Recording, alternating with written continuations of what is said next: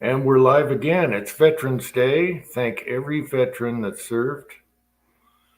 And that's why we have the freedom to do a live chat today. Yes. So we got in the side chat, we have Vanessa Kitty, Thorzex is here, Fuzzy is here, Chessboard is here. All right. Good to see you guys. Let me turn the TV down. I was supposed to. They're putting football on instead of UFC. Hate that.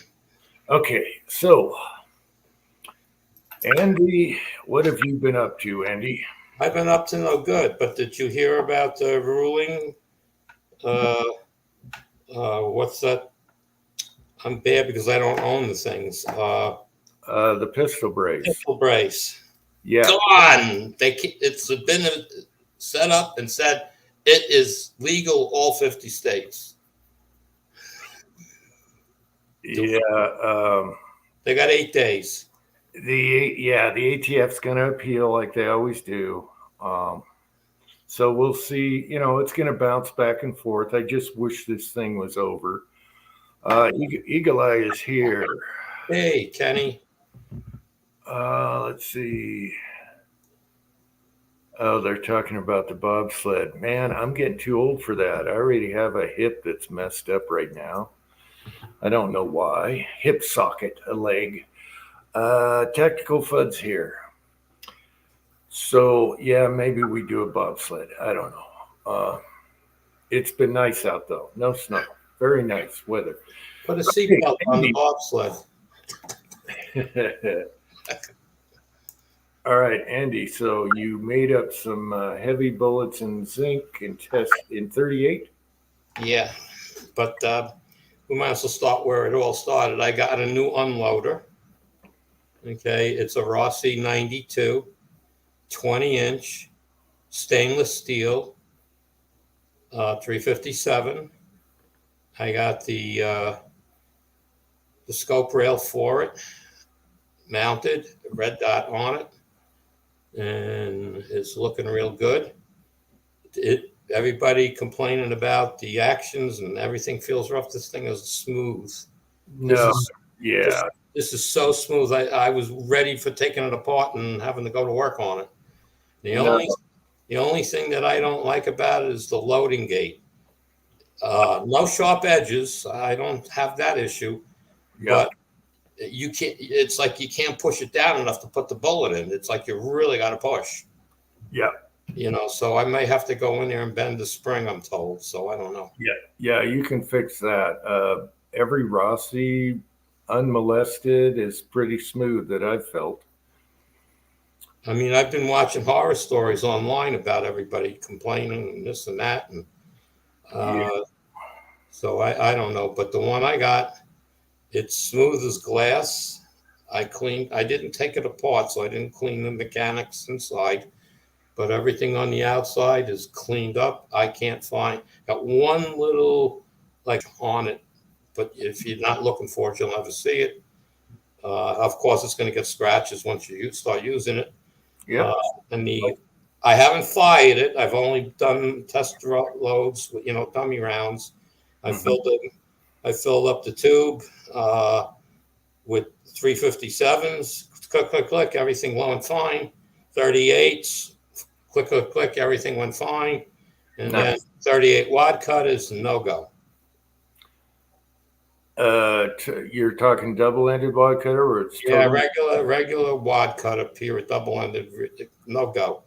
So I'm looking into the Type 3. There's like 160 grainer that sticks out and whatnot. What's his name? CW is going to send me some. And in the meantime, I located a mold, 2-cavity one, which is nice because most of them out there are 1 cavity. And what's the mold I got? Where the hell's the number? It's 358432. That mold came in one mold number came in 2 different weights. So the guy I'm getting it from, he says, I don't cast. I have no idea what it is. I mean, the picture looks good. I think it's the 160, but if it's the 150, that's fine too. For $30. So There you go. and it looks real clean. A lot of people had single cavities, $60. That's what you guys are nuts. So there were two people with two cavities, one wanted 59, this guy wanted 30. So I went with him. His looked cleaner than the other one. Good. And he answered an email. He says, I asked him about the weights. He says, I can't tell you because I don't cast. He says, but if you get the mold and it ain't what you want, let me know. I'll take it back. Okay. Nice. So, Okay, a little update here. Tactical Foot is here. Garage Guys here. West Covina Dodge. I hope I got everyone. Just want to keep it updated. Okay. All right. So that was eBay yeah, I got it on eBay. for a 2 cavity. Cavity. That's pretty good for the way they're robbing people lately. Yeah, well, he's not he says I shoot, but I don't reload. He says, I found this at a flea market and I grabbed it to resell. So Nice. Yeah. And I think it has the original box with it. Oh, James Pullard's here. I forgot him. Mm. Okay. Okay, so that covers the rifle. The red dot that I put it on is that cheapie that I bought from my Dan Wesson, which worked. Okay, I put it on the rail.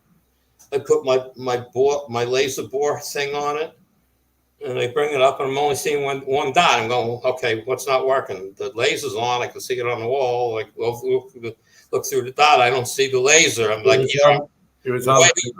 I'm way off, or I'm dead nuts on. It was dead nuts on. I couldn't believe it. That's great when that happens. So, and it comes right up. Bring the rifle up. The dot's right there. I don't have to look for the dot. I was like, whoa.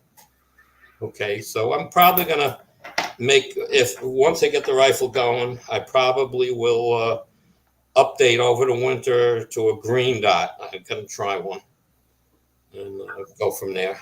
But so that's where that stands.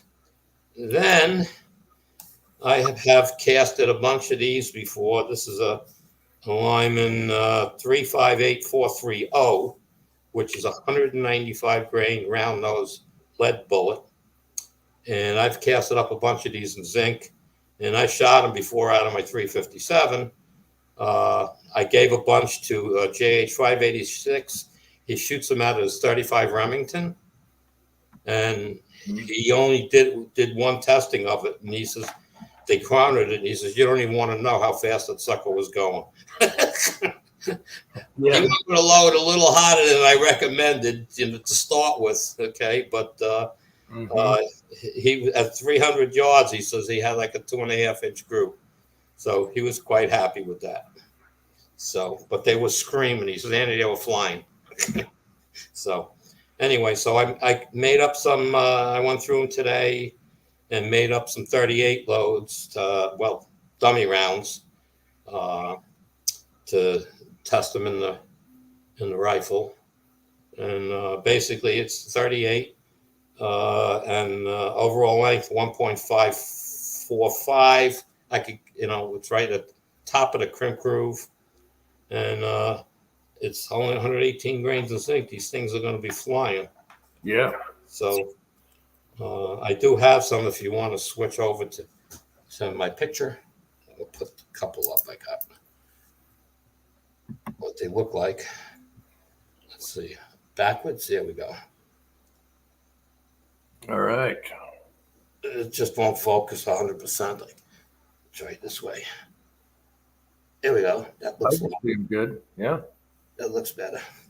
So that's basically what the bullet looks like, and they are heavy. So again, it's still 118 grains in zinc, so these things should be flying. According to my quick loads, they're going to be around 1,200 feet per second. With where was I? Approximately 3.5 grains of that Winchester powder I'm using. Okay, Broke Loader is here. Did I say Jag 1? Jag 1, we'll figure that out. Booze and Bullets is here, and Michael Schreiber is here. Schreibner, sorry. Thanks for coming on, guys. Old One Guy is here. All right, people are rolling in. Yeah, man, if you're going to shoot zinc and lever, they're going to be screaming. So yeah, I'm getting out of the 6-inch gun. It's supposed to come out at like 1,197 feet per second, so 1,200 feet per second out of a 6-inch. So they're going to be moving a little bit more. So, we got another 5.7. Both these guys are trying to help me with 5.7 tray for 3D printing. That's awesome. Okay, on length of revolver. Here's something funny. This is why you got to test every gun. What's really funny is I have end frames, the large frame 357s, and in my 19, my K frame, smaller, 19 cylinder, it's longer. So you can put a longer bullet in there, bigger bullet, longer, right, whatever, in 357. But when you go to put them in the Big Daddy end frames, they stick out just a hair. So isn't that funny that it's the opposite? You'd think the big frames could take the longer. So yeah, you got to check all your revolvers on the cylinder length. Yeah, well, I lucked out with these. The book information, again, there's not really a lot of published data on this bullet. Where did I find this? In Lyman 44th had something on it. Okay, so I went with that to start with, which they said 1.540. And so when I was seeding their bullets, I went to 145, and then wasn't really in the crimp groove yet, right? So I went to look right in the crimp groove and measured it. I got 1.545, crimped it, and tested it in a little 2-inch chief, and they fit in there no problem whatsoever. So it's not going to have a problem in the Rossi because it's a 357 chamber. So, okay, Papa's Place is here. Yeah. So yeah, check your cylinders, people. You can't assume every 357. Not sure about 38, but every 357 can be slightly different during the years. Joseph is here. Hey, Joseph. And did I say Broke Loader? I hope I did. Take care of garden, buddy. It's getting cold out there. Leave them if you don't let them in, leave them a box with nice, warm, comfy fleece to wrap up in. All right. Fuzzy.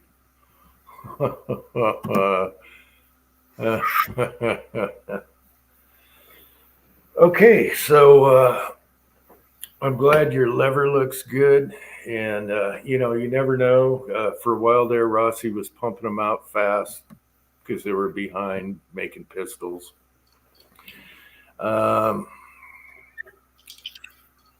So that's good. And it's a 20-inch, right? Yeah. Okay, so you're, loading being tough, it's not your spring.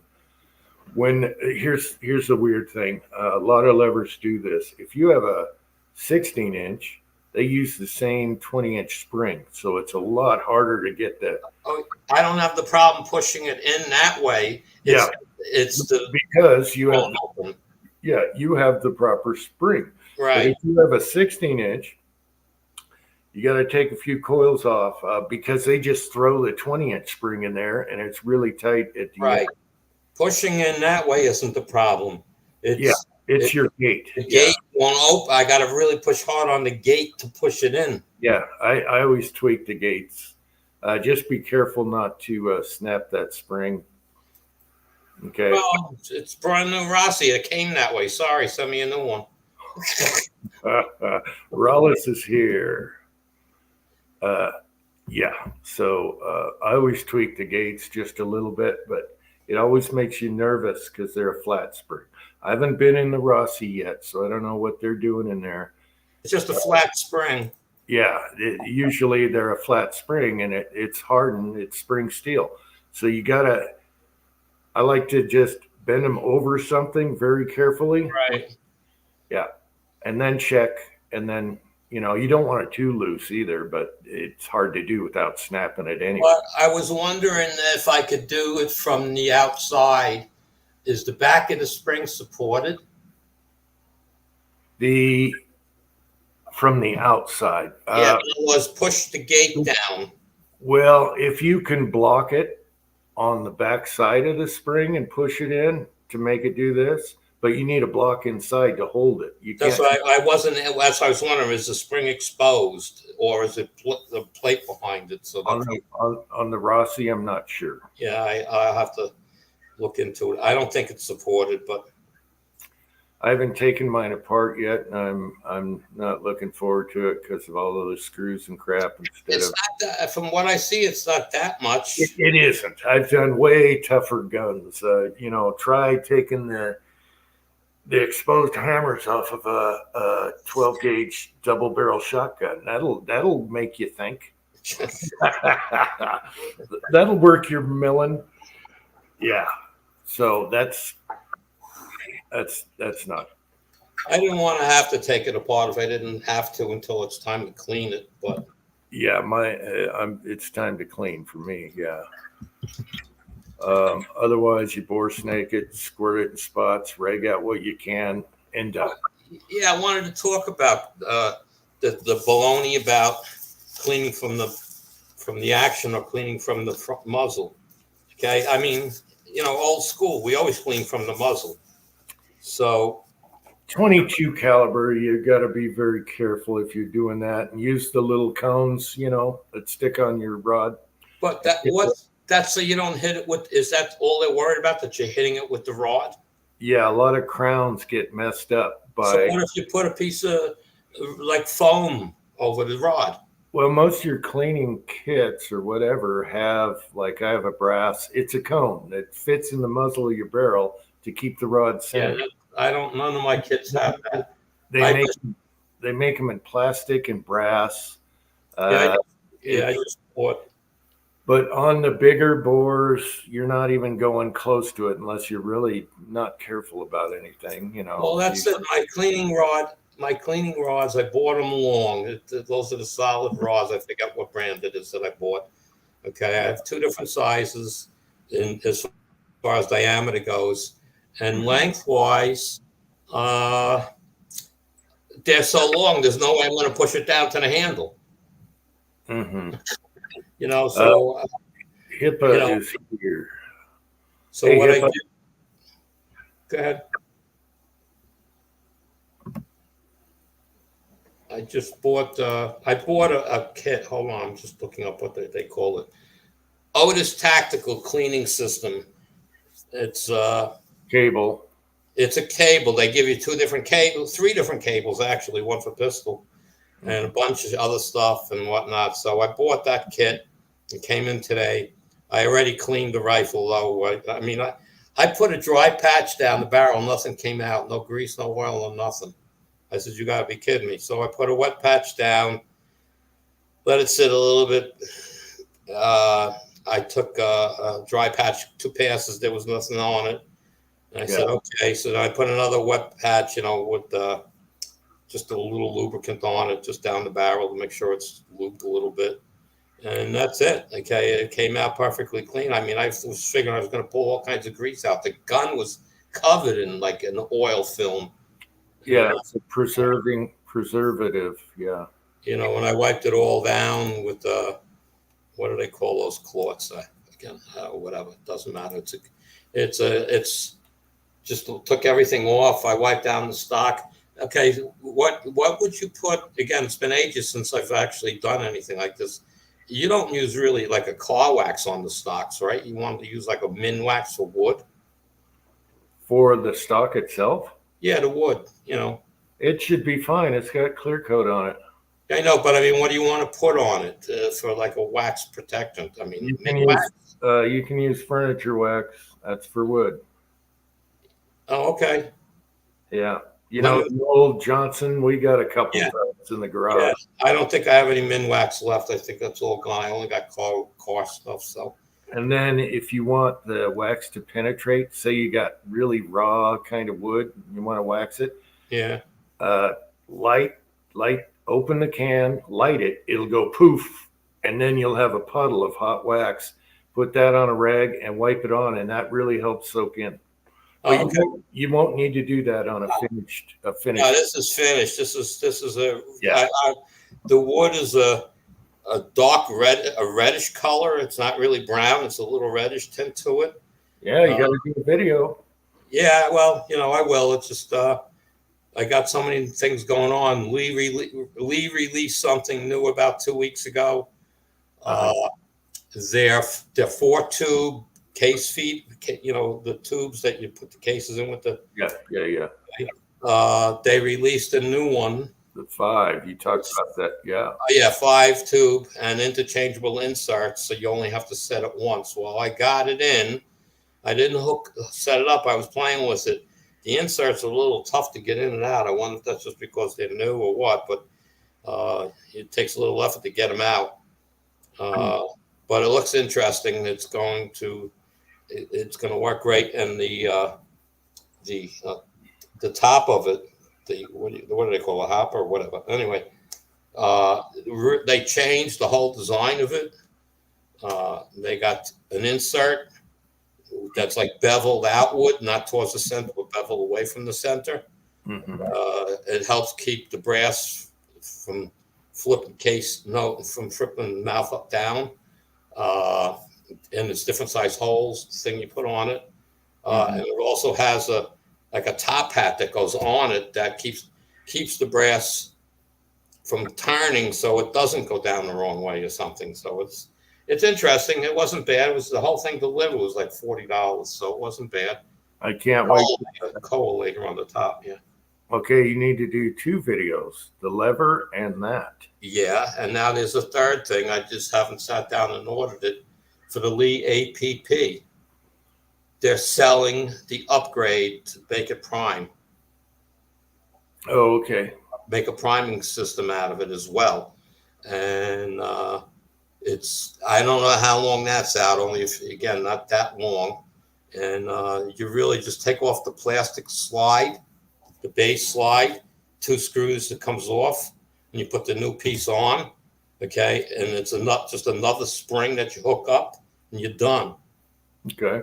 Okay, and then the guy that was showing it, I mean, it worked. I mean, I have the ACP, so I'm not, don't know that I want to do that other than it's cheap and I can show people about it, that they can upgrade APP and make it a priming system. So, yeah. Okay, there's talk on the side about your cleaning brushes. When they're dirty, you can really mess up your crown going back and forth like that.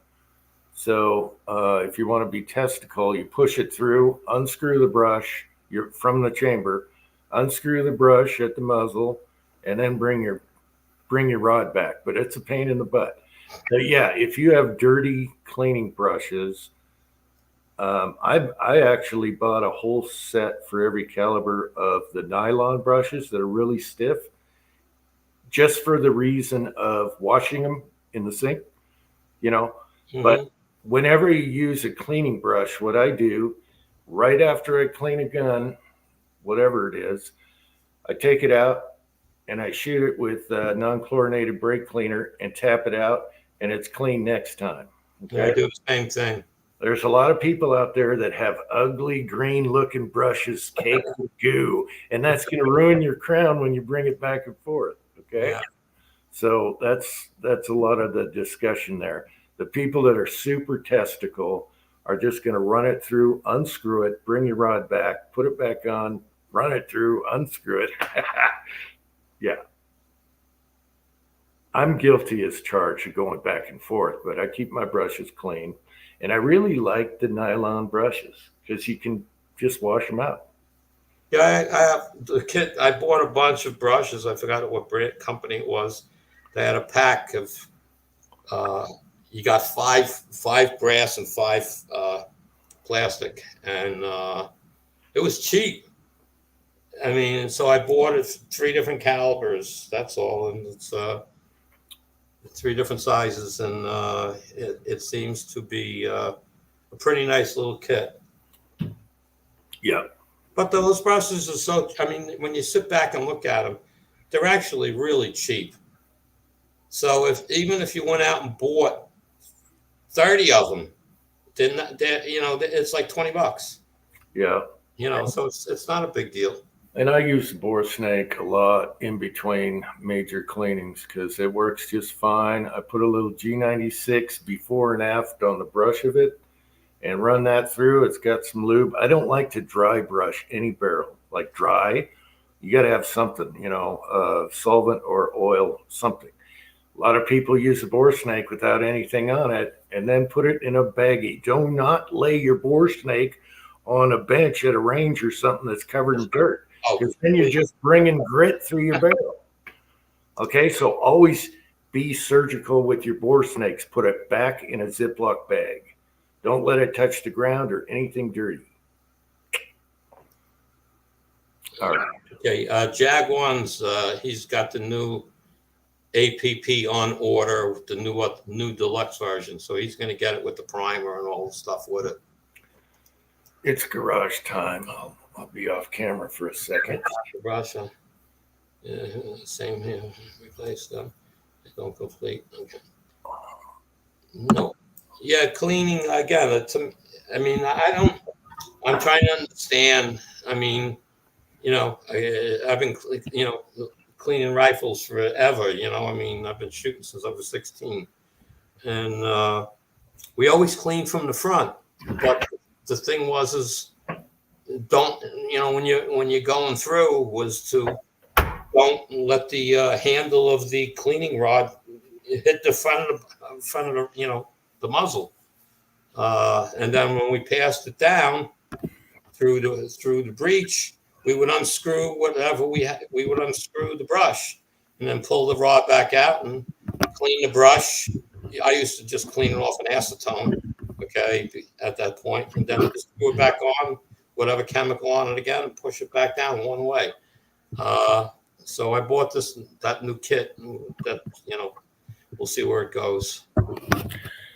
Minnie just caught a mouse. Good girl. That's a good girl. Thanks for the present, Minnie.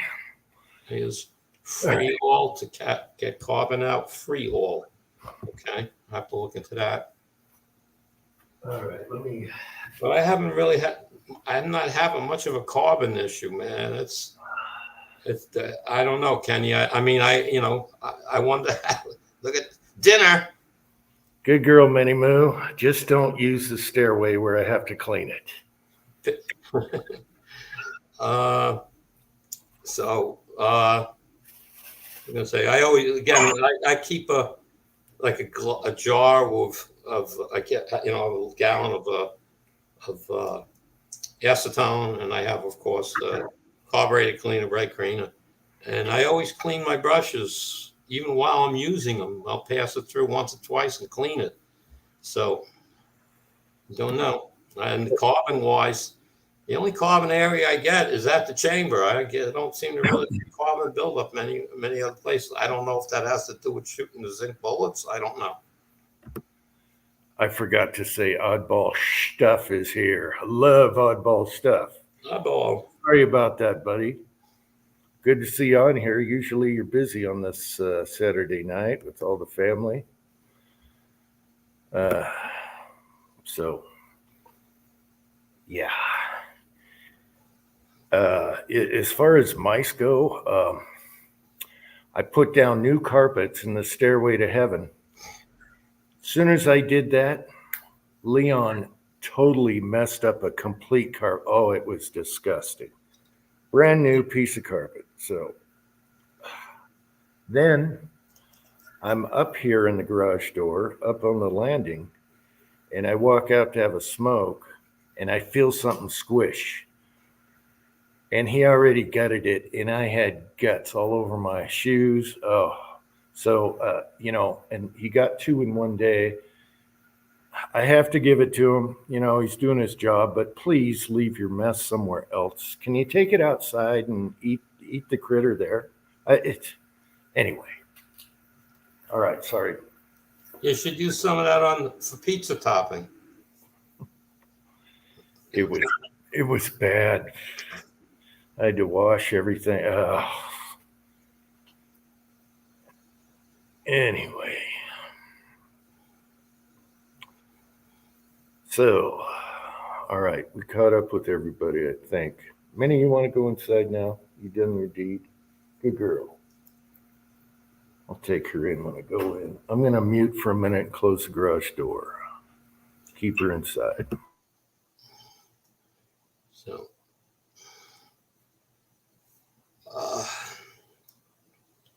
okay. Well, Kenny, I'm not arguing with you at all. I'm not, I don't seem to be having a carbon issue, but if you go back to the video I put up of my Ruger PC that I cammed the bore, whatever you want to call it, okay, before I sent it off to Ruger, I mean, I couldn't see anything in there. I mean, that was the whole thought of, that maybe I had all kinds of, that I had barrel issues, carbon buildup, fouling, lead, whatever. The barrel was super clean. So I don't know. And I did nothing to it to get rid of anything other than a standard cleaning. So I don't know what to answer you that way. I'm not arguing with it. It's just what happened with my Ruger. Yeah. Bore cameras are going to drive you nuts, people. They're going to drive you nuts. I never really bore scoped anything, okay, till with the PC. Now, I don't have a professional bore scope. I have one of those, whatever you call it, endoscopes or whatever they call it, that fits in, happens to fit. It won't fit in a 22, but I mean, it fits in everything else I have. And from that, I mean, it looked clean as hell. I couldn't come up with anything, but I'm not saying I don't have it, but I do clean my guns well after every shooting. So I don't know. Thorax, they still go in the cat box when they can't go outside. You got to think about all night. But the cat box is out of the way in the boiler room. We have two huge boxes. So, yeah, they still go inside. They prefer outside, though. They beg to go outside, and we're like, no, you won't never come in. So that's when they use the box. Oh, that zinc bullet, UJ, that I was talking about earlier, I sent them to Kenny. He was shooting them in his 350 Legend. That 195 grain lead, 118 zinc. Just reminded me about that.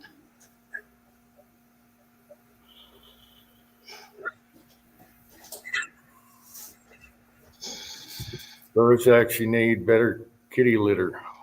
Get the best. Get the stuff that has good scent to it and absorbs. Yeah. Tell you what, Leon can really mess you up sometimes. Especially after a good rat. All right. Enough with cat poop. Let's see. Oddball stuff. I'm still trying to figure out how that Remington ammo malfunctioned or whatever, because I've used a lot of it, older stuff. And I forget, was it a light strike or something? What was it? It wasn't a light strike. Anyway, I'll have to watch your video again. We're talking 357.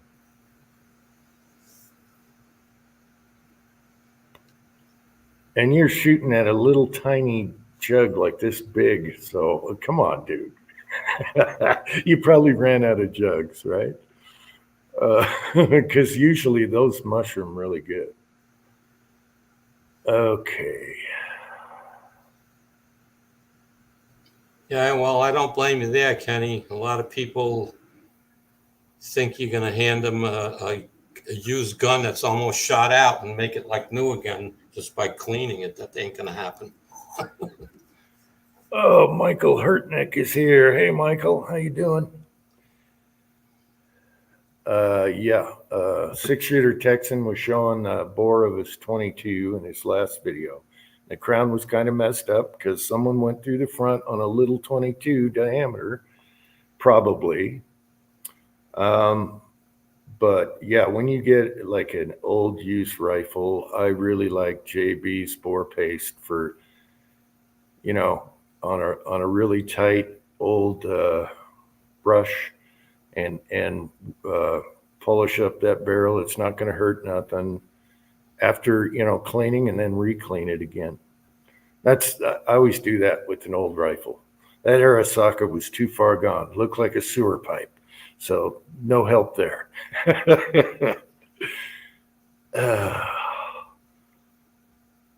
Heavy charges. Oh, it got stuck in the cylinder. Well, that happens sometimes. It expanded.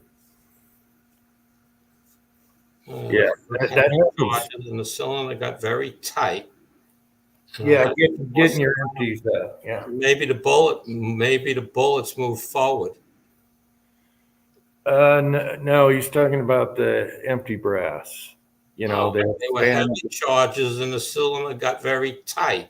Oh, and had to force it around to the next round. That's turning the chamber. So okay. I'm reading it that's how I'm reading it. So to me, possibly the bullets weren't crimp tight enough and they moved. Well, judging by how he was pulling the bullets and they were tight crimps. Because he was going bam, bam, bam to get it to come off. The cylinder wouldn't rotate with the pull of a trigger. That's what he says. Okay, so you did have the bullet come forward. That's the problem with revolvers. But your crimps were so tight on the ones you dissected. They had a good crimp on them. Oh, he says it was after firing them. But that doesn't, you fire the first one and the others move and get bigger. They grow. Well, what could have happened if they're all empty? They came back a little bit this way. Oh, the other way. Oh, I see. Yeah, and that dragged the cylinder. So they expanded and then came out just a hair. Yeah. So that's the funny thing about revolvers, people. People think they're totally reliable, more reliable than any other semi-auto. No, drop one in the mud sometime and see what happens. It gets in the stop and all the hand and all the parts. They're not. Every gun can have issues, but they are pretty damn reliable until something goes funky. Yeah, well, look at me with my hand. The handspring broke last year. Yeah. And, so when I opened the gun up, I was learning my gunsmithing right then and there. And, I saw it broke. I ordered new ones. I put it in. Didn't shoot it for over a year because the range pistol side wasn't open.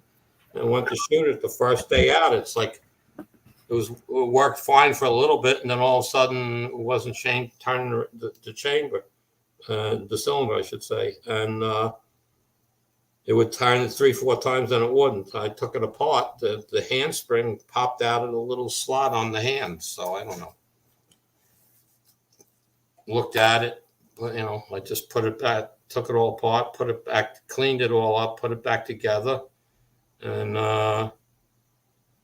possibly maybe I didn't have it in right the first time or whatever. So I'm waiting to go test it. But at home, holding my hand on the cylinder, trying to hold it back, it turns. So I have to assume the hand is working. Primer flow can jam up. That's the other thing. If the primers backed out, he said it was a hot low, so maybe the primers did back out.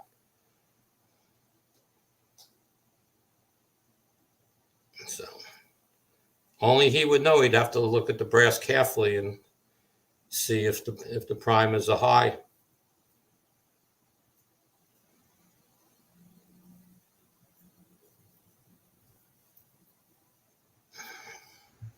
Okay. Oh, let's see here. Plug in. All right. All right. Right about there. Let's see what else is going on.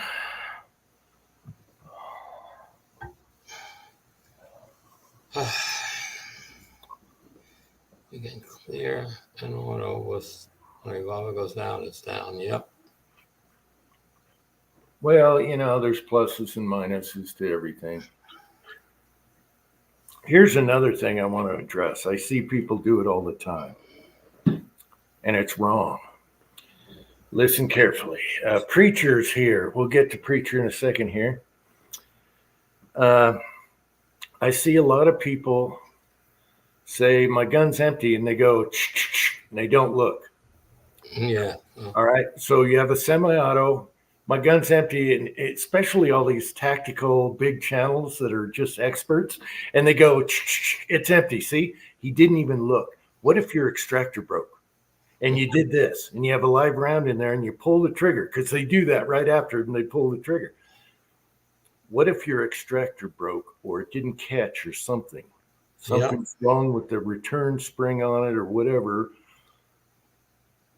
Always look. Always look. Look. This everything, and even my bolt action when I open it up, when the line sees fire and I open it up, okay, it's like I look in there, put my finger in there, I do it, you know, and then we put it on the rack. You know, I don't trust anything. You can't go wrong if magazine is out. That's your first rule. Magazine out, no matter loaded or not. Magazine out. Racket, check. Yeah. Racket again, check one more time with your eyes. Otherwise, if that extractor ain't right, you just lopped off another round because they always pull the trigger right after too. Point it anywhere, you know, whatever. All right, Preacher, how's it going, Preacher? 21 test loads in the 7 mag. Aha. Lightweight. Yeah, I bet that kicks.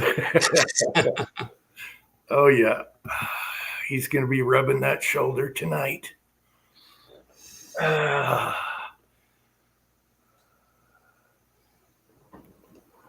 James says, what do you need a 7 mag for? Knocking something down right now. A lot of energy. Well, it's that Rossi. I paid delivered price was $779 and change with tax. Mm-hmm. So I thought it was a pretty good price. Kenny says tactical Glock. No, it's not just the Glock channels. It's everyone I see. And I'm like, look at it. If your extractors have broken, especially now with MIM parts and crap, always look at the chamber. Always. Mag out first, rack and look. Do it twice. All right.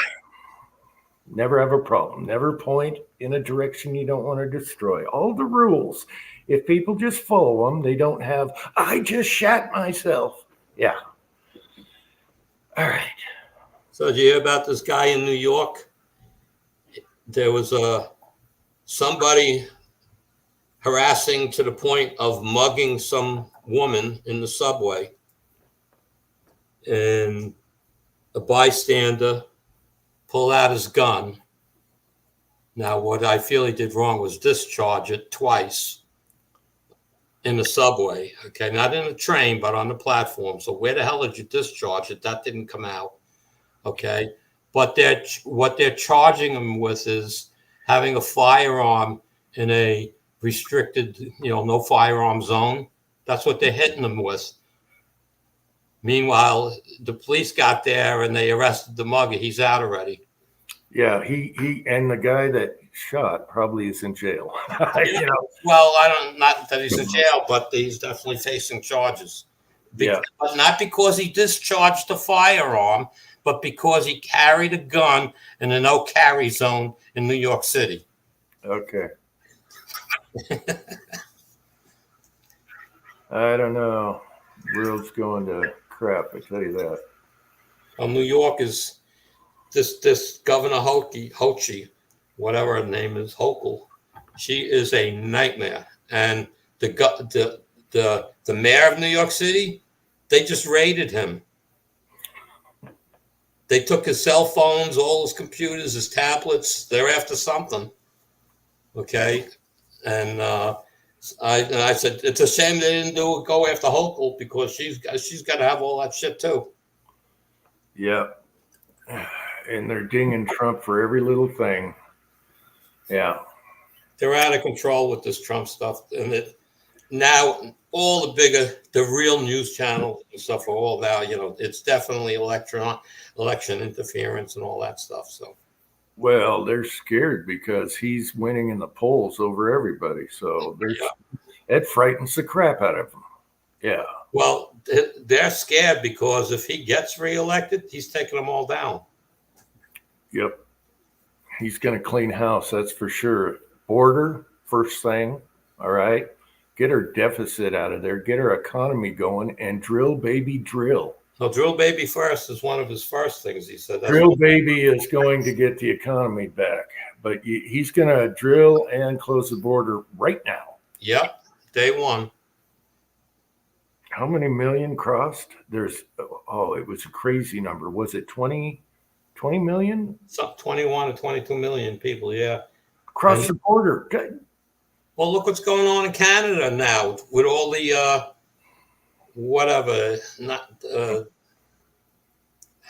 Hamas, whatever they Hamas. Okay. They're rioting all over the place. Yeah, I know. Everyone needs to watch Son of Hamas Leader. There's lots of videos where he just goes off on Hamas and how important it is to take these people out. Yep. He even got to the point where he said people who live in Gaza eventually are going to thank the Israel, but I don't know if it'll go that far. But he knows everything that's going on. He's son of a Hamas leader, and he went the other direction. So he's got some really good. The interviews are better. His own videos, he just rants. But it's definitely eye opening. Yeah. So they're using ambulances. Okay. The Israelis have been interrogating all these prisoners, and they're getting good info. They know where the dumps are, the ammo dumps, everything, the tunnels, and they're just giving it up. I mean, so they learned so much. And one guy was an ambulance driver, okay? And he's like, we don't transport people. We transport really expensive like missile, all the expensive stuff, arms. And so they're using the ambulances. And they said, why? And he said, well, that's so you don't get blown up, So that's what they're doing. Hey, good night, Oddball Stuff. Thanks for coming on tonight.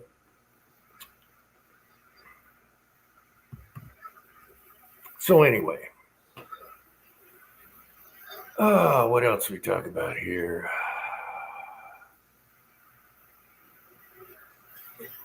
Yeah, we got one more year. Oh, please.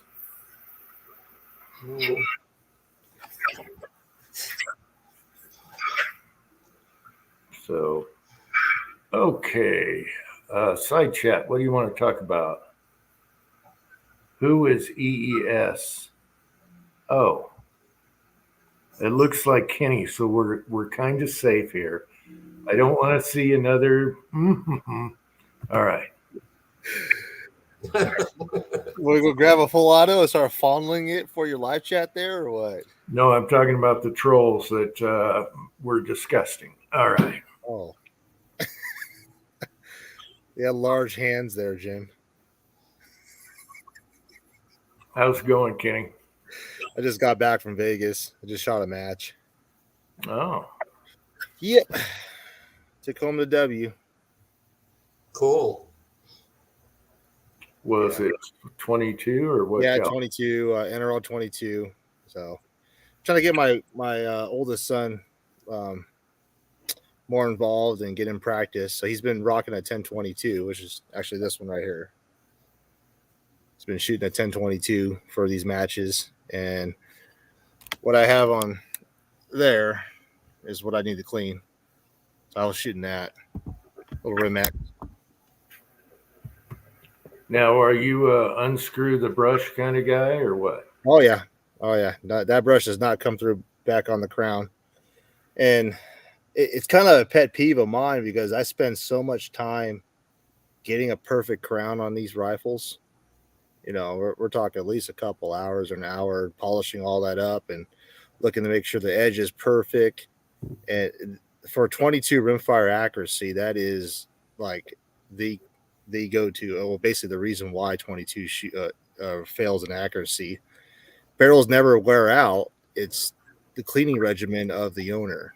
And if you ever wonder why your 22 rimfire all of a sudden stopped shooting or you lost accuracy, I can guarantee your cleaning regimen is at fault or you damaged something in your cleaning.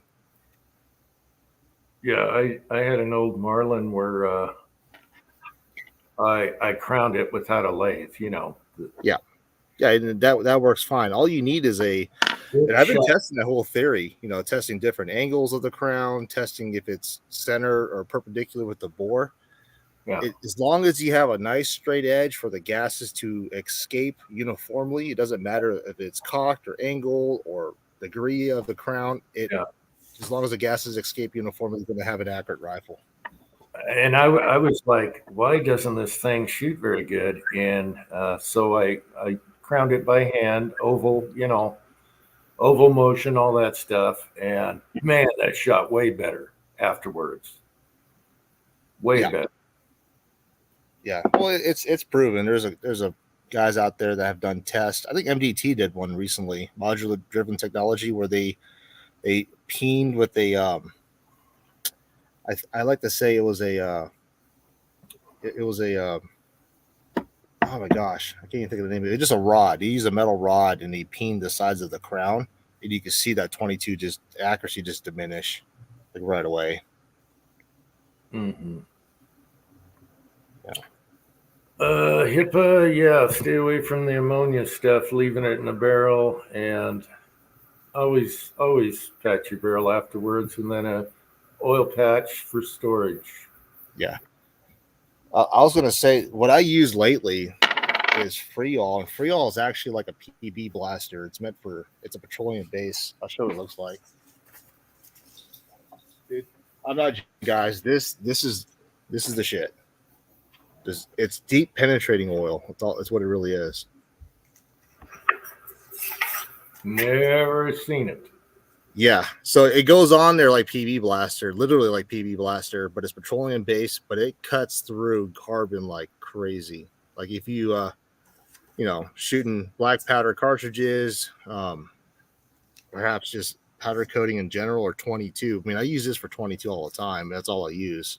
Does it say gun cleaner on it, or is it's not meant for gun cleaning? It's literally meant for penetrating or taking out bolts like PB blaster.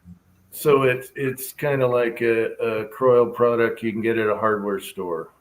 Yep. Mm-hmm. And a lot of diesel mechanics who use this stuff for carburetor cleaners or just anything that requires petroleum to re-lubricate silicone, anything kind of gaskets. But there's a couple channels that put me onto this stuff, and no joke, it gets rid of a lot of elbow grease. You let it sit in there for like 10 minutes, scrub it out, carburetor ring's gone.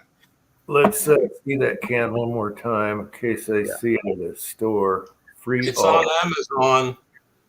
Amazon has 11 ounces, $12.99. Yeah, it doesn't smell like Ballistol by any means. It actually smells pretty good. Well, PB blaster stinks like hell. Yeah, yeah. It doesn't smell like PB Blast. It smells like a sweet, not a cotton candy, but just like a sweet syrup. That's what it smells like. But it's petroleum based, so if you get it on your skin and all of that, there's no silicone. There's nothing in there that could cause any issues or burns. So it's actually really good for you. But it's extremely flammable. So very flammable. Like it will light up real quick, like gasoline. Oh, So that's how I know that.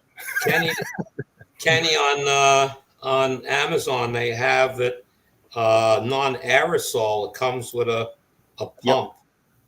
Okay. Yeah, you could get the one where you just spray it like a regular pump. I got the compressed one that comes with the little red straw, just like WD-40. Yeah. So you could get it into places, especially your trigger groups. Like if you have an AR, spray that stuff down your trigger group, and then basically use carbon cleaner with your trigger group. Then spray that stuff that will protect any kind of rust, and then blow it out with compressed air, and that will clean your trigger group really good. Yeah, compressor is a good thing to have to blast out. I'll do G96 and blast it out. G96 too is another. See, what I've been using is Freol to get all the carbon out. Make sure all that black's out with a bronze brush, and then I use Wipeout, the foaming board cleaner one, or Hoppy's Elite, the foaming board cleaner, the one I've been telling you about. Yeah. You let that sit in your barrel for about a couple hours, dude. 3 or 4 patches. All the copper fouling is almost gone, like literally gone. So Hoppy's is called what again? the Hoppy's Elite. That's the white model. Okay, Elite. Yeah, you can find it at Wally World, but it comes in a little like 8-ounce or 12-ounce little bottle, but it has a little funky spray applicator, like a square applicator. So what I've done is I got surgical tubing, put it on that spray hose, and then stuffed it down the chamber. Yeah. And then let it foam up the whole chamber. That stuff just gets rid of carbon, copper, any kind of fouling, powder coating. It does a great job, and it's not ammonia based. All right. Good. That's what I do. I mean, everybody has their own cleaning stick, but I'm all about time saving. Time saving, not chemical harsh products, not ammonia based. I mean, those are the 3 things I'm looking at. Yeah, I looked at my Dragon Power high power barrel today, and it was so copper fouled. It was bad. And that's like an old surplus barrel I got somewhere. Is that AR you shot, that mystery AR upper? No, Mr. AR. You had that 10-inch upper that you had on a video recently. Oh, the last video. No, that's a Radical Arm upper. Turns out I bought one in 300 Blackout too, and I got to figure out where it is. Maybe it looks different because I took the handguard off. Yeah. Well, I had a big project. I put my board through flush system on a service cart. So I took my lathe pump and everything. I'll bring the computer over there. You'll probably laugh your butt off. I'm not as innovative as you, Jim, but I don't know if you see that cart. The 5-gallon bucket? Yep, Home Depot bucket. That's my cutting oil. And I got a big old industrial pump for the bore through flush system. And then I put it all on a service cart and then basically plugged up to the 220. There you go. That was my project yesterday. Took me about half a day. That's a big pump. Yeah, I think they oversold it on me, man. I don't need a pump that big. That's ridiculous. Hey, Mario. Veterans Day. Mario, thank you so much. Good to see you, Mario. There's a link there right above you if you want to come on.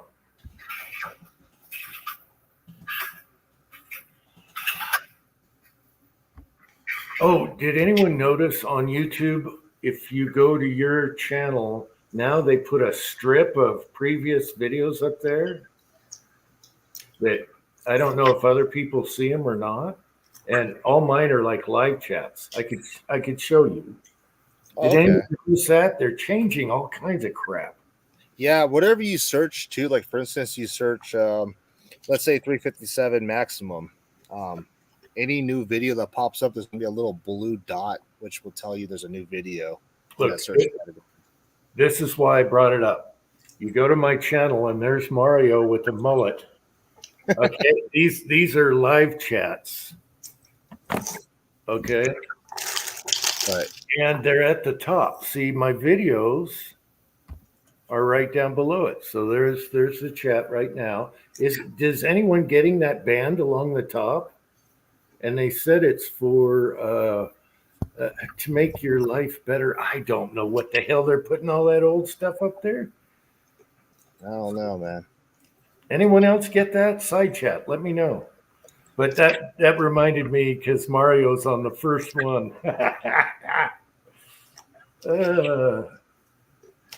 Hilarious. Love it. Love it. Mario and that mullet rocks, by the way. Okay. Let's see. Yeah, what's his name? Guns and Waters said about the blue. I don't know about bluing, other than I have been using this on my revolver. I got a 29-4, and it doesn't mess up the bluing. It penetrates rust. I don't know about bluing. Bluing acts as well, rust. Basically, it is rust, but it just keeps it from rusting more, right? Bluing is an induced rust. If you use a blue tank, though, it's impregnated and pretty. What do I want to say? It's pretty neutralized when it's all done because you do your rinses and then you quench it in water dispersing oil. That's how you blue out of a tank. But the salts, get into the surface, so it's not like just the surface. It really, that bluing goes pretty deep. But it's a good point, because if you ever got near any rust remover products like bumpers and stuff, if you got any of that on your bluing, that's how you take bluing off. So what do they call it? It's gosh darn it. Not CLR. I mean, the CLR or stuff like that remove bluing. I never had a strip bluing before. No, I haven't had any oil products do it. I just know if you put this stuff on, it's like almost adding transmission oil in your headlights. Like you can see it get into the metal. Yeah. But so far, I haven't seen any problems with it, with bluing or nitride coating or any of that. Yeah, nitrite stuff. I'm not saying it's nitrite can't cause harm. Nitrite leaves a really hard surface. Yeah. It's the best stuff ever. I mean, so I really like nitrite treated bolts, AR bolts.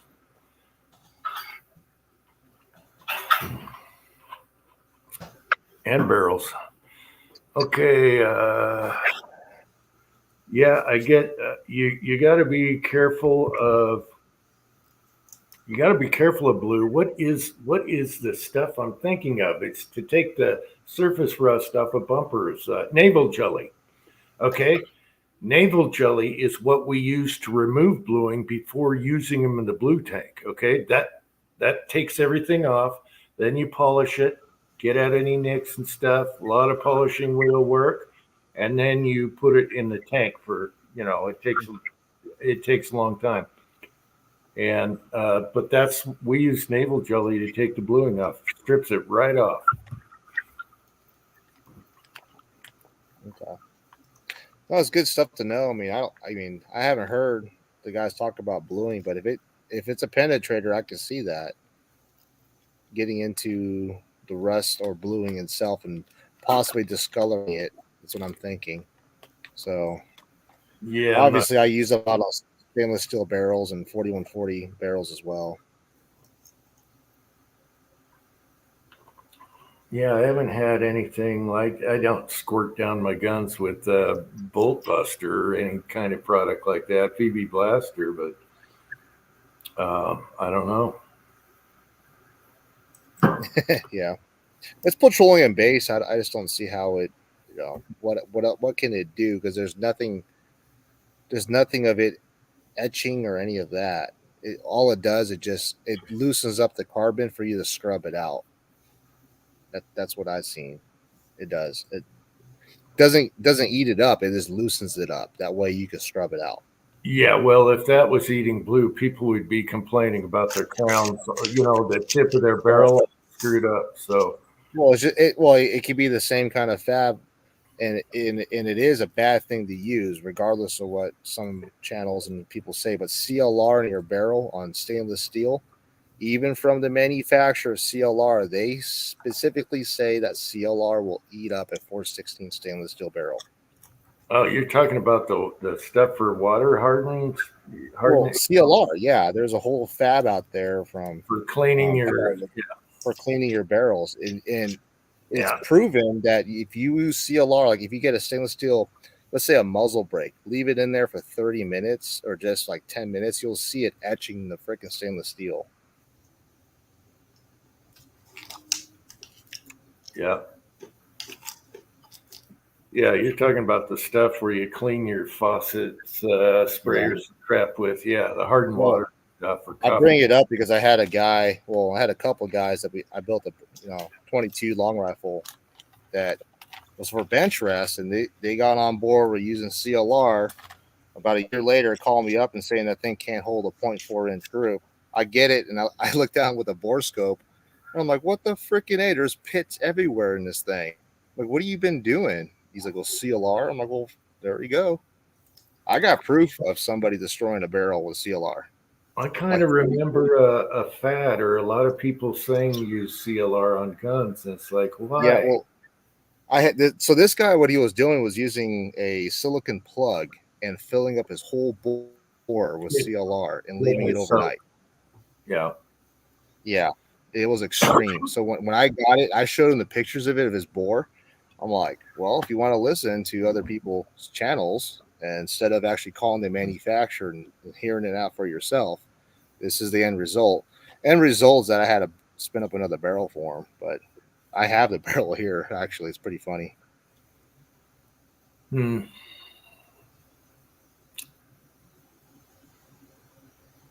Well, vinegar eats metal, people. Don't use vinegar on steel unless you want to remove rust. Same with acids, HIPAA said hydrochloric acid, muriatic acid. That's how you clean a tank, a gas tank on a motorcycle. Don't use that. If you let it sit in there, it's going to eat. Yeah. Yeah, muriatic acid and nuts and bolts. That's how people take the rust off inside gas tanks. I would rather use like Evaporust, something like that, even though Evaporust is expensive. Yeah.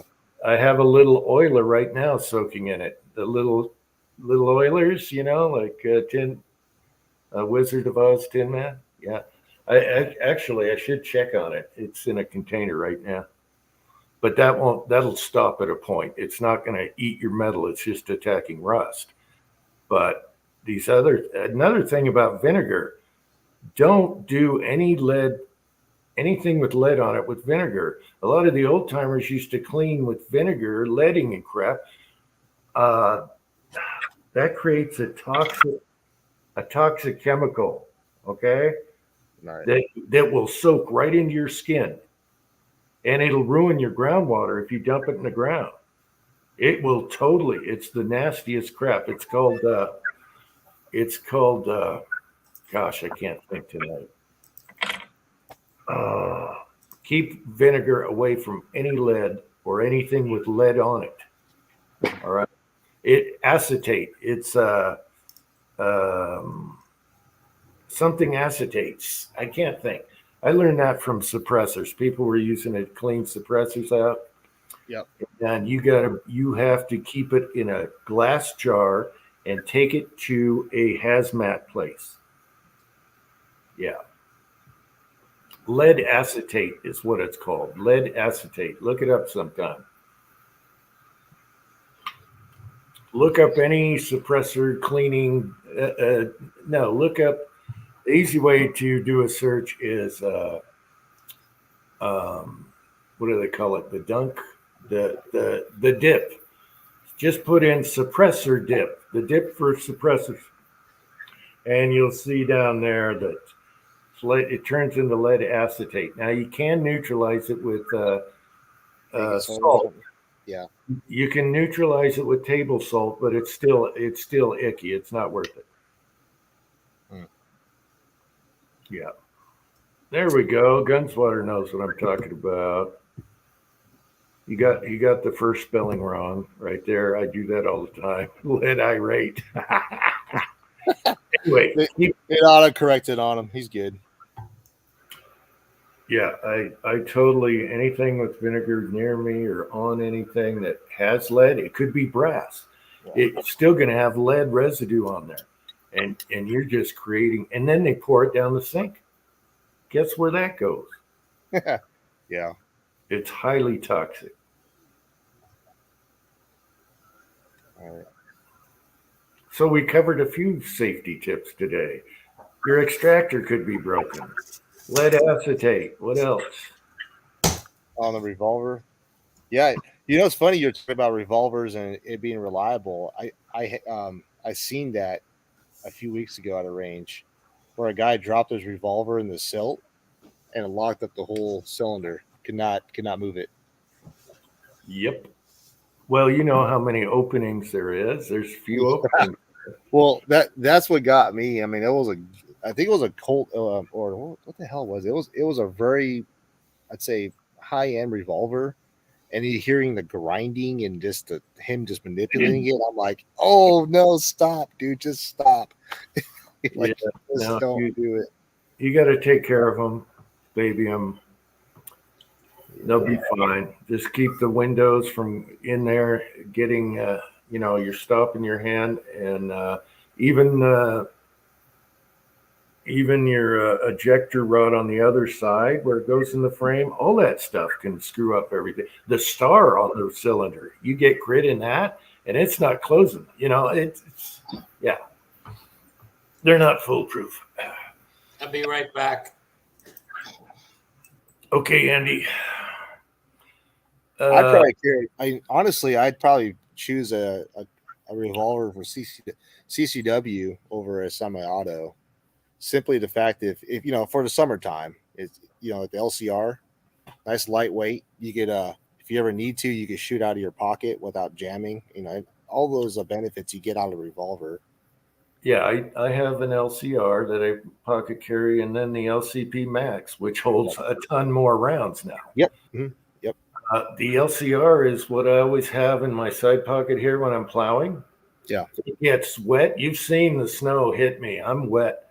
It gets wet. It's got a stainless cylinder and a polymer frame, and it has zero. It looks brand new, and it's 12 years old now. Mm-hmm. And it shoots good as long as you're used to double action. You can get them with a hammer, but yeah, it shoots good. It's, just for summertime carry, it's a little like the Airweight. That's another good one. The Smith & Wesson Airweight. Yeah, they're just the LCP. Or that the LCP is a good little firearm. My wife has one right now, and very very easy to handle, easy to put in your pocket. Wintertime, I'm able to inside waistband carry. Wintertime, my son has carried the big Ruger 44 mag, this long, 7.5 inch, right here in the shoulder rig. You can't even see it because you got a coat on. I have a Star PD 45 1911. Mm-hmm. That's what I've been using. I've had 2 of those. Yeah, we talked about that before. Yeah. I mean, honestly, it's like people are like, well, how come you don't carry a expensive firearm? I'm like, well, you don't understand. If you ever have to use it, that's going away. You probably aren't getting it back. Have something reliable, dependable, and you don't mind giving it away. Or if you got something pretty blue and stuff, well, you can expect wear and tear. Okay, you're gonna get. Yeah. So we actually just had a class, and there was a LEO class that was going over all of this. There was a lawyer in there that had to do a couple cases for CCW. Unfortunately, guys that had to exercise their rights. And what's getting brought up in courts, and guys, I don't think folks are really understanding, but your AR dust covers, if you have anything laser engraved saying your F or any of that crap, that's all getting brought up in court. Like, keep your rifles basic.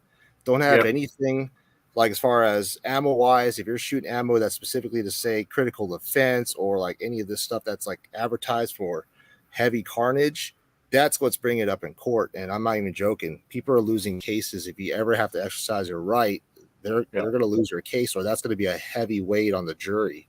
So it depends on your state, though. Yeah.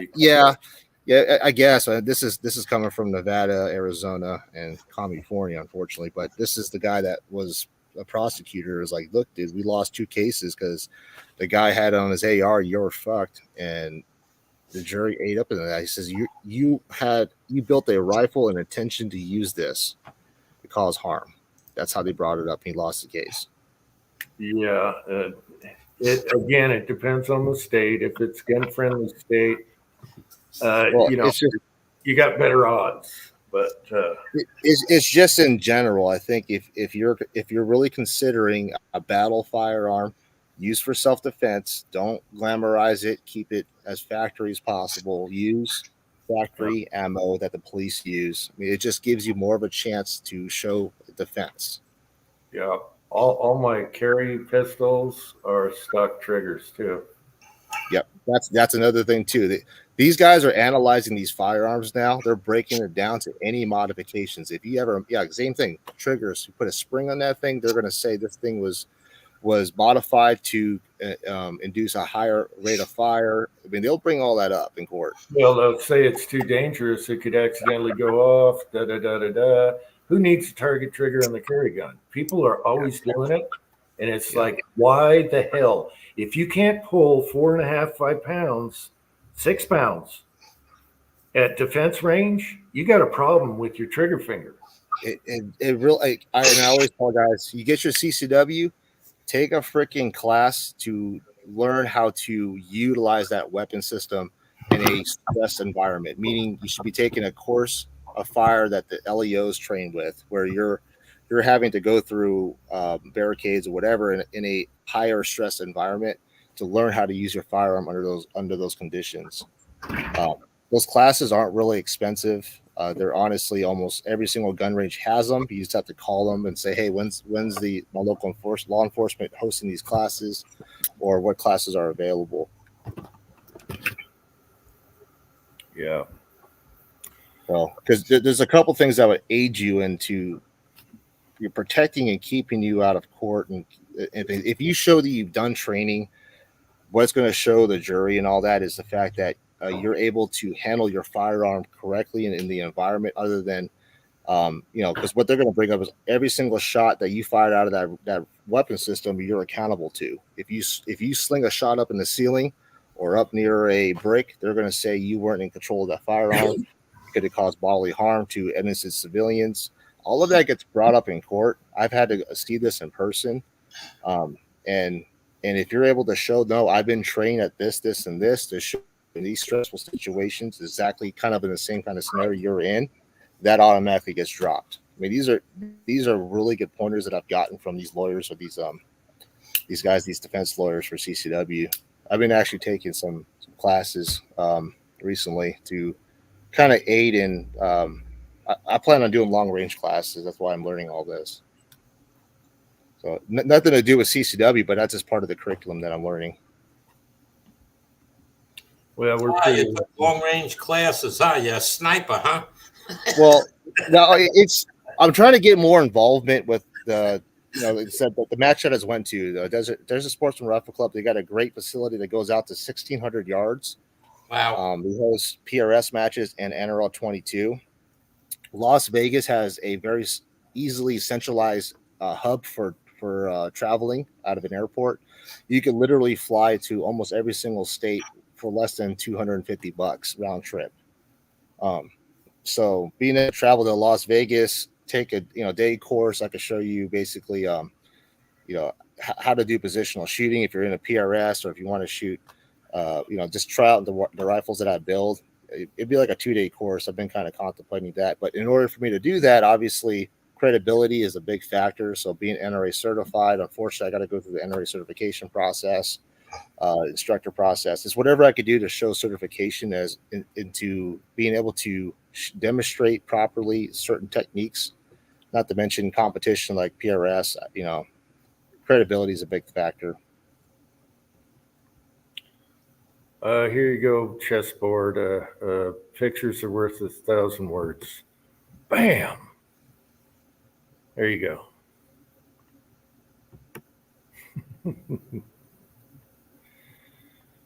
Anyway, yeah, we're pretty comfy around here.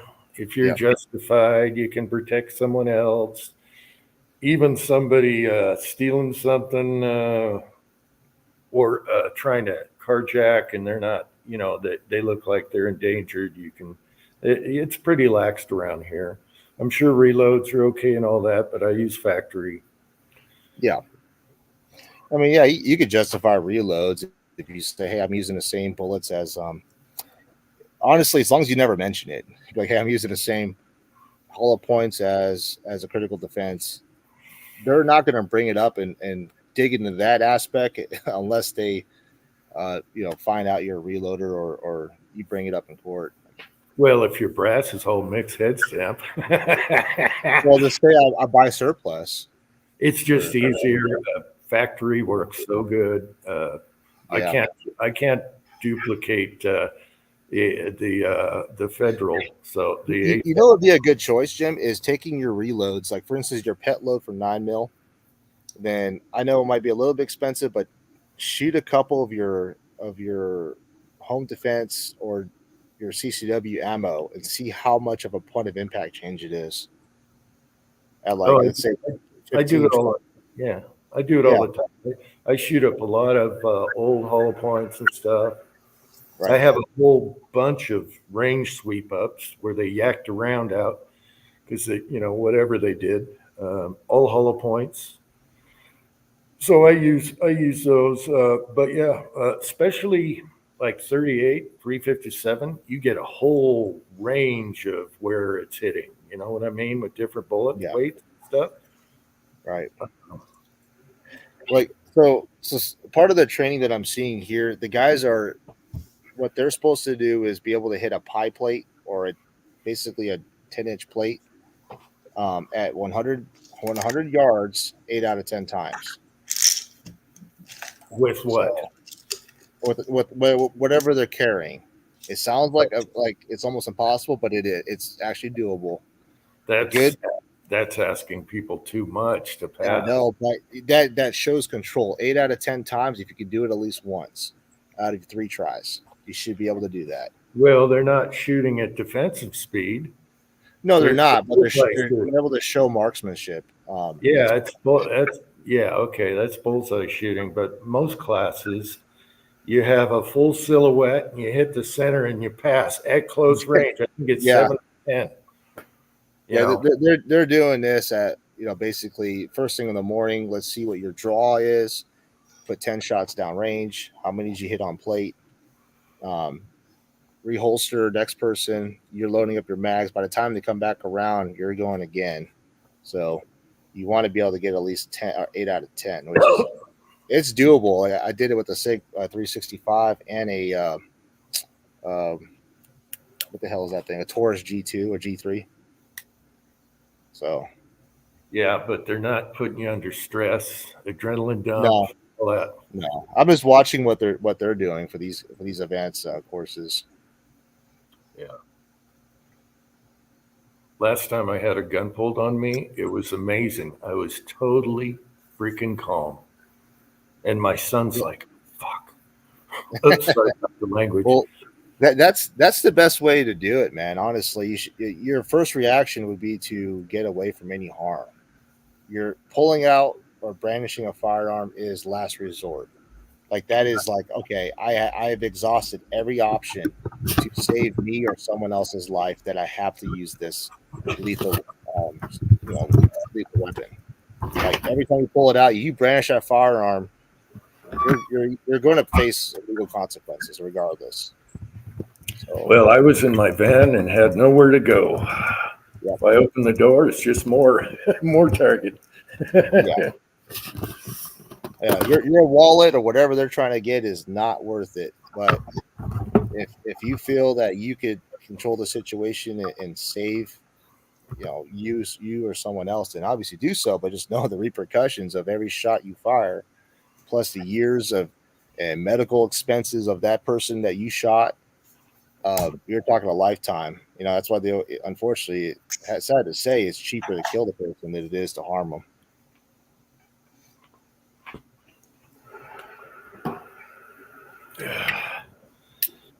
Because you got the whole family going to come after you, man. Every medical expense, pain and suffering, you name it. I'll be right back.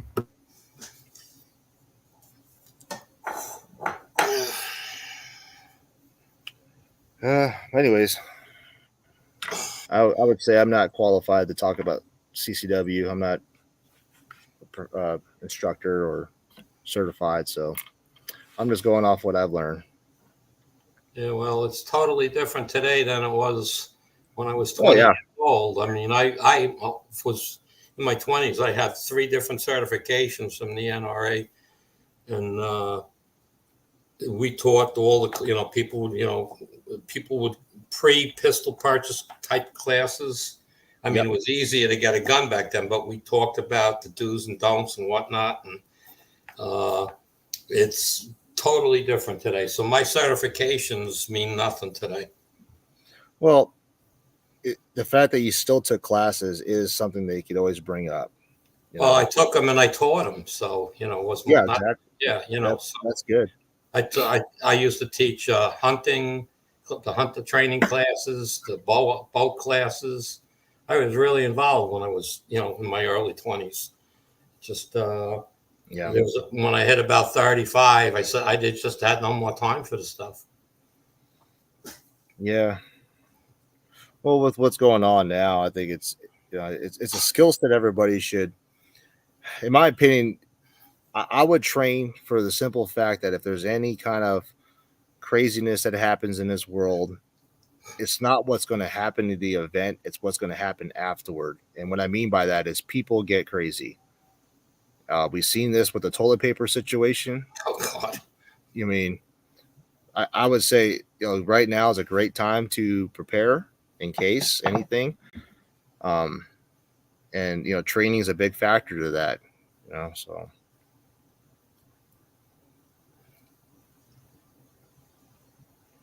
Yeah. Well, I think everybody should, should go through some type of classes, and I don't mean just to get your pistol permit or something. Yeah. Well, and that's why I think I'm not a big pistol guy, obviously. I still go to these 2-gun and 3-gun competitions just so I could be proficient. And yeah, I get made fun of. Everybody's like, "Oh, you're shooting. You're like your speed's so slow." I'm like, "I don't care. Look how many A zones I got." They're like, "Well, it ain't about the A zone." I'm like, "To me, it is because I'm using it for training." Yeah. That's. Yeah. Again, the biggest we always control of your firearm, and we never called things weapons back then. We always call them firearms. Yeah, they're always firearms. Everybody's going to call a weapon. I went to a 2-gun match. Was it 2 weeks ago? Yeah, 2 weeks ago. And I shot one here, and guys that are winning the matches were getting like 14 mics and like 13 deltas. Like, how the hell do you win a match with 13 misses? Like, I don't understand this. So the whole hit factor thing is just something new to me, but I still do it. I still find it fun. I'm finding out that reloads aren't as reliable, unfortunately, with cast bullets. That's why I brought that up before, Jim. Jamming in certain situations. I'm not saying that it's good to have that ammo to practice with, but I wouldn't have reloads or cast bullets for defensive ammunition unless it's like you have it in a revolver or something. But for semi-auto, there's a high chance of failure rate. I'm not saying it's from you. It's just in general, if you shoot enough of those rounds, you will see more failures or issues with a cast lead projectile than a full metal jacket. I just went through that not too long ago, a few weeks back. I bought 4 my Ruger PC because I'm having an accuracy issue. I went back to Ruger, all that stuff. They sent it back with targets and whatnot. And it improved for me, but it's not where it was prior. And so I went out and bought some factory ammo. And I had five. Okay. Yeah. Okay. That were no powder in them. Yep. I had to remove five from the barrel. Wow. Okay. So, I mean, poop. I don't rapid fire, so I'm good with that stuff. I see guys going, bang, bang, bang, bang. What are you doing? You get a misfire and you pull that round. It could have worked your action or whatever in a pistol, okay. But yet you're going to have a bullet stuck in your chamber, in your barrel, and you're going to like blow the gun up. What are you doing? So, but I mean, I had that problem with my PC, factory bought ammo. Store-bought ammo, and it's like I've only had one in all my years of reloading. I've only had one, okay, and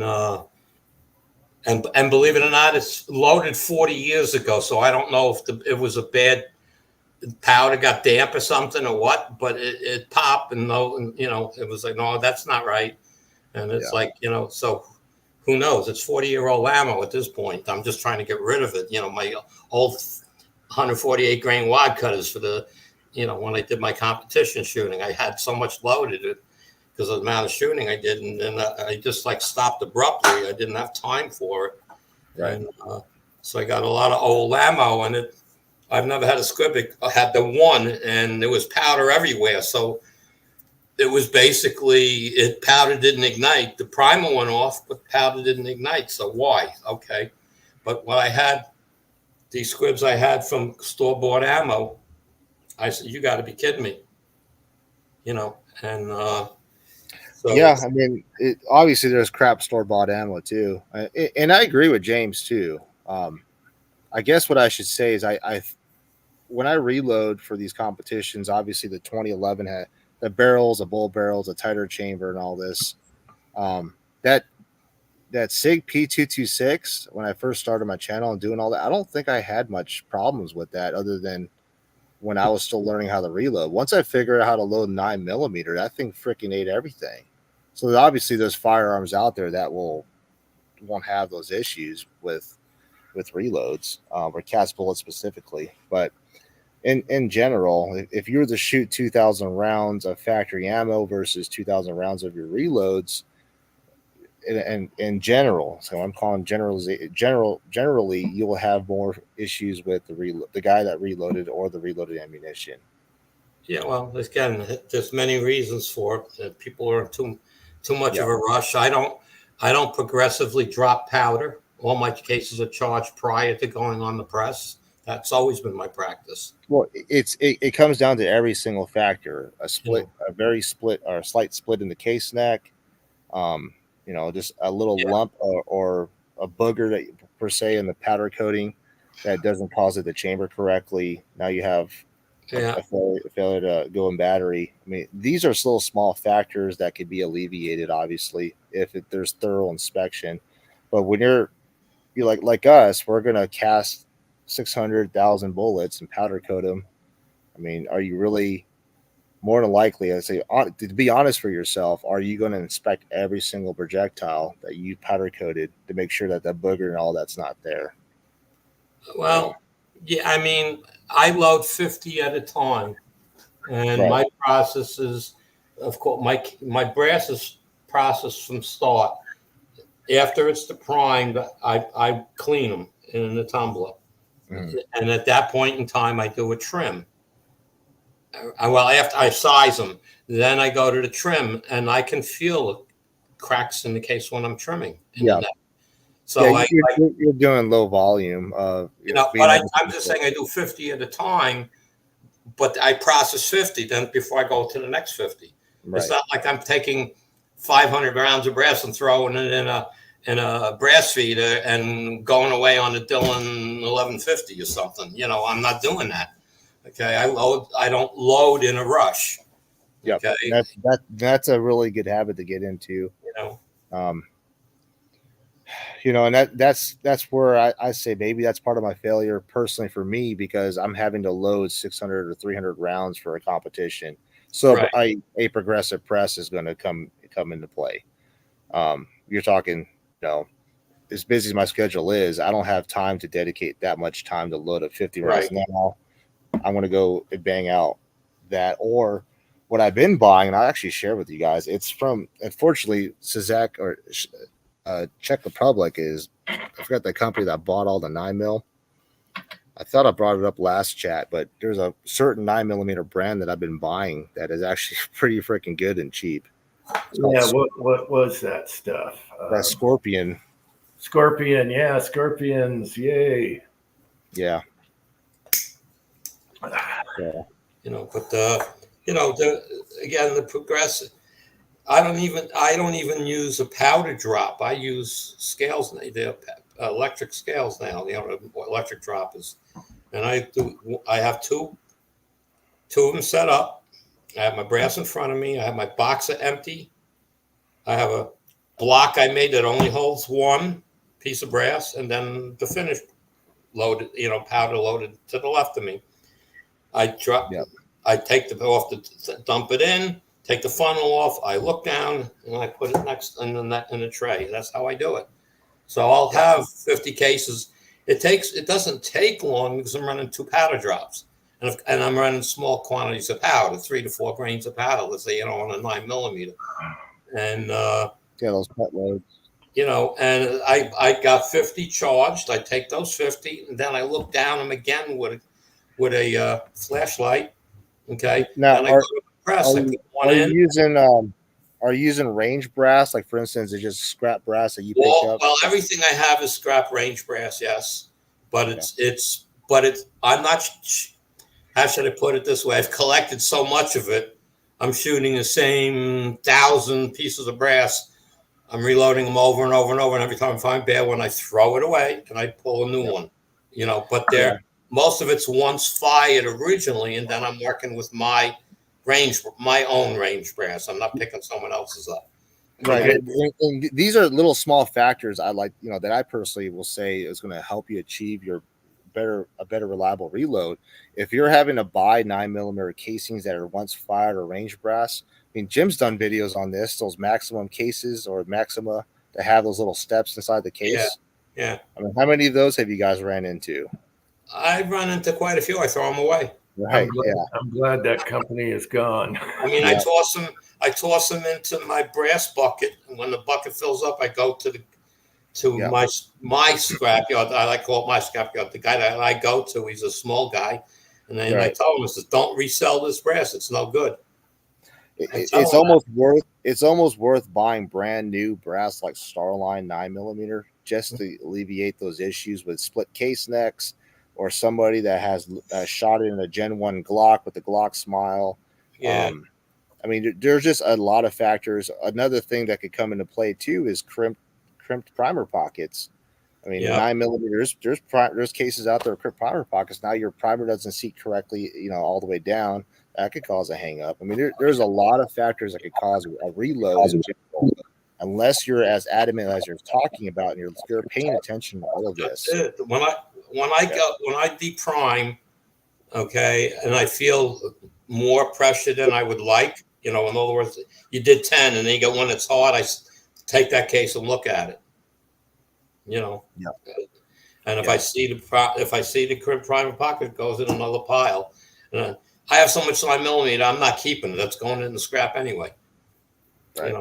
I pick up here. Hey, preacher. How are y'all? Good. Good to see you. It's good to be here. You're not going to watch the big fights tonight? I'm a tightwad. I can't pay the money. I watch them in the morning on YouTube bootlegged. Yeah, me too. Well, yeah, before they put them off, and delete them. Yeah. Yeah. It may be somebody like holding their phone up to the TV filming it, but I'll figure out who landed the shots and won. Right. All right, guys, I'm going to bail. The cleaning lady gets here early tomorrow, every other week. Okay, Andy, lever action video and your new Lee video. Yep, Okay. we'll get there. Yeah, Kenny, you got the Rossi 92. Yeah. I don't know if you heard I it. saw. I saw a few of your videos. I'm sorry I don't comment on everybody's channel. I watch them as I'm doing. Yeah, I know. I'm slaving away. I'm the monkey behind this damn machine now, so I'm barely having time. No, I don't. Yeah, not so much worried about the comments. If something you see is wrong, that's the one I want to comment on. That's all. Right. That's what's great about YouTube. You have those trolls, but you do have those legitimate people that are just trying to help. You know. Yeah. So, anyway, appreciate you that you do watch some of them, and I've been having great success with zinc. And, Yeah, I seen that. Yeah. You know, and well, I sent you zinc bullets. You fired them, so you know. I need to finish a video. I actually, out of this PSA upper 308, I found a little load that does work, but it only works suppressed. I can't get it to cycle unsuppressed, but it is shooting about 1.5 inches at 100 yards with the zinc bullet 308, which makes it really awesome because now you're shooting supersonic. It's acceptable accuracy. I haven't taken it past 100 yards, but it's a zinc bullet out of a fast twist rate semi-auto that's shooting good, well enough. That's it. I'm having, everybody's loving that round that I'm sending out for the blackout, and it works 30-06, 308. Everybody's happy with that so far. Yeah, and, a 2-inch group or 1.5 inches with a zinc bullet. Yeah, out of a semi. That's pretty good in my opinion. You know, I'm quite happy with it, but I'm shooting most of my zinkers. Unless I'm shooting an AR, okay, they're all subsonic stuff, man. You're talking 8 grains of powder to 12 grains of powder, depending on the caliber. You know, where I found the node, that's what I'm shooting. And the targets are there. You see it. You've seen them. So it's I'm quite happy with them. I just got to get my Ruger PC shooting right again. I don't know what happened. So it's back to working up a new load. Something's changed, and I don't know what it is. And it doesn't matter. I've tried 3 different powders. Okay, you know what, the loads that I had luck with before, and they're all giving me where I was getting inch groups. I'm getting 2.5 inch groups, and I don't like that. So something's up. You don't have anything attached to the forearm or like M-lock slots or anything? Nothing. It's a stock rifle. Ruger PC. I'll check it out. My neighbor just bought one. I could go see. We could shoot a group and see what it looks like, and then compare it. You know? Well, we were thinking worn out barrel nut. You know how you can remove the barrel? They took care of all that. Yeah, They told you when I sent the gun back. They said the gun was actually made in 2018, which I knew already from checking the serial number. And he said, so it was old stock when I bought it. Somebody was just at the bottom of a pile, and I wound up with it. But it fired fine. I had no issues with it. And he says they changed the whole bolts. Everything was changed except the trigger. Everything was changed. They updated it to the current version of everything. Okay, and they sent me back a target. I mean, they viced it. You know, they put the gun on a vice and they shoot. It's 10 rounds, one hole, at 50 yards. So I mean, whether are they lying to me with the target? Is that just somebody else is shooting, or is it, you know, they shot 3 bullets and not 10? I mean, you know, I don't know, but I can't reproduce that. So now I got to go back to reworking the loads. And it wasn't just zinc. I shot anything out of it. I was shooting 124, 125 grain lead bullets, 3 different ones, all shot the same, you know, as, you know, worked their loads. All right. But they all gave me tight groups, man.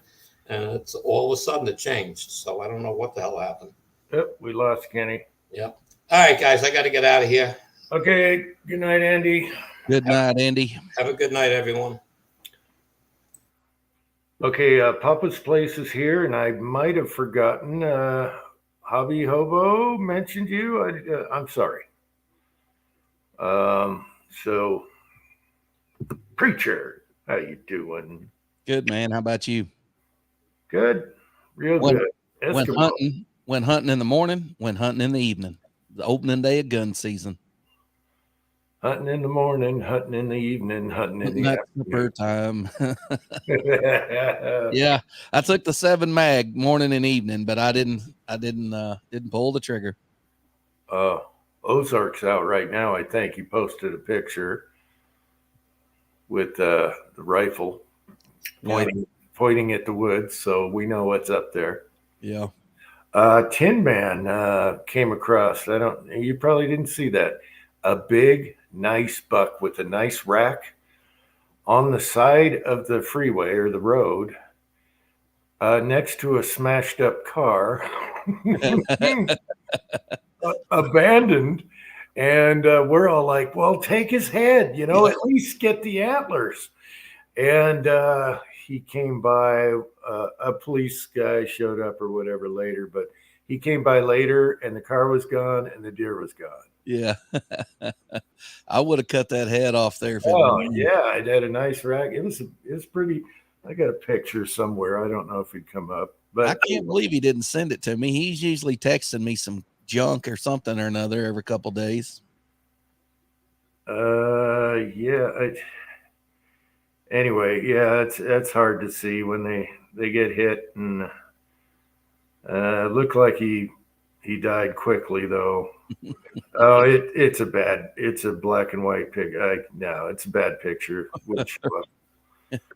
No, it looked like it was filmed with a potato. He'll send it to me tomorrow, I'm sure. Okay. Yeah, we were giving him crap. At least take the antlers, Don't you have a knife? Yeah.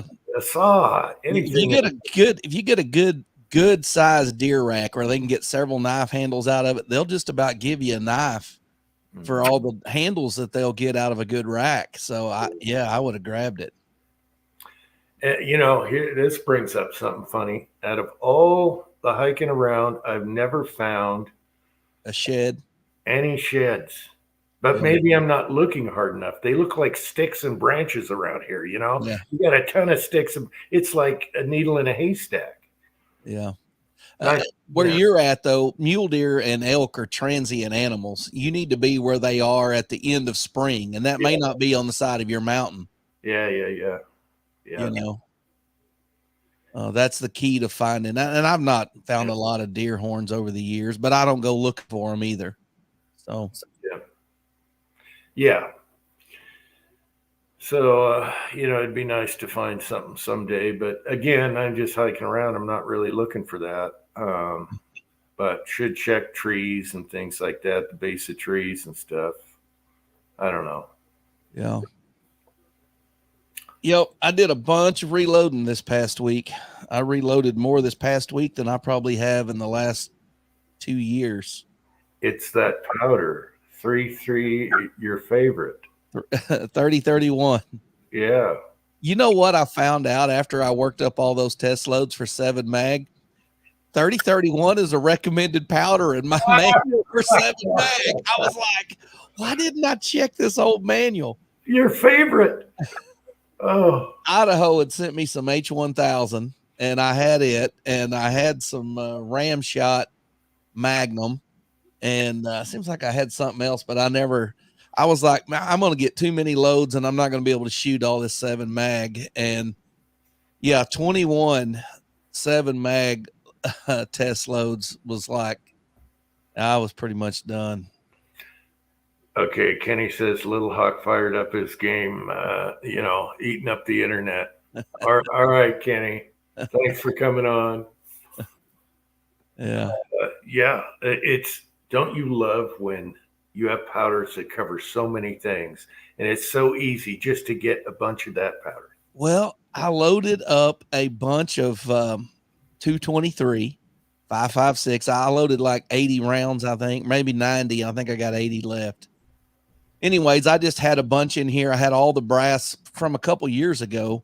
I had it all trimmed and chamfered, deburred, deprimed, everything, sized. It was all ready to go. It just needed primers and powder and a bullet. So I primed it all up, and I started loading it. I loaded all 90 of them up, and then I was like, I need some 243. I'm gonna shoot a ladder load. So I shot a ladder load 243, and then I loaded some different, just 3-shot groups.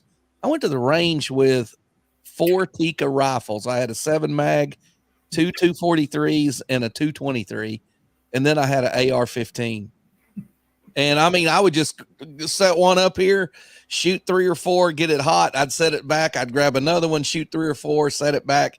Mhm. But towards the end, I was like dreading every time I picked up that 7 mag. I'm like, oh man, this thing's gonna. Here we It's go. like, yeah, the first couple are not going to be bad, but that third one's going to hurt. I know, and it did. It did every time. That rifle probably don't weigh 7 pounds, and it's just getting hard to hang on to. But anyways, I did find a load that it did like, and I found a load that my 243 liked. It was with 30-31, but it's more grains than I originally was shooting. So I'm shooting a max of 35 with a 100-grain bullet. And anyway, so I came back and loaded up some of them and put them in 20-round containers, one for me, one for my son. I came back and loaded some more 7 mag. What else? It seems like I got a bunch of 22 250 prepped and ready to go. So I'm going to try to load that up sometime in the coming week. But it's been good. And then my wife and I went down and we picked up black walnuts and pecans this afternoon. I filled up a big tub. I mean, like one of them square totes. Yeah. Probably hold, I don't know, 20 gallons. I filled it up rounded with black walnuts and then a 5-gallon bucket. And we did about 3/4 of a 5-gallon bucket of wild pecans. And so anyways, we worked on that, and then I went and jumped up in the stand again this evening and saw a few deer. So been a good day. Yeah, I remember your last year's video on the walnuts, and I was thinking you need one of those roller things that collect whatever, brass or golf balls, just a bunch of wires. Yeah, we've got one for pecans, but we don't have one for walnuts. Walnuts are so big, man. They're just in the husk. I mean, they're not as big as a baseball, but they're way bigger than a golf ball. So, and do you cook them or just what? How do you are they? You gotta cook them first, you gotta hit them with a rubber mallet, and that'll bust that green husk around them. Then you throw them after you get the husk off. You throw them in like a trash can, fill it full of water, and we got one of them like a paint mixer, a grout mixer. Actually, you stick it in there and run it with water, and they beat against each other, and that gets all the fragments off. So then you just got a big hard shell, and this is not like English walnuts that are thin. Black walnuts, American walnuts are thick shelled. Okay. And so anyways, then you lay them out to dry, let all the water dry off of them, and then you can start cracking them. And I've got a big specialized cracker for them. And that's my wife's therapy. Instead of cracking my skull, she'll crack walnuts and crack pecans, and I guess takes her frustration out on them instead of me. So I keep her a half gallon around. So you don't have to roast them or anything for them to taste good. They're just good. Okay. They're good as is. Yep. All right. Chessboard is regging you. He says preachers most fail is patients sitting under a tree all day long. Well, it's the thrill of the hunt that matters. Yeah. Well, the key to it is you got to be where the deer are. Yeah. And it's like fishing, Yeah. And I've got a good spot. I mean, I'm blessed to live where I live, and I saw a really big deer this morning, but I've seen him before. He comes out past his ears, and he's really tall, but he's only got 6 points. And so it's odd to have a deer that with the rack of those dimensions and just have 6 natural points. But I saw him during muzzleloader season. I didn't shoot him. I saw him this morning. I didn't shoot him. So tonight, I had 4 does come out about an hour before dark. And I thought, man, I got food plots planted. And I'm like, they're just going to stay out here all evening. And every buck that comes by is going to have to come out and check them out. This is perfect. I'll probably kill a monster before dark. They'd been out there about 10 minutes. and a pack of coyotes start barking and yapping probably 200 yards from me. Them does raised their head up. They looked terrified. They took off running. They ran to the woods. Then they ran back out. Then they ran way out in the bean field where they could be out in the middle of wide open and see. And I thought, man, and I heard something running through the woods in front of me. I thought, man, there went the whole evening right there. It's gone. And I never saw another deer, and I never saw a coyote either. So You should have shot their balls off. if I would have saw a coyote, it would have been hazardous for his health. Cause I mean, the 7 mag was ready to eat, and a coyote would be, I don't know. It'd be inside out, and that'd be fitting. Well, after your last buck, I can see you out there in the stand going 1, 2, 3, 4, counting the getting picky. Yep. Yeah, I've only got one more buck tag, so I don't want to shoot a small one. Yeah.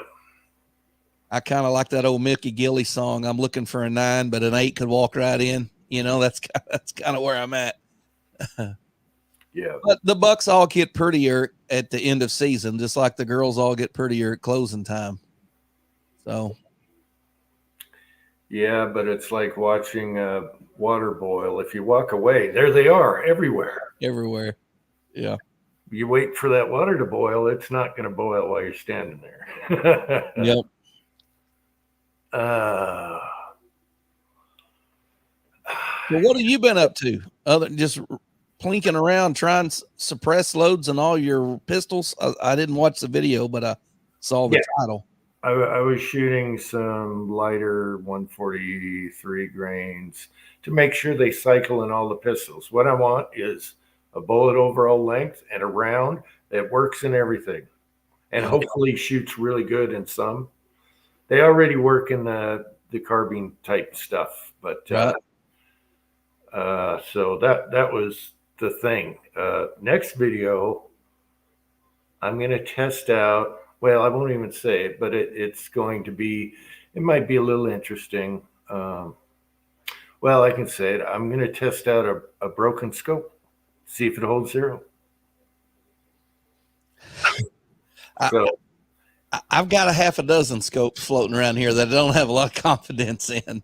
And the reason I have them is because when I go to sell a gun, I just slap a 3x9 junker that somehow I got on trade. And I'm like, hey, it's got a scope. It's ready to go. Yeah, I know. There you go. And he hits the rooftop of something. No, what I'm going to do is 6-shooter Texan was doing his 22 video today. Was it today? Yeah. And the one scope didn't fit, so we put on another one. And I have 2 of those scopes. And one of them, the crosshairs are like this, right? One of them, part of the crosshair is down here. Ah, it's broke.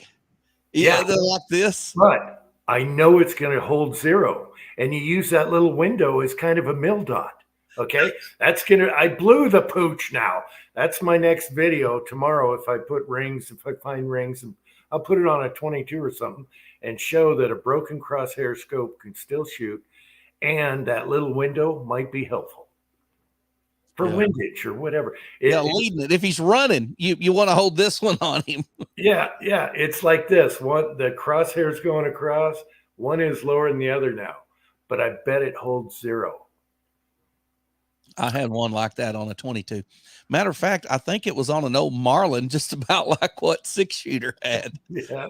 I had one with a little squirrel down on the handle, Yeah, that's what he has. He's got a I saw it. Yeah, a Glenfield. Yeah. I like the off brands because people don't know what they are, especially more expensive, like levers and stuff that are more expensive. Hey, that's a Marlin, but a lot of people just walk right by them. Yeah. Man. Yeah, I think I gave $20 and a can of Copenhagen for the one I had. I mean, back when I was in high school, somebody was needing beer money, and so they sold a 22 for $20 and a can of snuff. Yeah, I'm hoping he does a before and after target with the same ammo after he crowns that barrel. Yeah. I hope he does that. Use CCI standard vel as a base. Shoot them both, same range. Go crown the barrel and see, and I bet it shoots way better. But who knows? You never know. It could be a lot of things surprise you. It might shoot great right now. Who knows? You know, I've got that high standard Sport King, that automatic. I did a video on it a while back. Man, it shot great. I went and shot that thing the other day. It wouldn't shoot worth 2 cents. I mean, it would shoot like 4 or 5, and then it would send like 3 flyers. And when I say flyer, I mean like 6-8-inch flyers. I'm like, what? Is something loose? I'm checking everything. It goes back to shooting again. I was like, I've never seen this before. Same ammo? Yeah. Wow. Well, it didn't matter what I was shooting. It would just throw one every while. I may just need to take it and clean it. It may just be getting. It could have got gunked up or something. Lead, I don't know. What kind of ammo were you using? Lead or copper? Man, I've shot everything under the sun. I mean, yeah, whatever's laying in the floorboard of my truck, I load it in that thing and shoot it. But, yeah. Let's see. I think it's my 44 Contender. I redid the stock on it, put a metal plate, and then all of a sudden it doesn't shoot worth a crap. And I'm like, what the hell? I checked the torque and everything with the torque. So I got to look back into that. Maybe it's just a dirty barrel and I leaded it or something going too hot. I don't know. Yeah. I need a contender. I need a contender and a bunch of barrels is what I need. Jag says it's your oil quench site. Oh, I even had that in a song. Yes, in one of the videos. What was that oil quench site? What was it? Anyway, I'm wearing a mullet in a reloading room. And Trump is at the UFC event and everyone is just rocking it. Yes, there's Trump right there. You know what that means, right? It means Dominion voting systems are adding more ballots to their machines is what that means. Every time his ratings go up above everyone else. Yeah, you bet. They already have the mail-in pamphlets already done and signed. You know they do. They do. They'll just be like, yeah. You talking about bins of walnuts? Oh, baby, yeah. James Pollard said Preacher was flinching after shooting that 7 mag. Everything screws you up for life now. Every rifle you hold. Yeah. Man. Yeah, I don't mind the recoil and the big revolvers, but rifle, when they get. Well, it's not bad. If you went and shot it 3 or 4 or 5 times, that'd be fine. Yeah. But, dude, 21 rounds, trying to get near max. If you got a 7 mag, you want it to do what it can do. Yeah. And I shot a bunch of different bullets, and golly, it surprised me every time it went off. So I know I wasn't flinching, but I wasn't liking it. It wasn't fun.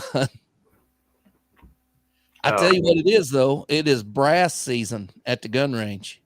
Oh, baby. Yeah. Once with deer season. Oh, man. I pulled up. There's a 300-yard range. It's got 100, 200, and 300-yard targets. Yeah. I pulled up there, and there were boxes sitting on one of the benches. They got concrete top benches there. Yeah. Under a roof. And I saw boxes and brass laying down there. I said, oh, you're kidding me. I walked down there. There was a full box of 243 once fired brass. All the brass was back in the box. There was a half a box of 6.5 Grendel, and Grendel was all over the concrete around it. I picked up a bunch of 30-30 brass laying all around it. And I want to say it was not this time, but the last time I went, which was about 2 weeks ago, somebody was going to Colorado, I think, because there was 300 Win Mag, 300 PRC, 7 Mag, and like some Weatherby, like a 340 Weatherby or something. I'm like, who leaves Weatherby brass laying on the ground at a gun range? Yeah, I know. We have a little free range right over here, and they have signs everywhere. Clean up after yourself. No brass. None of this. Da-da-da. I go there, pay a little visit. A whole bunch of once fired 270 brass with the box next to it. you know, it's brand new. It looked like it was polished almost. Yeah. Yep. 270. It's like who does that? Yeah. I have filled up, I don't know, probably 20 ammo cans of brass. I've sorted it all and I've got it stacked up. Most of it I've tumbled just to have it cleaned up and in there. But Yeah. I need to go to a gun show one day and just set up and sell a bunch of range brass. Yeah. Yeah, it's worth money. I like picking it up, man. Every time I go on a brass hunt.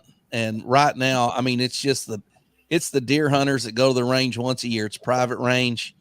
Yeah. They go out there, they shoot 3 or 4 boxes of ammo, and they just leave it all laying there. Or they pick it all up and put it in the trash can. And I look in the trash can and I'm like, I'm not getting 9mm out of there. But I look in that trash can, I'm like, man, that's high powered stuff. That's 270. That's 30-30. Yeah, all right. I'm digging it out. Mm-hmm. You I bet. like it when the ARs are having trouble at the range and they're kicking out loaded ammo because it didn't seat right or it jammed, and you pick up a half a box of unfired of Full Metal Jacket ammo. Yeah, I was talking earlier in the chat about range sweep ups, bunch of hollow points and stuff. They yak it out, and you just sweep it off the floor. And I pick out all the hollow points, and Yeah. I got a jar of them. Yeah, My best find was I saw a guy. I drove into the range and there was just me and one other guy there, and he had brass laying everywhere. He was shooting a pistol, and so I thought, man, that guy's doing some serious shooting. Well, I was across the road and like one bay down from him, and I saw him leave, and I saw all of his stuff was picked up. So I drove by there before I left. I got out. I just walked the range. I happened to look in the trash can and there was a plastic Glock box, like a Glock pistol would come in. yeah. And I was like, who throws away a Glock box? So I reached in there and grabbed it, opened it up. All of his brass was in that box. He scooped it all up and put it in that box And chucked the box. and chunked it. Yeah. And I was like, I'm keeping the box and I'm keeping the brass. Oh man, I don't know. People, I don't know. But I don't know. I don't even know if anybody buys range 9mm. It seems like that's all there is in our range.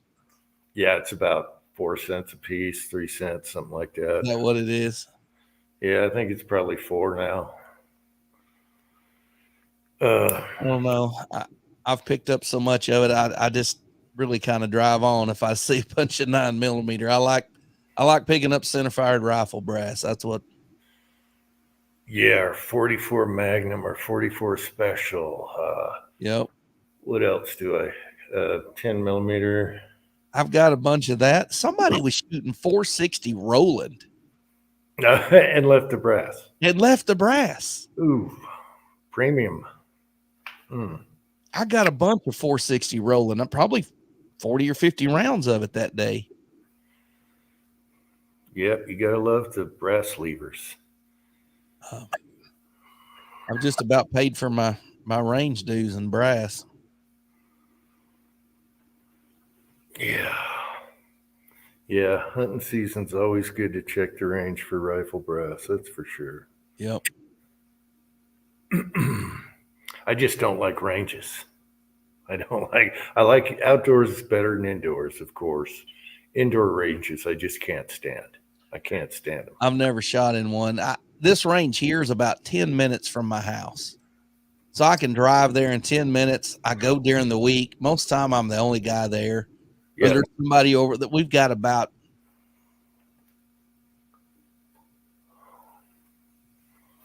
Uh-oh. So we've got 100 yard range with about 20 tables and a 300 yard range with about 10 tables.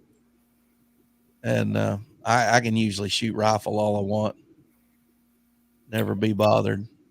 Yeah, mine's about 10 minutes away, and crappiest benches. There's only like 3 or 4 homemade crappy. It's kind of a dump, but it's privately owned that he just lets everyone go there and shoot. Right. 100 yards only, and then a shotgun behind it.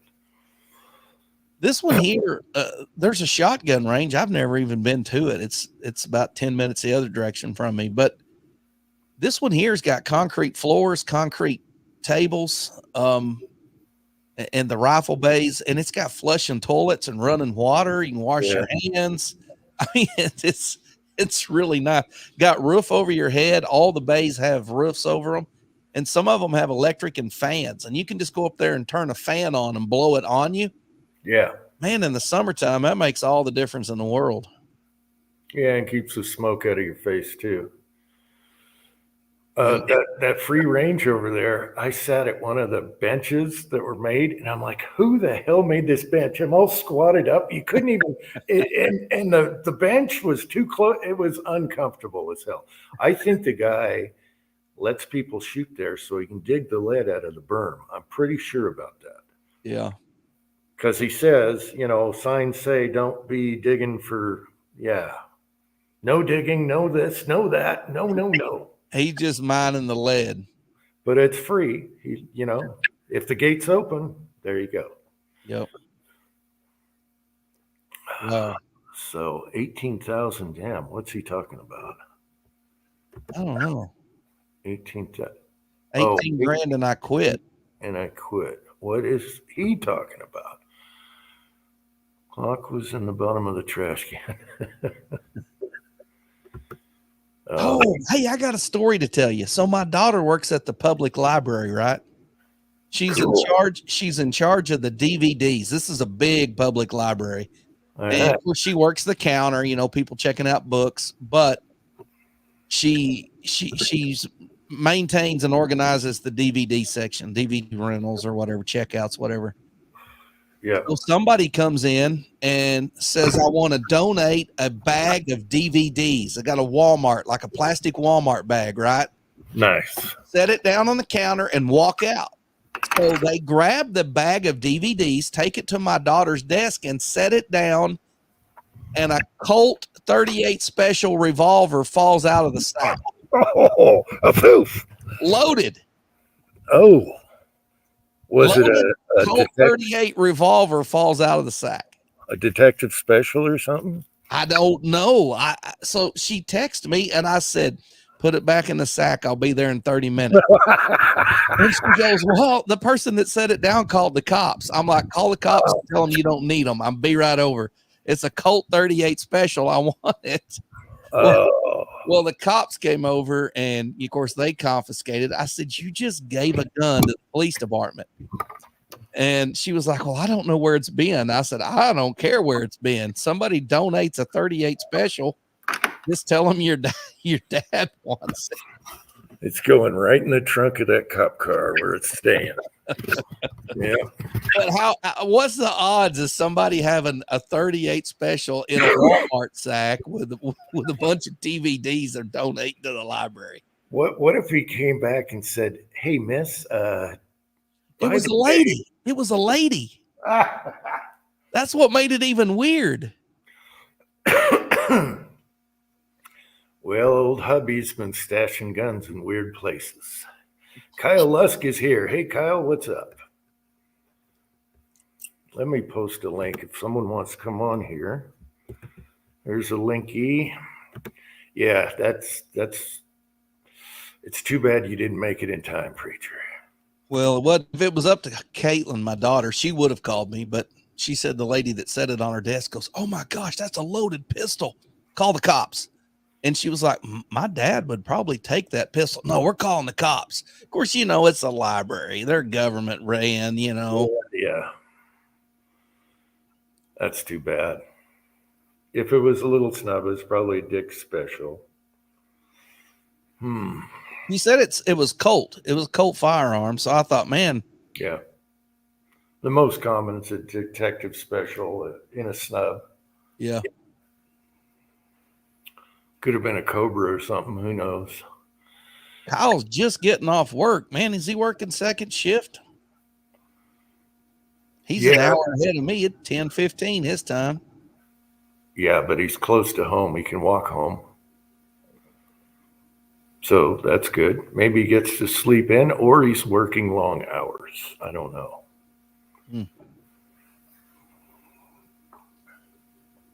Kyle. Yeah, so yeah, I'm going to do that broken scope thing, and if it shoots good, I'm keeping it. I like the reference there, the little mill dot on the side. Hmm. So yeah, it's a 3x9. Let me EW Longshot did a video on some 300 blackout bullets he had for subsonic. Really had me interested. There's a 6-shooter Texan right there. 6-shooter Texan. I have 2 of the scopes you put on the 22. One has a broken crosshair, and that's our next test. Does it hold 0? Can you use it as a mill dot? So there we go.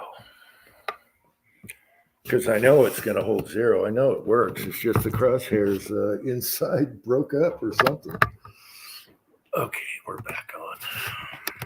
Pollard said it was a Colt Python and you missed it. Yeah, if it was a Python snub, that's big bucks. I should have kept mine. The snubs are worth more than any of them.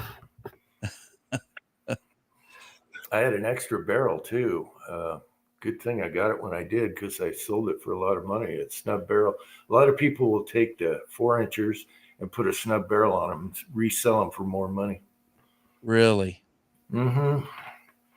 They made less of the snubs. That's why. And they're cool. I liked it. I don't own a Colt pistol. I don't guess. I've got a lot of Rugers, but I don't have any Colts. Yeah, I like the Pythons. As a matter of fact, an Anaconda in 44 would be cool.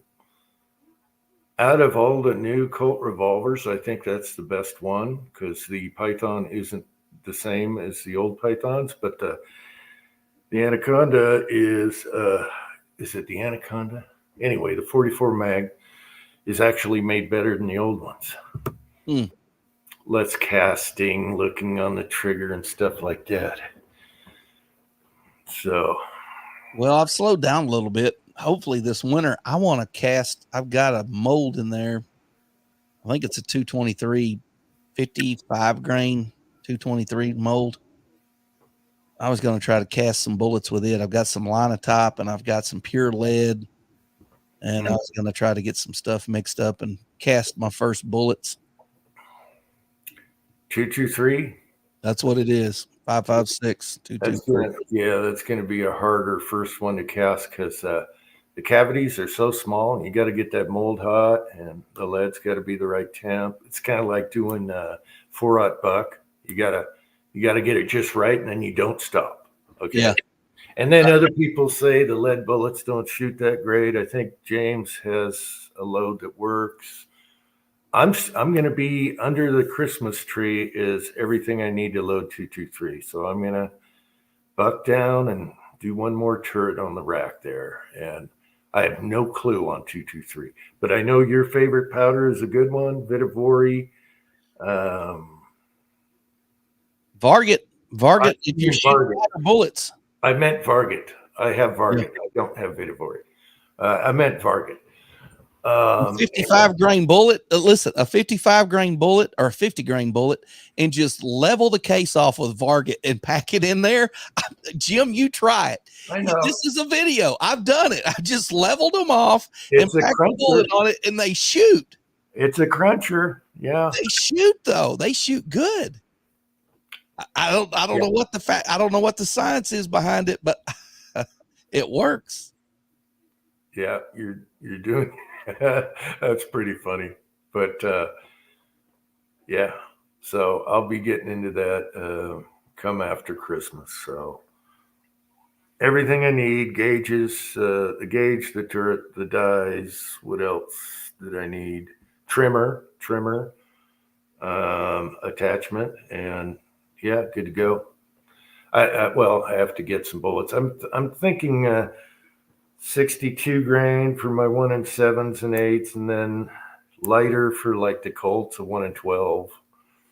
So I already have some 40 grain for the 5.7. That'll work good in the Colt, I think. I don't know. It'll be fun. Yeah.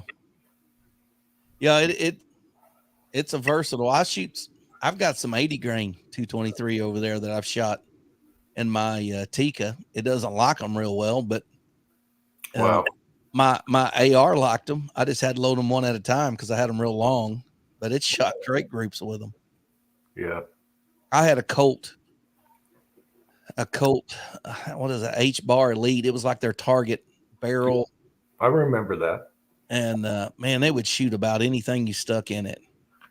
You traded that for a Tika or something like that. No, I took the barrel off and put a 6-arc barrel in there and a 6-arc bolt in there. Okay. So I've got a Colt upper and lower with a 6-arc ballistic advantage barrel and a ballistic advantage bolt in it. And I'm going to load for it when I do the 220, the 22-250. I'm going to load a bunch of 6-arc up, go to the range. Okay. Yeah, don't get frustrated casting the first time with little 223s, but you'll get it. Well, if they don't look good, I'll just dump them back in the pot and start over. That's right. Because it's like $4, like a 18 cavity $4 mold. The cavities are so small. Do you have anything to preheat your mold? Little burner, a little hot plate? I've got a couple of propane burners. Well, no, get a hot plate for $12 at Walmart, whatever, a hot plate, and warm your mold up on that. That's going to help you huge because you can't depend on the bullet to keep the mold warm or get it started like a big 44 or something. Right. Because the mold cools down the lead and the lead doesn't heat up the mold because you don't have enough lead in it. There's nothing in there. A little 223 bullet's not right. doing anything. So the same problem with 4-aught buck. But once you get her down, you just keep going. Yeah.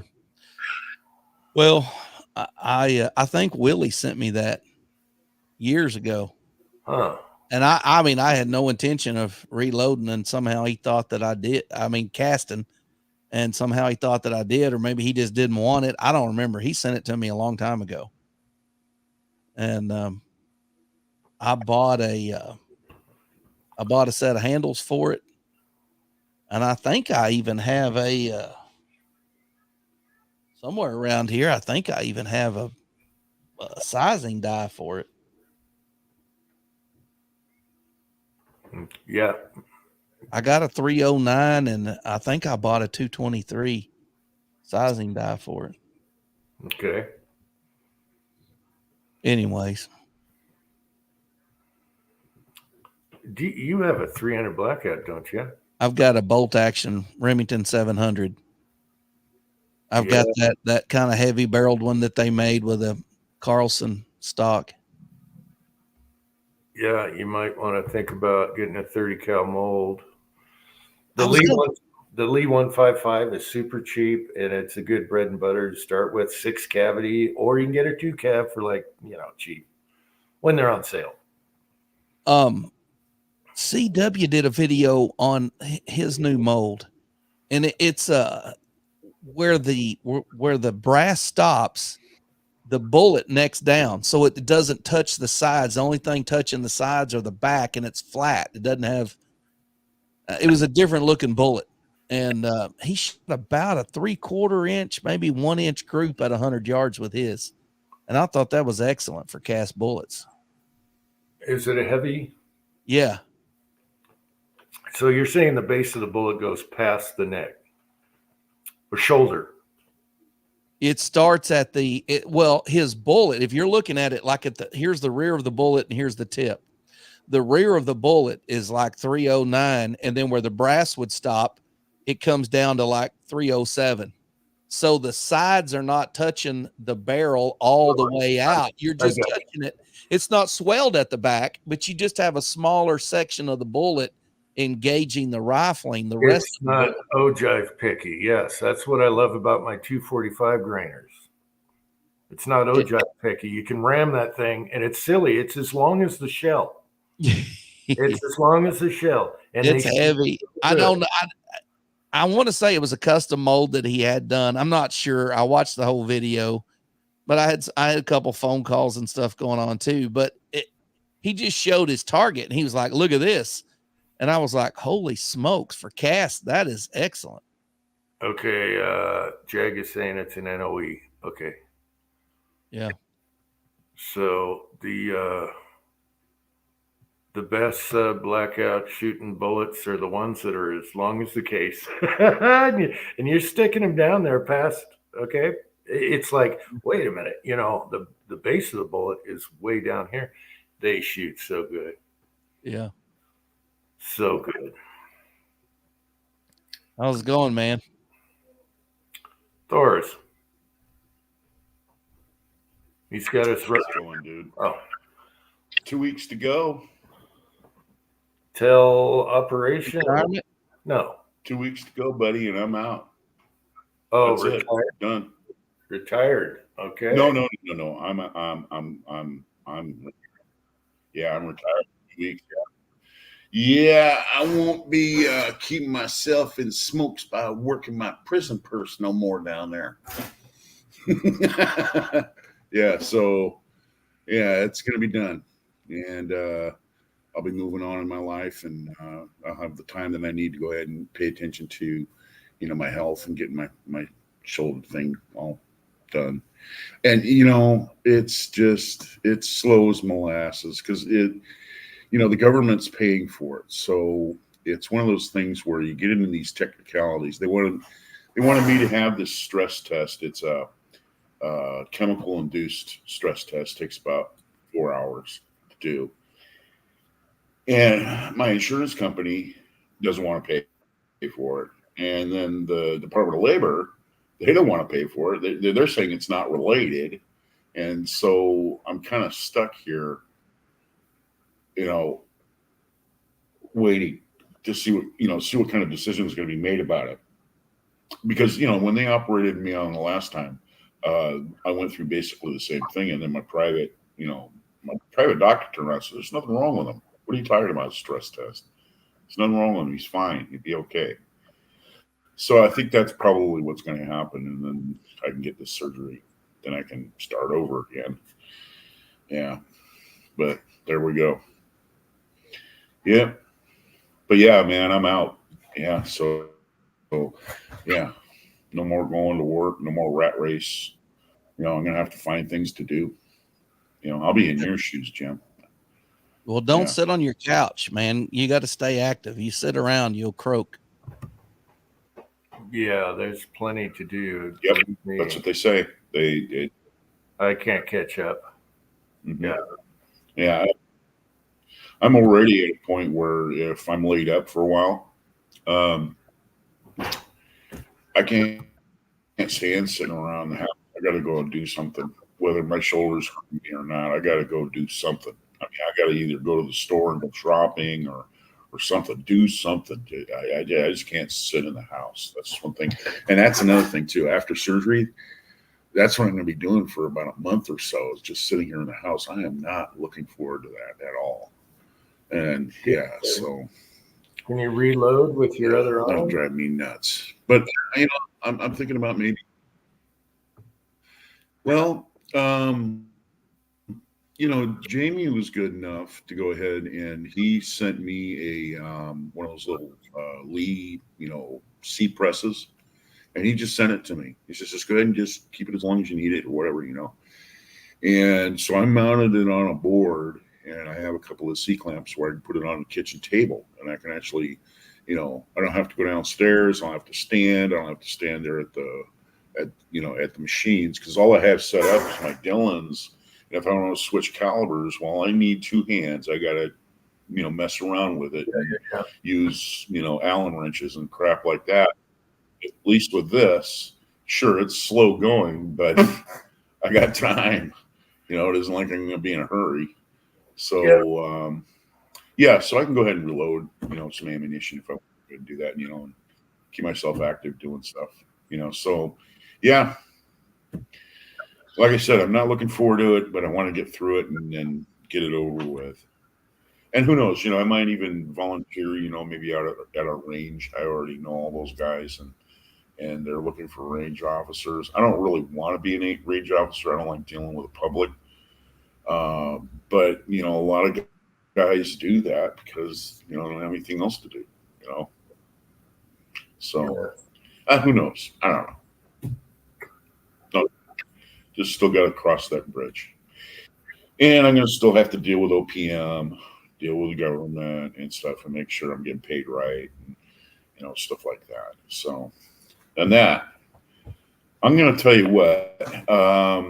When I put my paperwork in, what they do, this is the way I've figured it out. Okay, so when I put my paperwork in, it's not handled locally. I got to send it all the way to Portsmouth in Maine. And what it is, they take it out, you know, and I think this counselor, you know, your retirement counselor they assign you, you get like one phone call with this person. And then what they do is they just take your application, they just put it in a scanner, and the scanner looks for the different buzzwords and the boxes. And if you haven't filled it out properly, then you get emails from them saying, well, you need to change this, or this doesn't, you know, this doesn't coincide with that, or we need you to fill out this form now, and blah, blah, blah. And man, I'll tell you what, it's a hassle. It really is. So I've been working on that too, but I'm done. I'm done with that so far. I'm pretty sure when it goes to OPM, though, they're probably going to ask for other things too. But hey, I would have had to navigate that anyway. So what? Yeah, man. And another thing too, Jim. One thing that you brought up is that you know you've been staying out of the bottle, which is cool. I mean that is really cool. That takes. I mean, that's a slippery slope to get on when you're retired. You know, you wake up in the morning and it just makes the day go by like a soft blur. Yes, it is. Yeah, that's it. You don't have to. It's a slippery slope, dude. I know. And yeah, and so you know, it's a slippery slope, and it takes a lot of strength to know yourself well enough to say, "Look, man, I got to get off this roller coaster because it's not good." I mean, you wake up in the morning, you feel like crap, and then you know you're going to spend part of the day trying to get feeling better, but then you start drinking, and then you're back on it again, and then the whole day just starts all over again. So I'm really proud of you, man, that you were able to say hair of the dog is real. Hair of the dog is real. The best way to get rid of a hangover is hair of the dog. It's real. So yeah, you're right. You're right. Yeah, I woke up with a hangover before, back when I was younger, and you go to the refrigerator and down a couple of beers, and you feel better. I mean, you feel better. So yeah, it's not an easy thing to do. Give it. Beer did nothing for me. You'd have to chug a few beers just to get a butt. Yeah, no. But yeah, hey, it feels good. Get more done. Can go anywhere, anytime. Hey, good for you, man. Yeah. Good for you. Good for you. And like you said, when you get the urge and that little back in your mind, you just kind of let it go. It just, and then you don't think about it anymore. Yeah. I think the urges went away. Like it's just mental. The urges went away like 3 days. It's just mental. So you think about that first buzz, that first drink, but nah, I don't even think about it now. So that's good. And I did it. Yeah, when I did it on my own for myself. No one nagged me to do it. So that's what really matters. I did it because I wanted to do it. Yeah, no one nagged me, and it's like, what? Yeah. You're not getting any booze? What? Yeah. So I said, get me a bunch of packets of iced tea, packets. And then I just use a water bottle and pour it in here. So I save on glasses, shake it up. And that's what I've been doing. That's I call it my fake drink to my wife. Oh, I'm having another fake. Yeah. Some with flavor.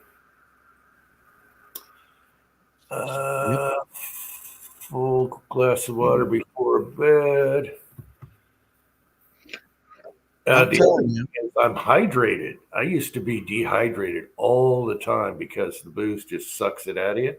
Man, I am peeing every 5 minutes now. I am so hydrated.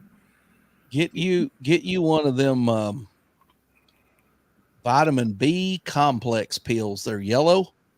They will make you pee bright lemon yellow. Man, you can ride stuff in the snow, they'll see it in satellite, man. I'm telling you. Yeah, I It's saw like your reply. radioactive. Yeah, I saw your reply, and other people said, Recognizable from space. I'll pull up Google Earth one day. It'll be Utah be in the snow. space. other people other people replied to the video and said asparagus, and I'm like, what are they talking about? Then I figured it out. If you eat asparagus, your pee is yellow or something. It smells bad too. It smells like asparagus. I like asparagus though. Yeah, I'm maybe. not. I'm an asparagus guy. Oh. I'm not an asparagus guy. I don't know. When I was a kid, my mom used to make it, and she used to talk about how wonderful it is. And I'm like, man, this stuff tastes like I'm eating grass. Yeah, yeah. Maybe she just didn't cook it right or whatever. But every time I go across, some asparagus, I'll have a couple pieces. But then, that's it. That's where I kind of, because it always brings me back to that memory of eating that when I was a kid. Because my parents, nothing went to waste on the table. I mean, when the food was there, you're gonna eat the food no matter what it is. So and you ate everything on your plate. That was it. Period. You didn't waste food. And yeah.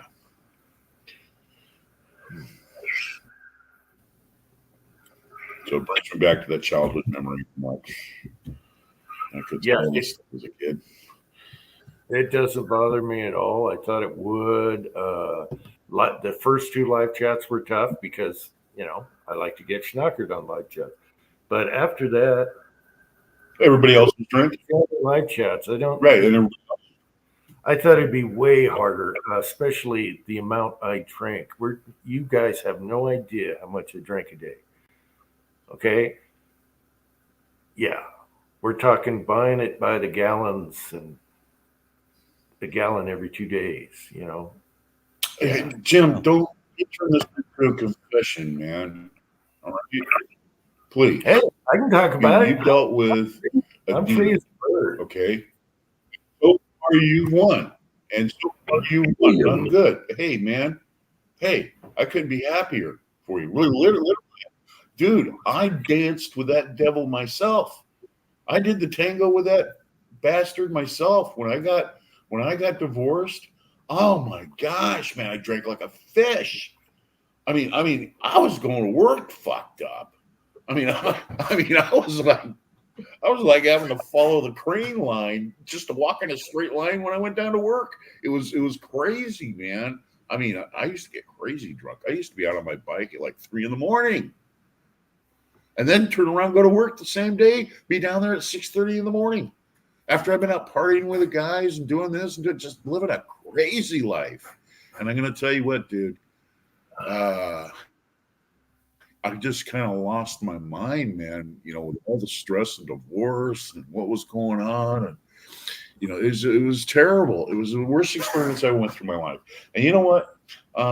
After a couple of years of being out of my head, and all the stuff that they did to me down at work, because, man, they were watching me like a hawk. They knew exactly what was going on. I mean, I wasn't fooling anybody.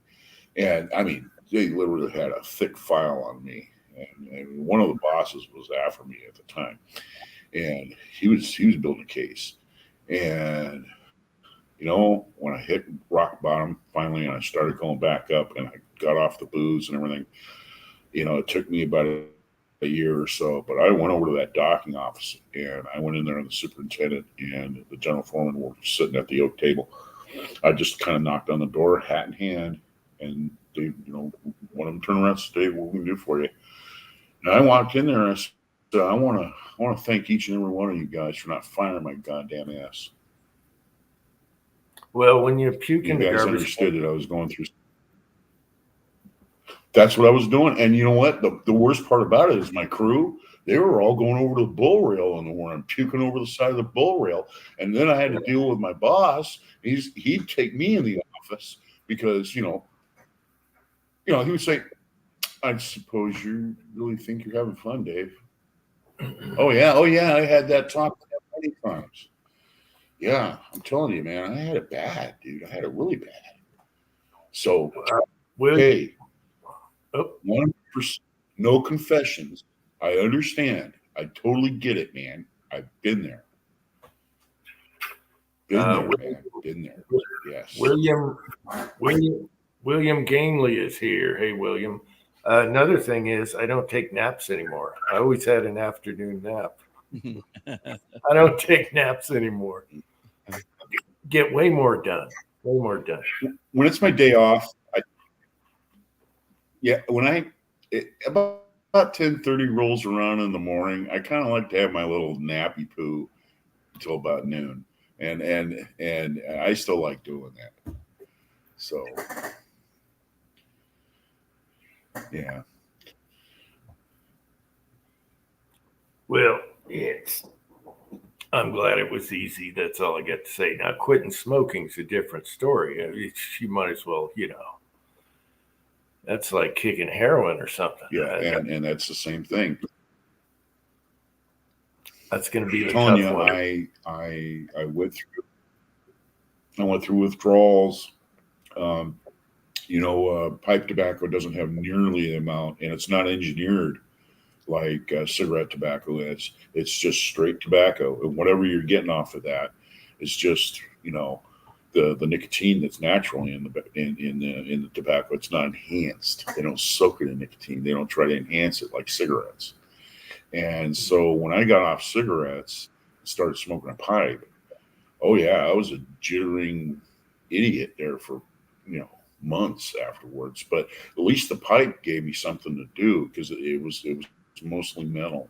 It's about and once I started smoking the pipe, exactly. It's definitely something to do. The habit, the fingers. That's why vape doesn't work for me. I don't think chew would work for me. I do have some pipes and pipe tobacco, but you got to inhale too. So I don't know. We'll get over that one. Well, I'm going to tell you what.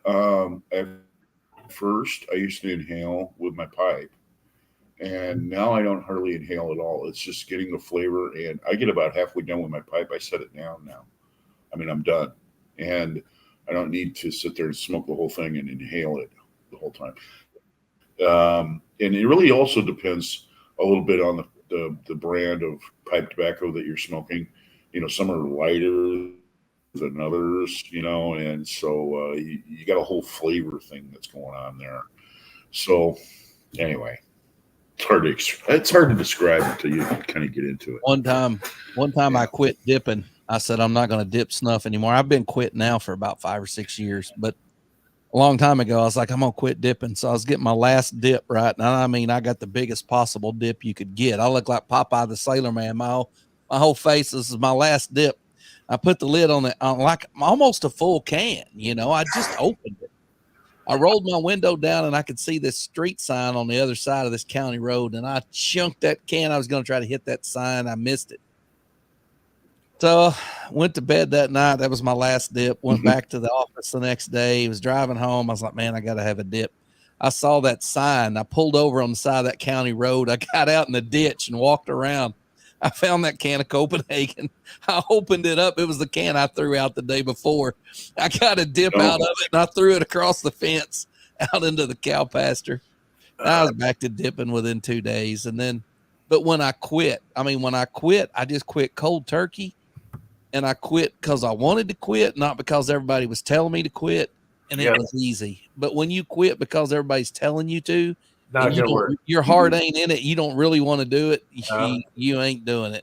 You gotta do it for yourself. Tread is here. Hey, he said Channix worked for him. I don't know. Got to make your mind up that you're going to do this. Yeah, look, if you don't want to quit, don't even try. You know, if somebody's telling Yeah. you ought to quit that nasty stuff, until it's you, it ain't gonna work. Yeah. You got to do it for yourself. You got to want to. So Yeah. that makes it easier. So I bought a pipe Worse here. when you have somebody that's never smoked lecture.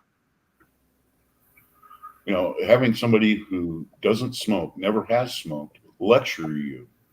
Oh, That's when you get pissed off. You don't ex-smokers. even know what you're talking about. You have no idea. Ex-smokers are the worst, though, as far as Ex-smokers nagging. are the same thing. Yeah. They're the worst. They nag the crap out of you. Yeah. West Covina Dodge is here. Hey, Pat. Yep. I bought a pipe here a while back, and I bought a little small one because I I was hate like, to I say don't this. want much.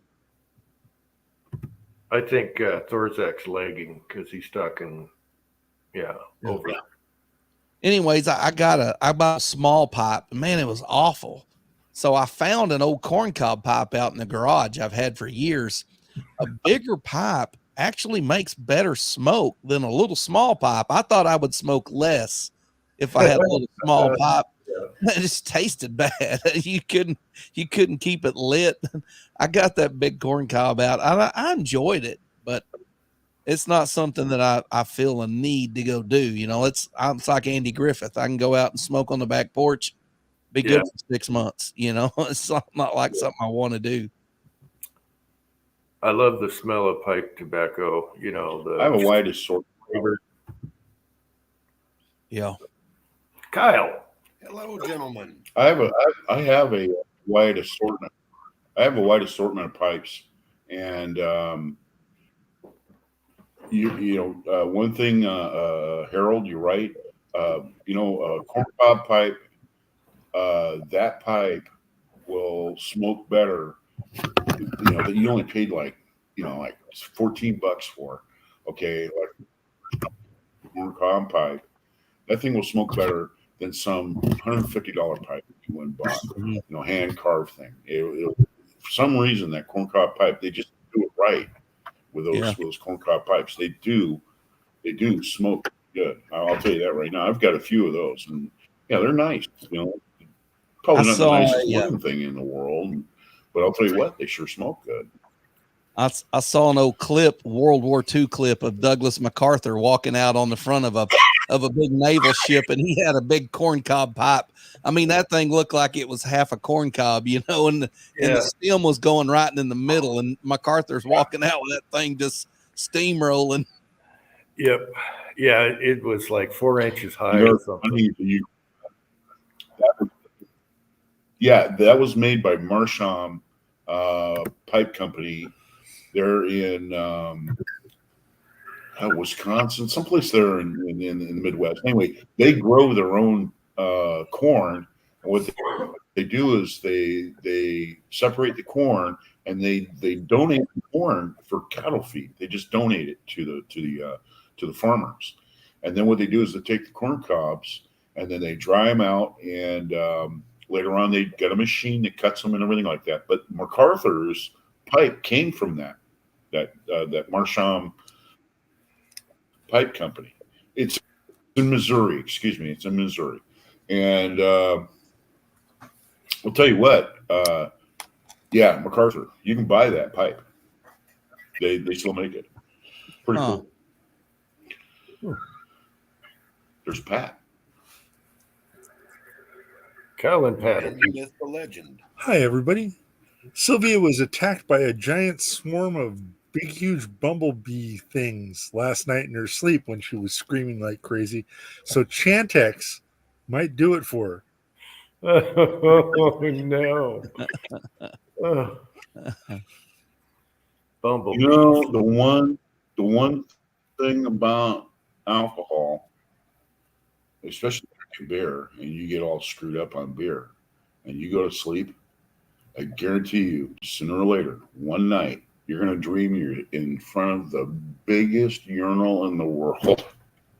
And you're going to be so sorry when you wake up. That's the truth. You are going to dream that you are in front of the biggest world. Yes. And you're going to be really surprised when you wake up. Oh, yeah. Dang, guys, y'all thought I drank too much. Yeah, it happens. Uh, But I will say this: working at the store, I That's Dealing with bad all when you day. dream about being drunk, man. That's do what?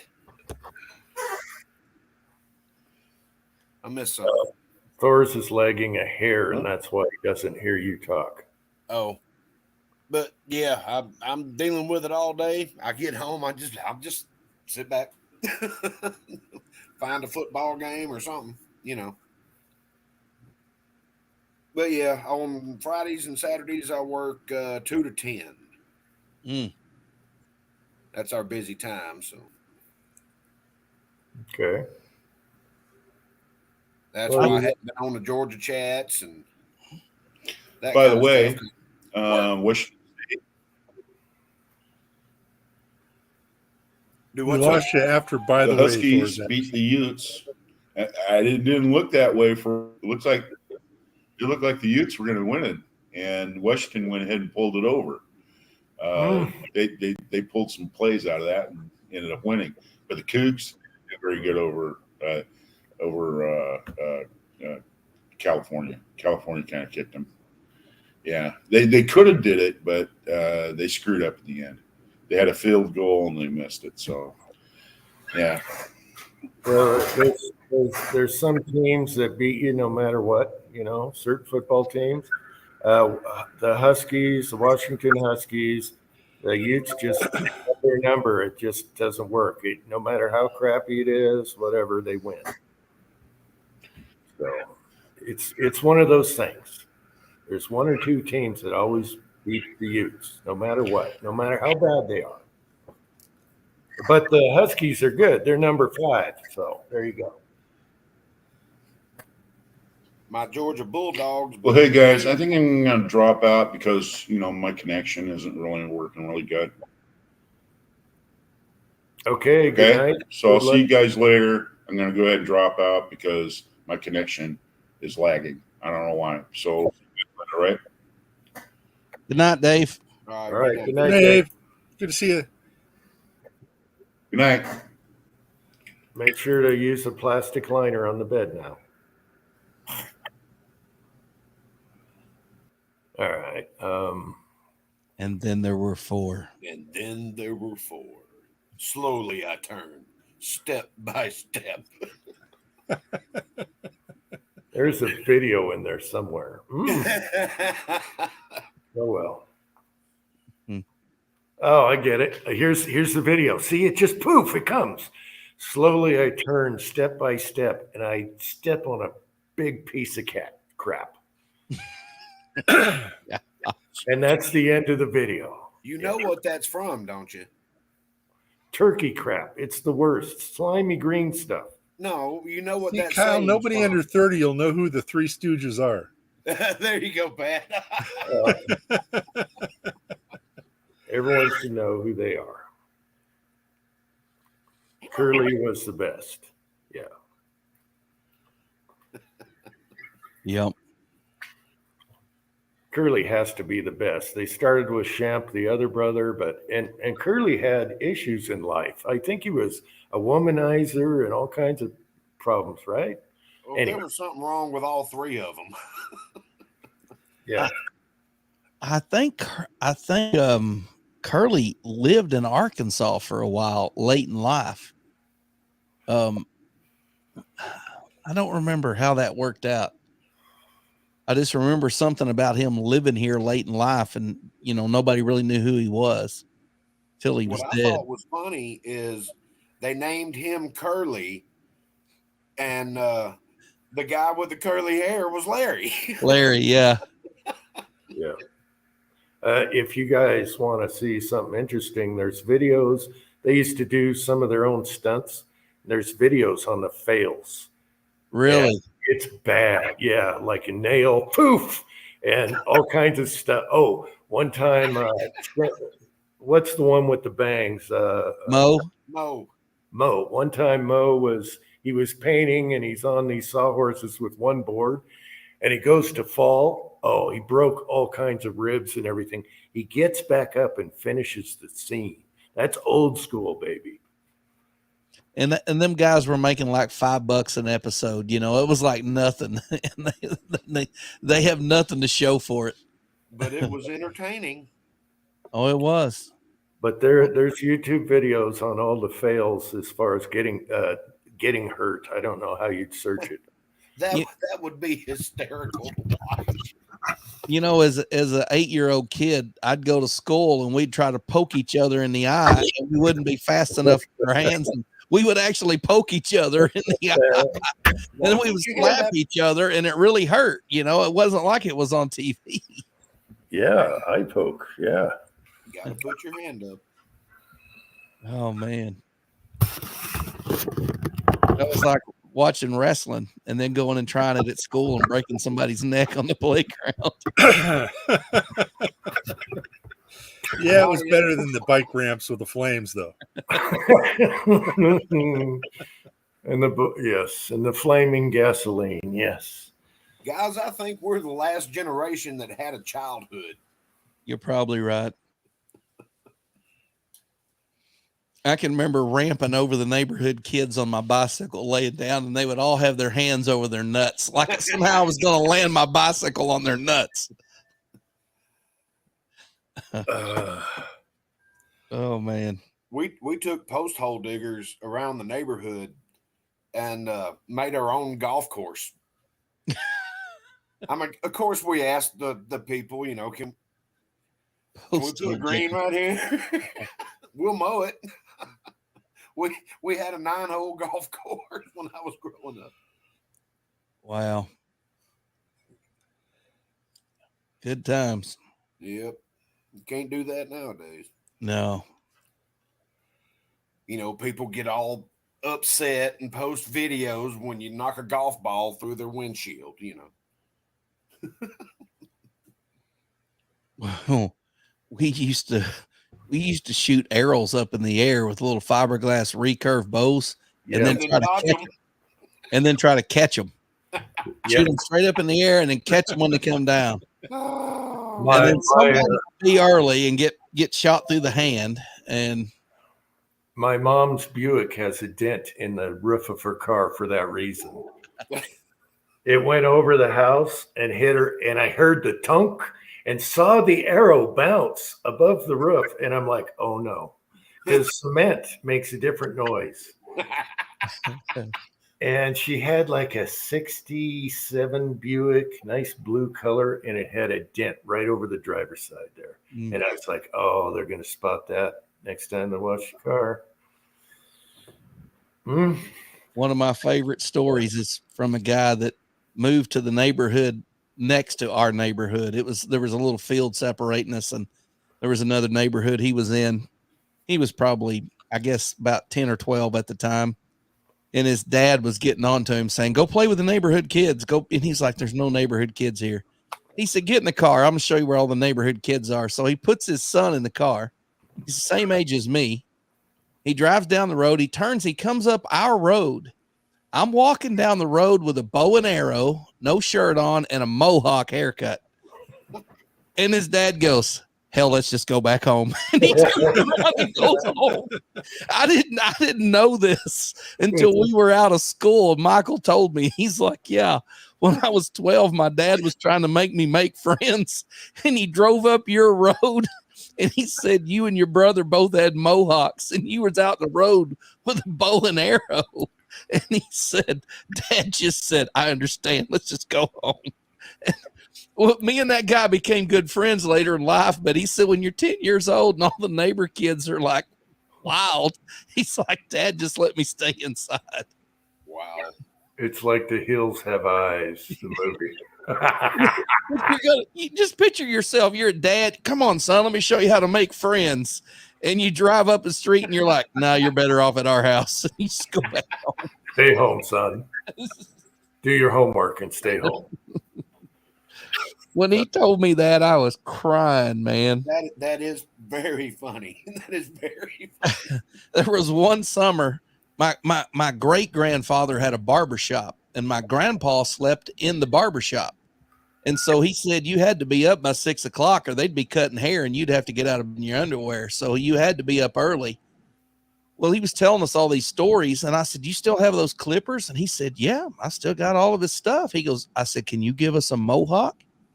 He said, well, sure, I can give you a mohawk. So he got me and my brother out in the yard and gave us both mohawks without talking to my mom or dad or nothing. Well, me and my brother got mohawks. Well, then a bunch of other kids all got mohawks because, the Smith kids are getting mohawks, so everybody should have mohawks. And that was the same year that he was going to show his son how to make friends. You wouldn't happen to have a picture, would you?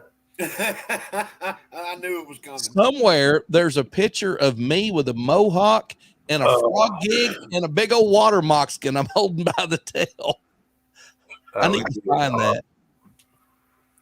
Oh, Pat, speaking of movies, I watched that movie, the Psychomania. Yeah. They wanted you to pay for it on YouTube, but there was another channel that just did a brief interview about the movie and then let it go. And so I got to watch it that way. And yes, typical 70s British. Weird. I tried understanding the frog at first. I guess the frog is, what the heck's with the frog? Yeah. Okay. Yeah. What's Psycho what? What was it called? Clown? Psychomania. Mania. Okay. Yeah. like as far as, WrestleMania without all the non-gory, old-fashioned horror, just suspense Yeah. and weird. That was one of the top ones Yeah. with British motorcycles, old Triumphs and Nortons. Yeah. And stuff. I was watching the bikes Yeah. quite a bit. That's just what we need. British zombies. Oh, when they bury the guy on the motorcycle and then he drives out of the grave. like Chuck Norris and that old Dodge Charger. He's in a grave where he's sitting on a motorcycle, and I was like, how do they cover his head? They made a mound over it because it was sticking up like this, and they bury him, and then you hear this trying to crank it, ooh, and all of a sudden he comes flying out of the grave. Oh, it's on YouTube. You just got to find the right one that shows it to you free. Yeah. Could you imagine seeing that in real life? We are gathered here today. Evil Knievel. Yeah.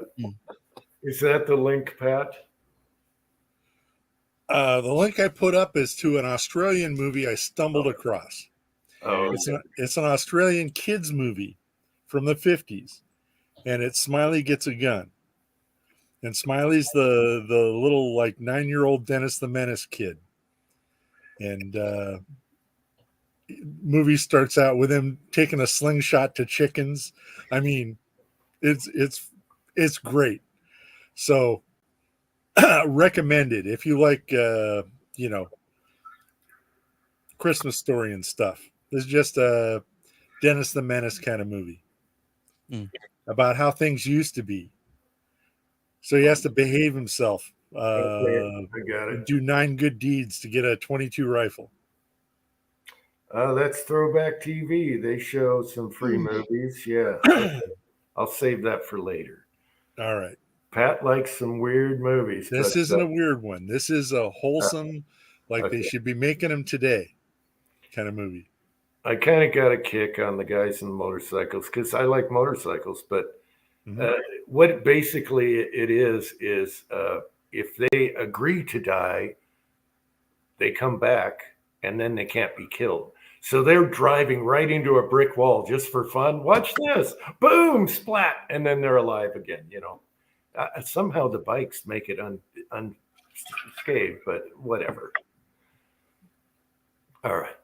Well, one thing that I can tell y'all is if Pat says it's a weird movie, it's probably a normal movie to everybody else.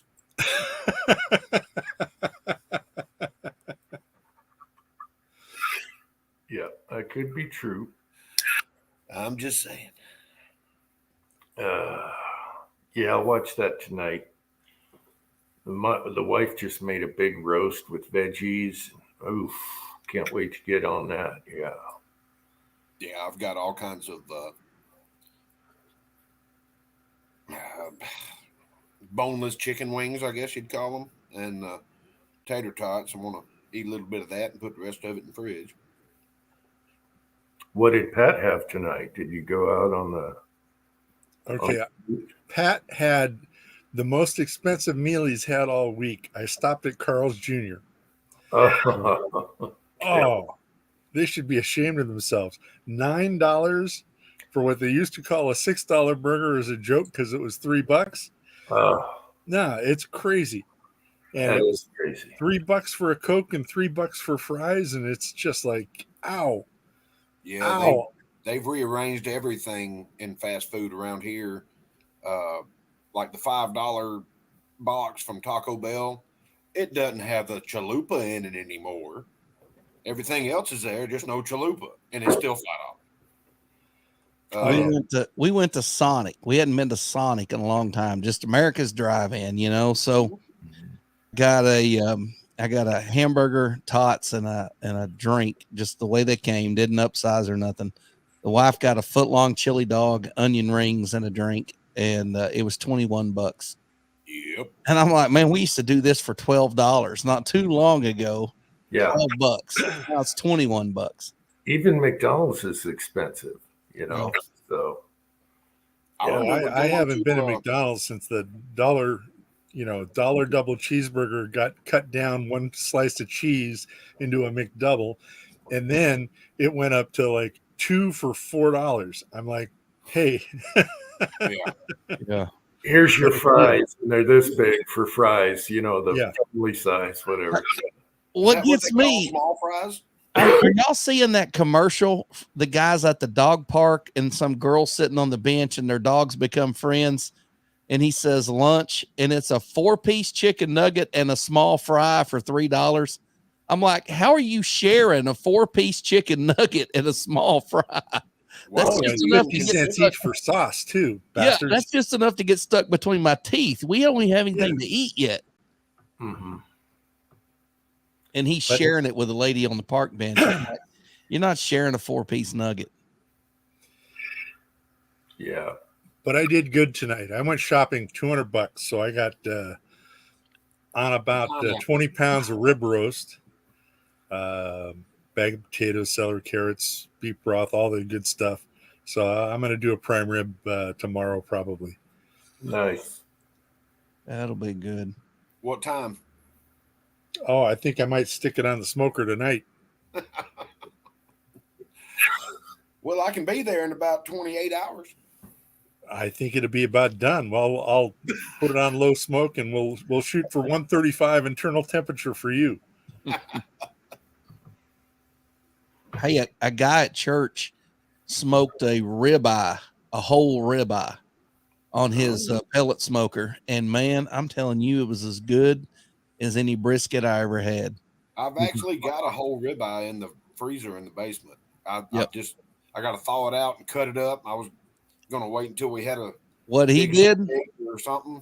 He put the whole ribeye, Kyle. He put the whole ribeye on his smoker, bone in. A pellet smoker, and smoked the whole thing, and then sliced it real thin. It come out like brisket.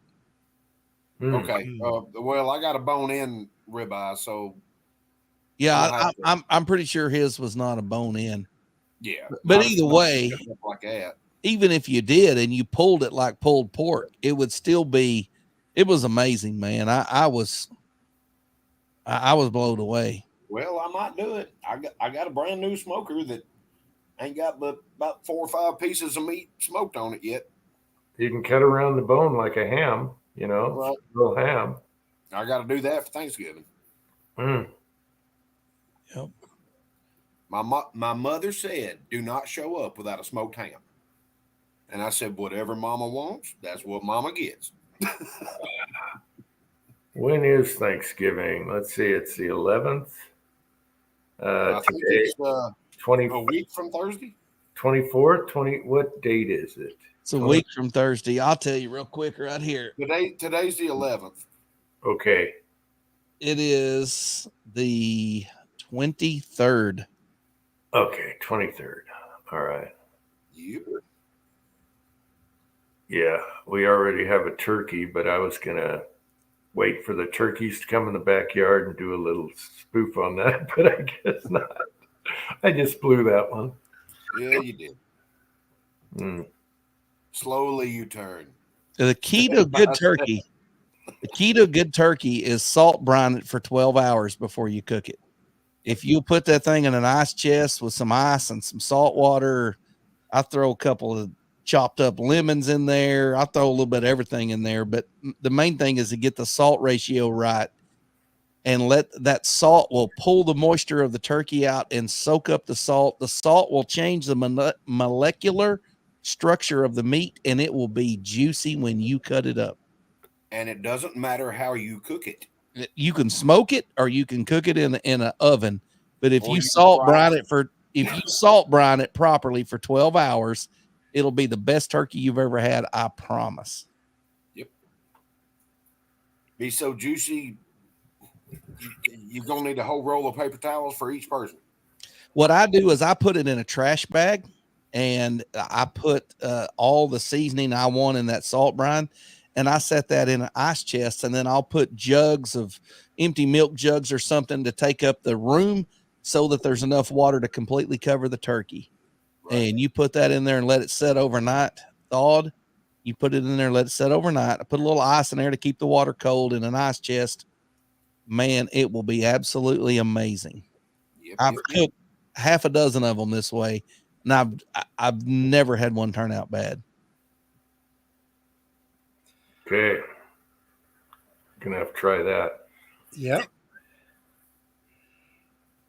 Oh, Vince. My uncle takes the turkey, and he'll put your normal celery, onions, lemon, that kind of stuff in the cavity, but he'll peel the skin back with his hands and stuff it with thick sliced peppered bacon under the skin.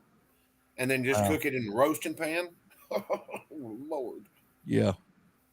Now, there's science to it. The salt actually causes the proteins to unwind. Right. Yeah, breaks them down. Yeah. It causes them to unwind, and the sodium penetrates them, and they wind back up after a few hours. And when they wind back up, they wind up without their original juices, but with salt water.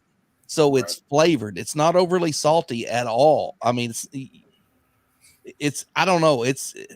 I watched a couple of cooking shows on it, and I said, I'm trying that. And I took the church. Yeah. Rinse yours out of the brine?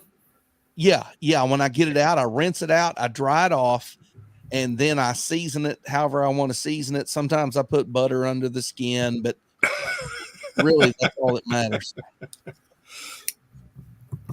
Tin Man says, make sure it's not a pre-brined bird. You'll wind up with ham if you brine it twice. Willie ham. No, it was Meg's ham. Oh, it's got to be your bull. Who's having mountain oysters on Thanksgiving? No. You? Are you crazy? Oh, I'm hungry. That's why I got my hand up. I'll take a dozen. Oh yeah, I could see the pilgrims just dying for some mountain oysters when they get off the boat. Yeah. Mm. I'm gonna have some smoked mammal flesh and dressing. Maybe some taters and gravy. I don't know. I don't think the Indians would even eat mountain oysters. They ate everything. I don't know about the mountain oysters. They love them around their neck, Jim. The Indians' favorite delicacy was house cat, Jim. You know that, and I know that. No, it was dog. It was dog. No, it was dog. Okay. Indians always name themselves after critters and stuff. Have you ever seen an Indian named Mountain Oyster? No, but I've seen. Never mind. I'm not doing it. Not doing it. Anyway, happy Veterans Day to whoever it may apply to on the panel or the side chat.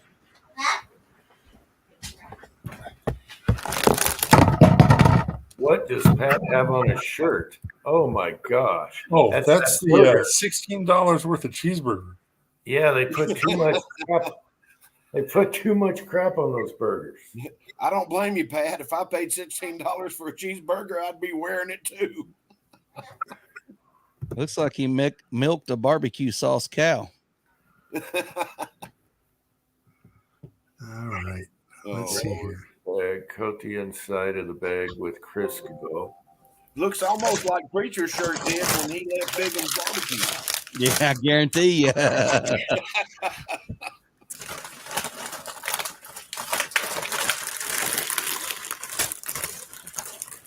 That sounds good, Papa. Yeah. Pat, I've did you never bring heard of enough that. for everybody. If you didn't bring enough for everybody, you can't have it. I've never heard of that, but it does sound like it would work. Oops.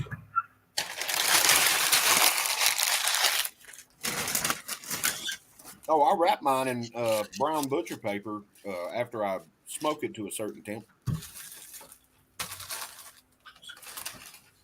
Now, everyone remembers when you got a free turkey when you went grocery shopping, right? You get a free turkey, spend $100. Spend $100, get a free turkey.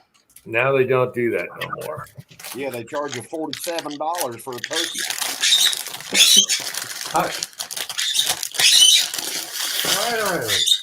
Man, Good Lord. Pat, you're killing us. Okay. Hang on. I'm going to give him some Cheetos right now, and I'll shut up. It was the baggie that was worse than the. Okay. All right. he broke out that bag of cheese puffs, and them birds went nuts. They went sideways, man.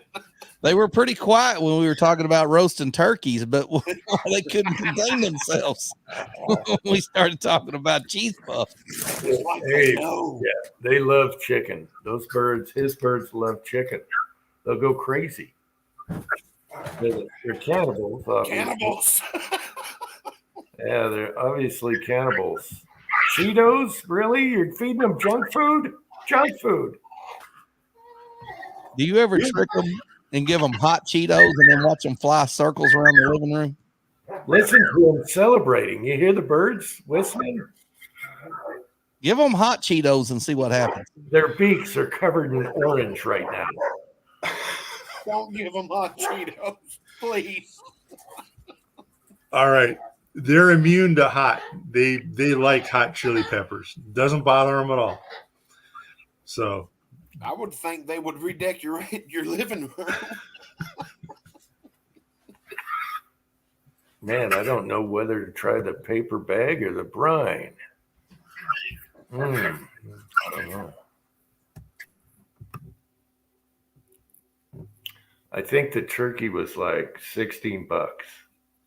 If you need honestly, Jim, if you want to try the brine method and you need measurements for the ingredients, you got an ink pen?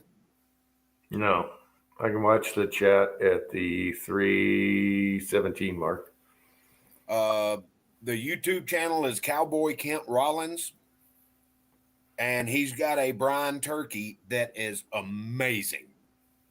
It is, and there's all your measurements for your salt and your celery and all kinds of stuff, and he'll show you exactly how to do it, and it is phenomenal. It is great.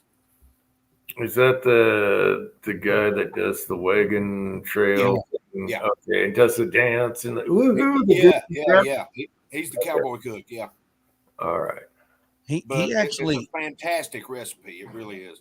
he actually beat all the chefs on that like Iron Chef TV show. He went on there and whipped all of them. Yeah. And then went back to making All right, YouTube I'm gonna tell you like videos this, again. Jim. Bobby Flay showed up to one of his where he had his everything set up. He's feeding cowboys and everything and working ranch. Yeah. Bobby Flay showed up and challenged him to a throwdown on chicken fried steak. And he just mopped the floor with Bobby Flay. Oh, He man. beat Bobby Flay every way but Friday. I mean, He's whooped all them big chefs. But those guys are like cooking, trying to please people in New York City. He's cooking with bacon grease like grandma did. You know, it's two different kinds of cooking. And lard, yeah. But he mops the floor with all of them. Yeah, he Even went like on they some had the kind of whole- contest on the cooking show and like beat all the chefs. And then, Yeah, he won Top Chef. Yeah. And he said, I opened up that basket. I'm like, what the heck is a sea urchin? What am I going to do with this? I think he made ice cream out of it. yeah. Oof. Yeah, he's a little bit weird, but that dude can cook. I'll guarantee you, if you ever get a chance to eat his food, you'd do well. I've all never of ate his it.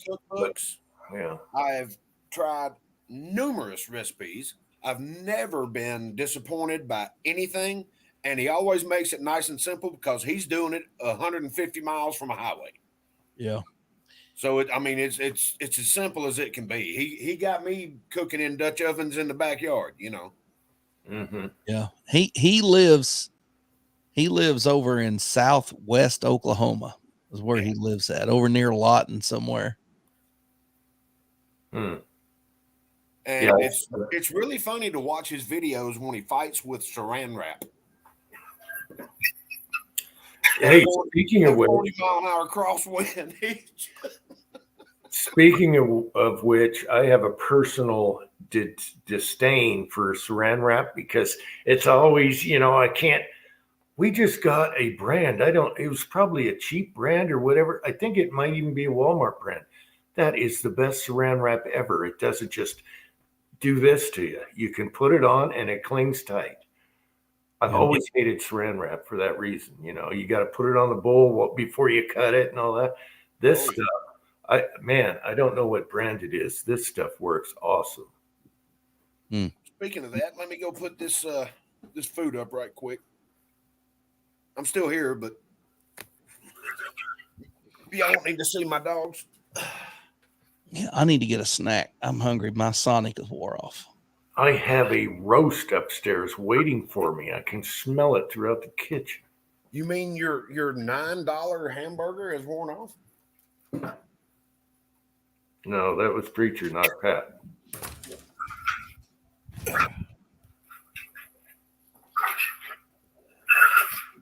There he is. So, Pat, how is the front with the employer?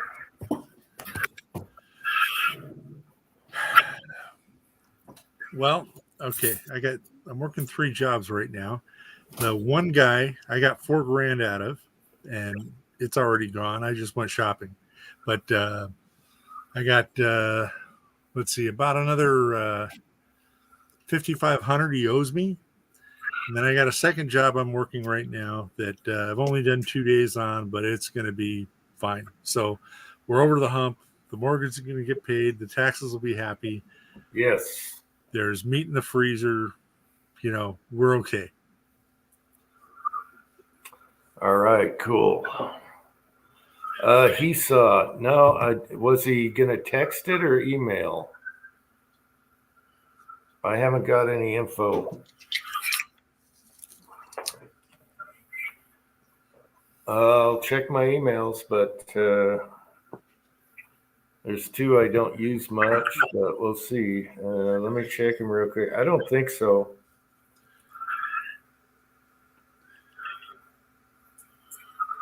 Oh, wait. No, that's John. No, haven't seen any he saw. Okay, what's this mega sale while I'm here? Mm-hmm. Oh, okay. All right.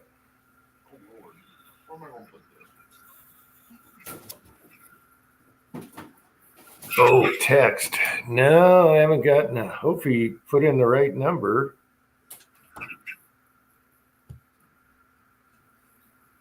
Well, I can text him and nag him, So see what happens. I want to know if you put that handguard on using the same screws without a barrel nut, everything, it should have went right on. Just say yes or no. Did it go on super easy? What?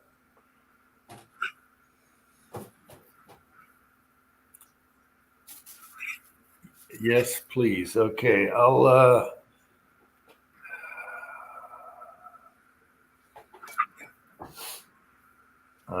let's see. He's under the crazy Scotsman. No, Scotsman, probably.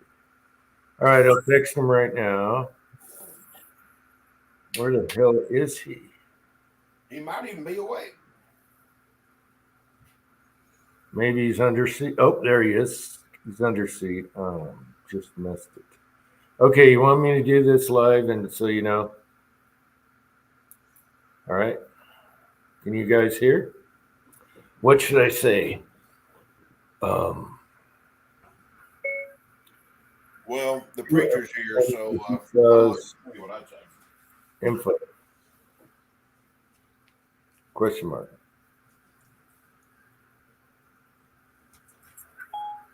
Okay, I texted him.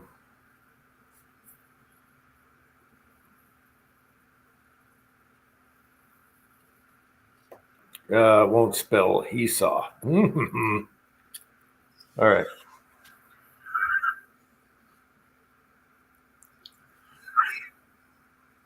Apostrophe S. Yeah, you're going to have to manually spell that one. Okay. There we go. I nagged him. It's right here. Live. Uncle Jim is nagging live. Live from the live chat. We're nagging the Scotsman. All right. So, Jim, now that the pistol brace rule is out the window, They're going to appeal. I'm not holding my breath. okay. They're still lost in a boating accident off the property. All right. Okay. That said, what were you going to say? Well, no, I was just wondering, when are the braces going back on? As soon as the appeal is over and it's like you're in the dirt, you don't have a chance in hell. It's over, people. Uh-huh. But it's good to see the nationwide instead of the privileged members of certain groups. So I think they have to react within 15 days or from now or something. So obviously they're going to appeal, but then they go to the Fifth Circuit, which is not friendly to them. And then they might appeal again. Then it goes to the Supreme Court. So we'll see. I'd like to get that over with. There's so many neat things we can do, especially with the son's toys. That little scorpion. Oh, baby. Yeah. All right.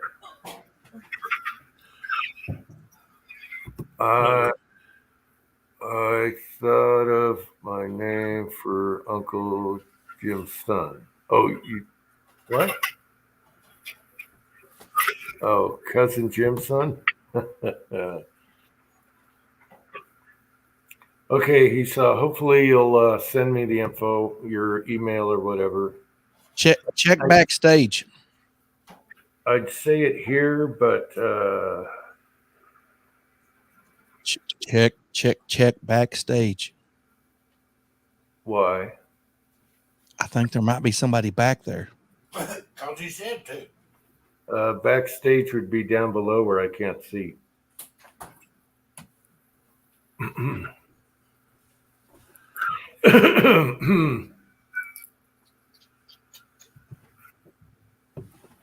Did you see the video? Is this what you want? Is this what you want? Preacher, is this what you want? Yes. Okay.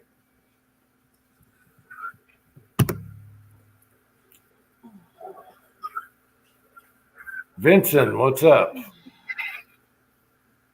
Oh, he's gone. Okay. That's our buddy Vincent. We haven't seen him in a long time. Oh, is that the like Korean kid or whatever? Yep.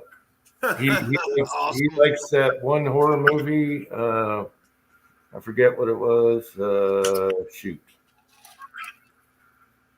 And we lost somebody. Who did we lose? 1, 2, 3. Check backstage. Preacher. This is what I want. Okay, I don't see his picture though. I don't. Vincent, are you there, Vincent? What's up, Vincent? Vincent, You're going to disappoint Preacher here. Come on, Vincent.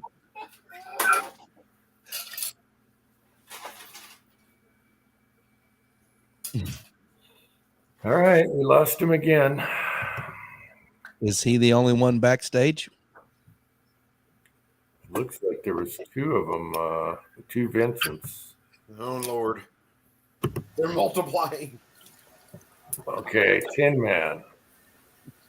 Been sitting backstage since before Preacher left for a snack. No, you weren't. Yes, I have. I can't see down below, and you would have been up above. Well, it's because you got trolls tying up the backstage. No, Vincent isn't a troll. No, he's not a troll. I have a text Good from job. 10. I have a text from Tin Man at 10:23, 7 minutes ago, saying I'm here. You better unlock the door. I was kind of wondering if Uncle Jim was just like keeping him out on purpose. Tin Man usually texts me and says, "I'm behind stage, bitch." Isn't Well- that right? Am I lying or am I lying, Tin Man? I sent him a text. I sent him a text a while ago and said, "Get your butt on the chat," and he wasn't here. So Oh, okay. I figured he was okay. probably changing diapers and bathing kids and stuff. So I talk tough when he's doing that. No, it's just kind of laying around. We've all had to Laying go around. through it. Wouldn't come on the chat with nothing to do. I see how it works. Pretty rough day. You're incognito too, so you must be laying around on the couch. That's No, all I'm not on the couch. I'm just. It's been a day. He's on his reloading toilet. The floor, maybe. It's been a day. It's the lack of alcohol. No, he didn't text me. He usually bitches, and then I let him. Oh, there you Hey, are. there's a country song about this. Uncle Jim says, "Tin Man, you ain't much fun since I quit drinking." I just wonder- sobered up and I got to thinking, you ain't much fun since I quit drinking. I think that's how the song goes. I just wanted to see how long it would take for him to throw me on. Well, there you go. I was struggling with another person trying to get on, so I didn't know. You know, I found my pistol brace from a boating accident. Yep. I guess officially you can all put them back on right now until the appeal and what happens and all that. Yeah, just take him back off in 2 days when they appeal it. It's better to just wait. So if they appeal it, and I'm a member of Gun Owners of America, then what? You're still fine. Yeah, it's nationwide now, not just the chosen few. Yeah. Well, I they're- know, but I mean, what are they going to appeal? The GOA one or the nationwide one or both or all of them, you know? They're going to do all, but they'll go after nationwide because there's no case on that. Okay. The But I thought GOA had Nationwide was on our side. GOA had a lawsuit, so they could do that, you know, but Yeah. they'll go after nationwide. I think it's just about time we just stop giving a shit what they say. Right.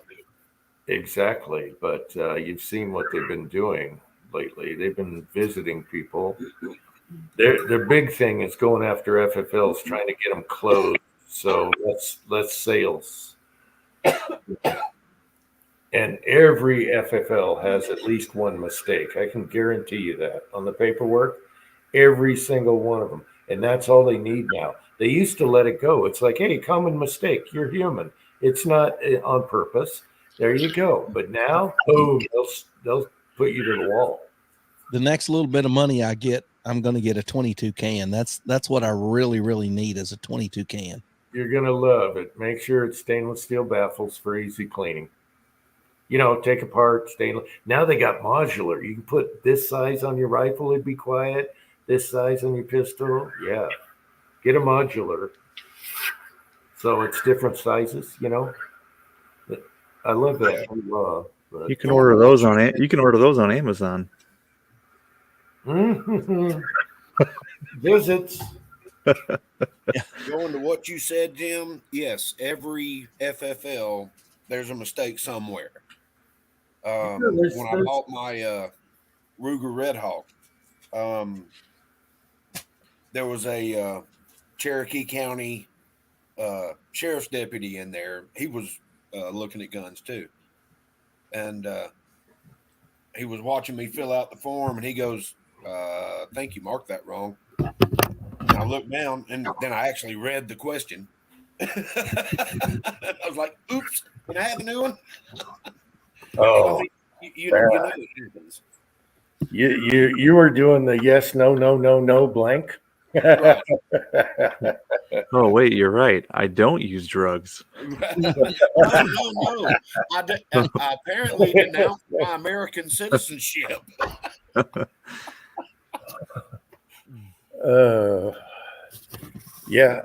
Last FFL I did, he was like, okay, do the whole day, 2023, not just 23, / 23.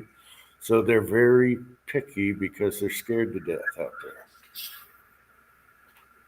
Fun when you have to throw the application away and start all over again. I've had to do that. Yep. Man, I haven't bought a gun in like 2 years, 2.5 years. They changed it again, by the way. They changed the form again after just changing it. Yep, They changed that's it what back. got me. Yeah. It used to be yes, no. Nope, I lied. It's only been about a year. I bought that TX22 about a year ago. Mm-hmm. I have to do one Tuesday, so I got to remember 2023 instead of 6/5/23 or whatever. So Right. yeah. Other than that, it's okay. Unless the engine question. Are you engine? All right.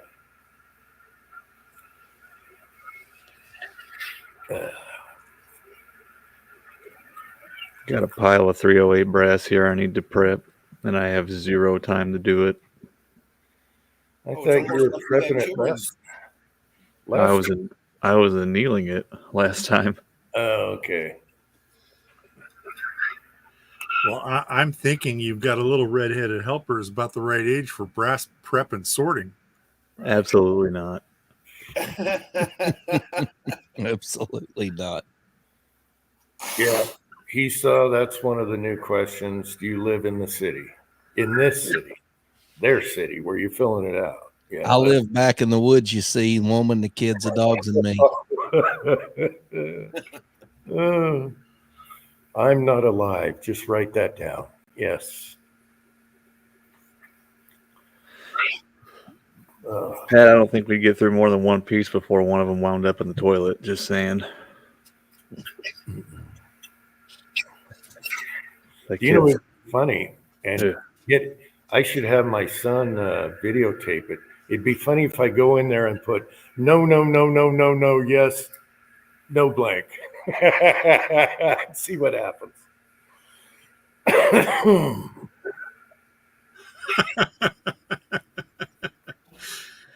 I don't think you'd make it out of the parking lot after they call the cops to say that a felon's attempting to buy a gun. Yeah, they're going to hit the red button.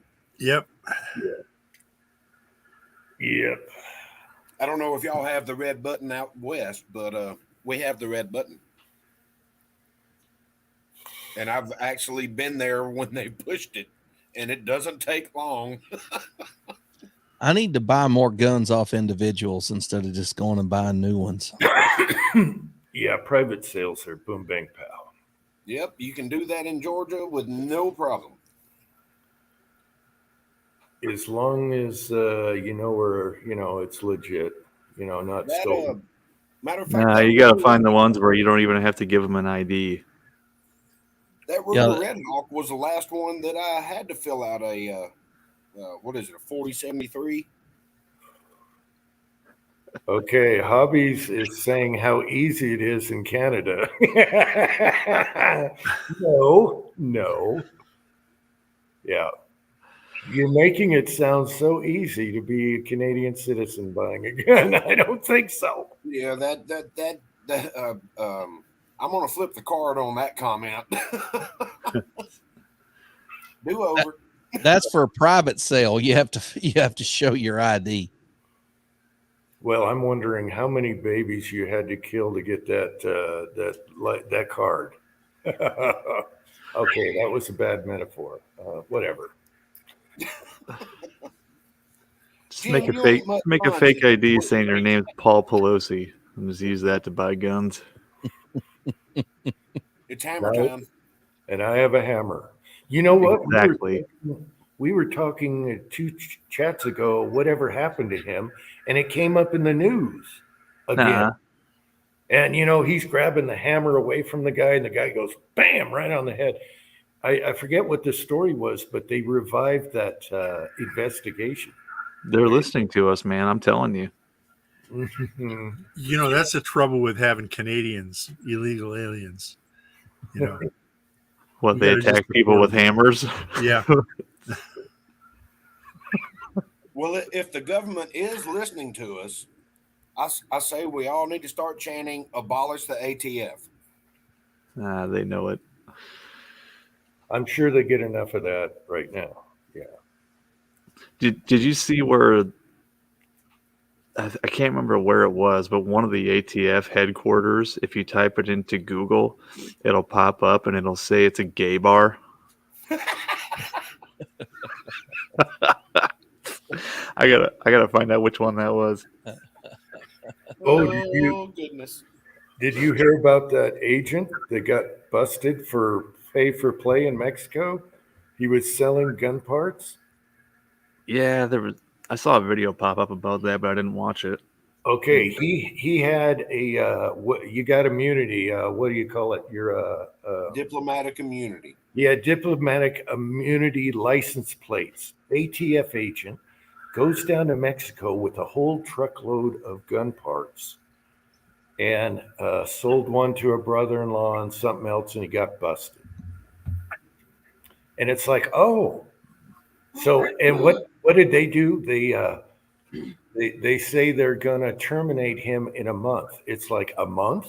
He's still collecting for a They're month. not going to do anything. They're No, going I to don't fire him believe in a month. They're going to wait a month till everybody forgot about it, then brush it under the rug, just like the CIA does with all the pedophiles they hire. Yep. They promote him for initiative.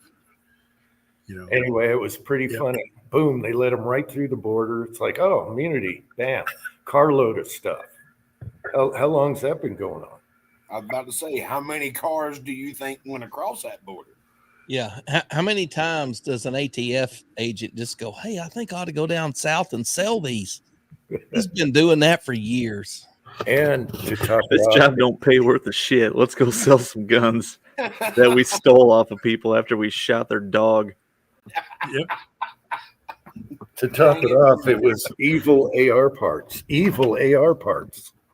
Oh, So is it there you because they were black? It's probably because they had a third hole. It's probably the Colt Python 38 that fell out of the DVD donation bag at the library that my daughter. Yeah, he was an agent who watched DVDs. Yeah. Whoever ends up with that gun, I hope they name it Dewey after the Dewey Decimal System. Wait, what was that story? So my daughter works at the public library, and somebody dropped off a Walmart sack full of DVDs donation to the library. my daughter's in charge of the DVD section at the library. They set the bag down on her desk, and a Colt 38 special pistol falls out of the bag, loaded. The lady that set it down instantly called the cops. My daughter was like, "My dad would probably take this. I've already called the cops." Oh, Call him back and tell him it was a mistake, and then just grab the gun and point it at her until She calls me, and I'm like, "Tell them not to." She goes, "No, they're walking in the door right now. I got to go." And I'm like, "Oh, you got to be kidding me!" I mean, if my daughter had opened the sack and nobody knew it was in there, she'd probably been like, "Dad, there's a pistol." I'm like, "Okay, I'll be right over." Here's what you do. Yeah. Yep. Instead, the lady that sits it down is like, "There's a 38 pistol fell out of this bag. Call the cops." So yeah, it was probably, just an old Colt, but they were like, "No, it was a Colt Python. You really messed it," So who knows? But she said the cops came and got it. I said, "They're not going to do anything with it. It'll be at the next police auction." Yeah, they'll throw it in lockup in a big pile they got in a closet. Makes me sick. I was wondering that too. It's like, how It'll do be I get into one of those auctions when they sell all that stuff off? They advertise it in the paper. This one will probably go to Mexico and be sold out of the trunk of a UPS agent's car. well, you probably heard the story. I got my free Charter Arms in the gutter in front of my house one time. 2 light primer strikes in the cylinder. So I know why you threw it in the gutter. But a Python would be a lot better than that. I was just thinking about that story and I was going to bring it up, but I'm like, maybe he doesn't want to talk about that on YouTube. No, I got my free pistol. 2 light primer strike. Saturday night special. Didn't you leave it on the coffee table? And wasn't that when you first met Sylvia and she walks in like, "What's that?" Yeah, it was right by the front door on the coffee table. So you can put one hand on the doorknob and reach for the Charter Arms throwaway. And just hope you didn't get a light primer strike, I suppose. That's funny. No, I cleaned it up after. It's like somebody was, carrying this thing forever, never cleaned it, and the hammer was all gummed up and crap. So he got what he deserved as far as the light primer strikes, but we know he lived because, he threw it in the gutter. But yeah, I got me a free pistol that way. Nice. Yeah, it's probably hard for a hammer to strike a firing pin when it's got half an inch of pocket lint on top of the firing pin. Public service announcement. Once a week, if you carry in your pocket or something like that, you need to take it apart, wipe everything down, clean it up, give it a little bit of lube, and put it back together. Because you'd be amazed at how much crap can get in your firearm with it just being in your pocket. Dude, once a week? I haven't done that to mine in like a year and a half. I'm telling you, once a week, dude. I should do a video on that. Like, all right, let's see what's in this baby. Yeah, you should. You should. Because you will be amazed at what's is that a penny? Stuck in Couple of French fries. 2 packets of salt. What? I got to go throw a log on the fire. Whoa. All right. Okay. Is this Skittle in the barrel? Oh, he's launching the USS Mud Shark.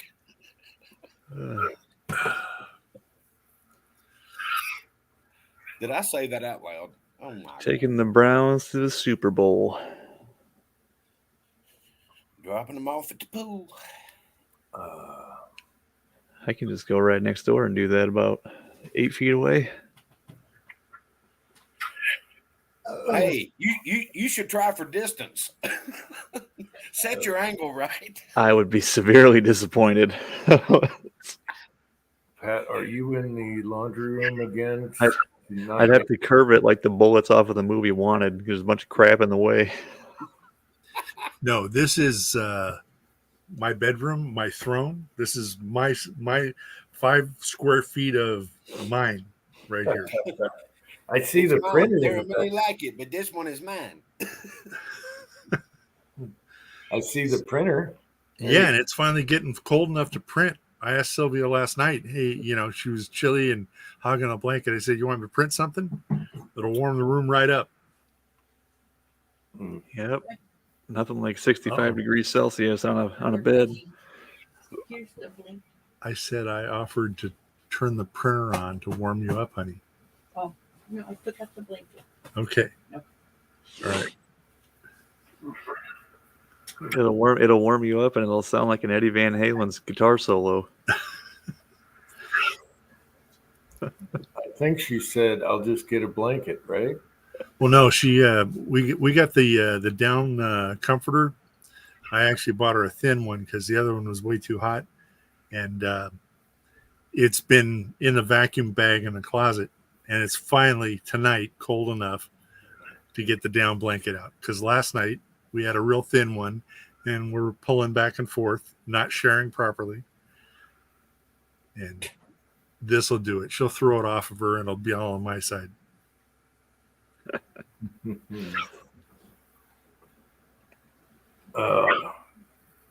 know what's weird is we've had 2 electric blankets. Both of them heat her side, but not my side.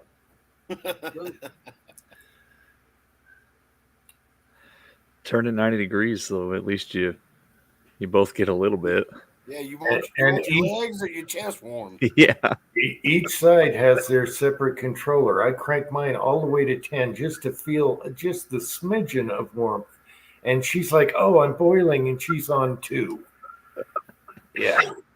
Well, I'll And tell you. you look at the wall plug, and it's black and full of smoke from the outlet. It only takes 1 or 2 times of cold hands or cold feet to get that blanket flipped upside down. Oh, I'll get slapped if I do the cold feet thing. Doesn't like that at all. No. Bam. Knocked me right out. I think Angel lived in a past life, lived in the Amazon. She has to have it like 95 degrees with a fan going and everything in the bedroom so she can sleep. I'm up there freezing or burning up if I cover up with a blanket or anything like that. And then if my skin touches hers, oh Lord, it's over.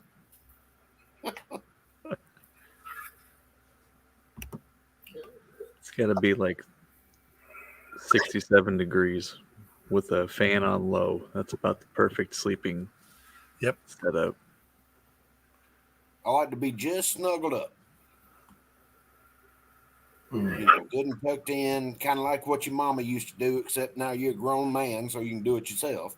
Yeah.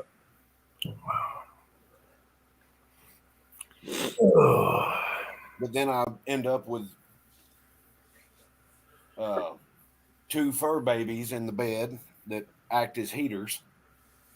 Yeah. Yeah, I thought about 30 cats. That'd warm up the whole bed, natural heat. They're happy, we're happy. 30 cats. I would never wake up in the morning. I'm allergic to them. I bet you that's what Fuzzy does. He's got 30 cats in his bed. I'm sure. It's a lot of cat food. Table. It's a lot of cat food. That's my wife's dream in life, is to be a cat farmer. Cat lady. Just have 100 cats running around. Really? Yeah. Wow. Huh, that's cool. But what about if you like cats, it's cool, but I just can't be around them. I can't breathe. What about the humongous cat box? No, these are outside cats, man. They dig, squat, and bury. Which I mean a legitimate farmer, like outside cats. Wow. Yeah, we had all kinds of them growing up. People would always drop them off at our farm. They just kept multiplying. One of them, we called him Tom. He got his leg caught in a I don't know if it was a rat trap or what, but he lost one of his front legs and he had 3 legs. And I tell you what, that cat was still fast. He could catch mice with 3 legs. It was nuts.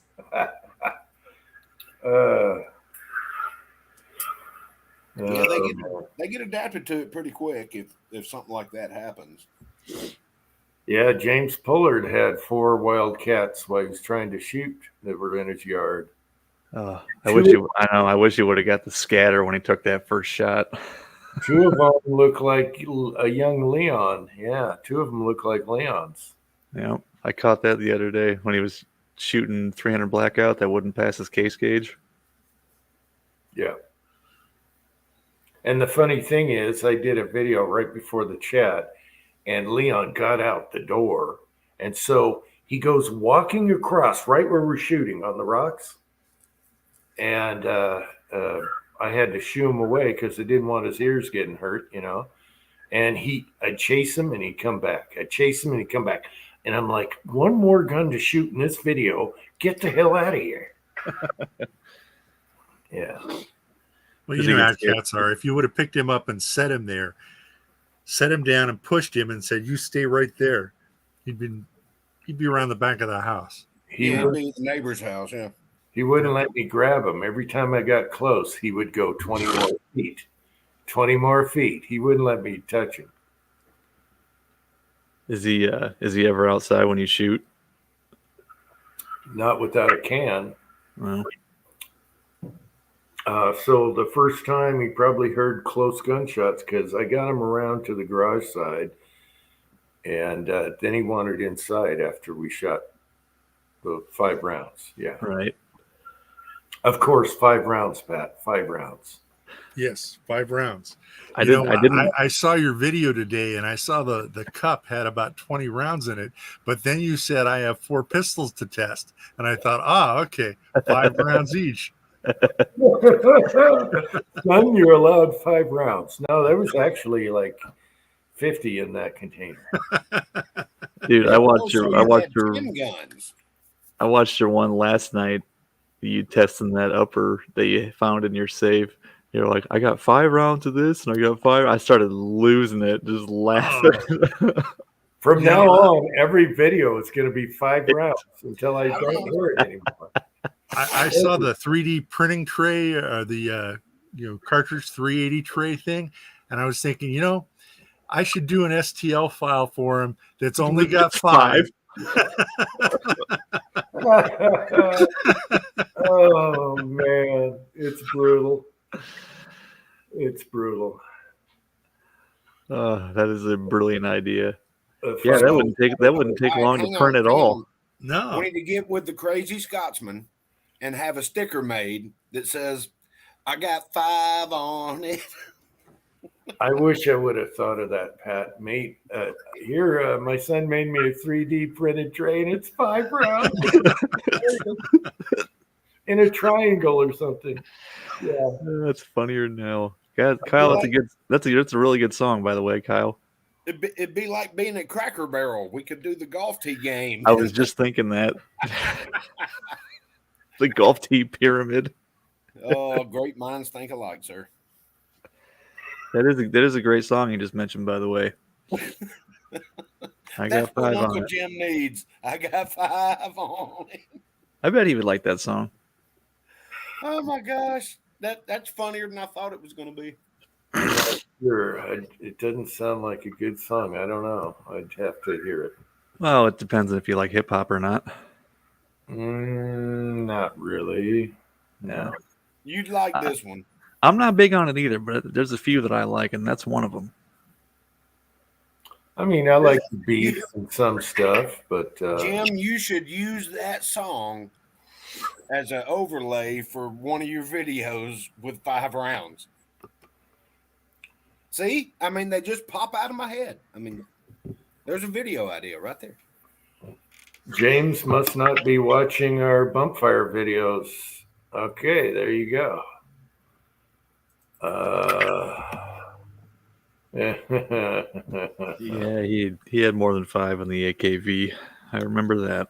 Yeah. But that was your son shooting. So yeah, I gave him more than 5 rounds. Yeah, it wasn't you. Gave him a whole banana. Because Uncle Jim's only got 5 on it. And he's not kidding. It was a banana clip. It was painted like a Chiquita banana. Oh, I know. Hey, Vanessa is back. Yeah. That's right, Hippa Lunas. So from now on, everything's 5 rounds. I'm just going to get on the Dylan and whip all these rounds up. And I fill the tray and 1 extra. Nah, Jim, just do 4. You really need to look that up and listen to it. I'm positive that you can fit it into a video. What's it called? What's the name of the song? Called- It's from Luna's. I got 5 on it. Say again. I'm going to search it right now. Luniz is the artist, and the song title is "I Got 5 on It." Number 5. The hook is really catchy in that song. It's great. Jim, you'd be proud of me. My son showed up and we played guitar last night, and now I don't have any ends of my fingers. Tearing it up. Man, that's a big log Preacher's putting on that fire. He's not backstage, is he? No. Yeah. I was at the pawn shop a while ago and I pick up a cheap knockoff Fender or whatever, and I'm like, damn, the action is so easy on this. Yeah. Every now and then you find a diamond in the rough. I should have bought that because my acoustic, ever since I moved here, man, the neck went like this. The strings, I put heavy strings on it. So, God, what a. Oh. The strings are a ½ inch off the fretboard. Well, you can set your action. I mean, you can change that, and I all know, has to do with the temperature and humidity and all that stuff, because all that does play a factor. Yeah, well, when I moved to a dry climate, the neck kind of went like that. There's a bar down the middle, and I adjusted it, but then I put stupid medium or heavy springs on it, and it's like, my God, I can't even do 5 chords, and my fingers are like this. Oh man, I was peeling skin off my fingertips all day today. I was sitting there at work just. Yeah, I got to find. I was talking to Uncle John about this. I got to find a cheap pawn shop thrift store guitar that actually is decent. Yeah. I forget what brand mine used to be. I can't remember if it was Ibanez or Hamer or one of those. I forget. God, it's been years. My son wants my Les Paul, and I said, "You don't make enough money." Yep. Hey, he was like, "But it plays so good." I'm like, "I know. That's why I don't want to get rid of it." Well, my Epiphone sounded so awesome, and it was so nice when I was in Washington. Maybe I'll try and fix it and tweak it. I don't know. Play with the down below that spacer thing. What is it called? The bridge piece.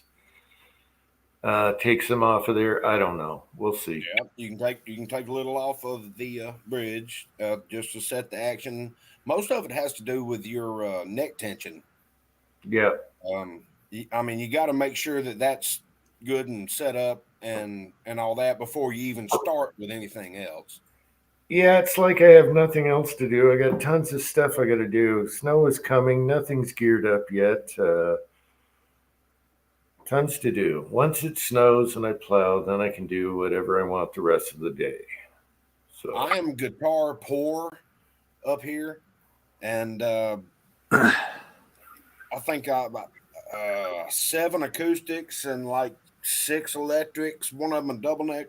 I mean, I got more guitars than I can even fathom. And my son's like, "I really want this." I'm like, "I bet you do." And Pat, the first plow, I'll do a video if it's decent amount of snow. Oh no. Well, no, So if it's we're not a plowing. decent amount of snow, I want a plowing video. If it's a decent amount, I want a Jamaican bobsled video. Good night, chessboard. All right. Good night, chessboard. Have a good one. Good night, chessboard.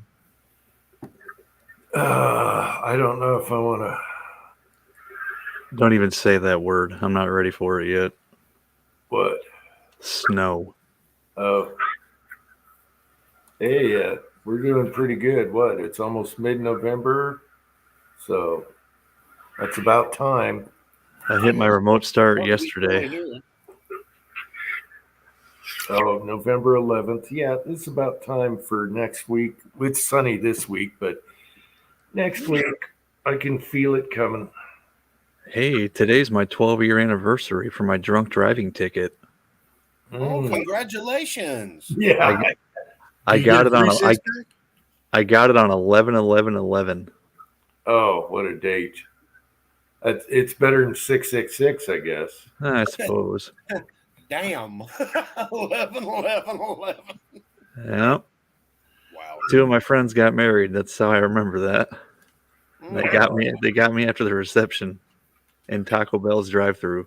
So, what you're saying is you're the only one in this equation that's going to remember their anniversary. Probably.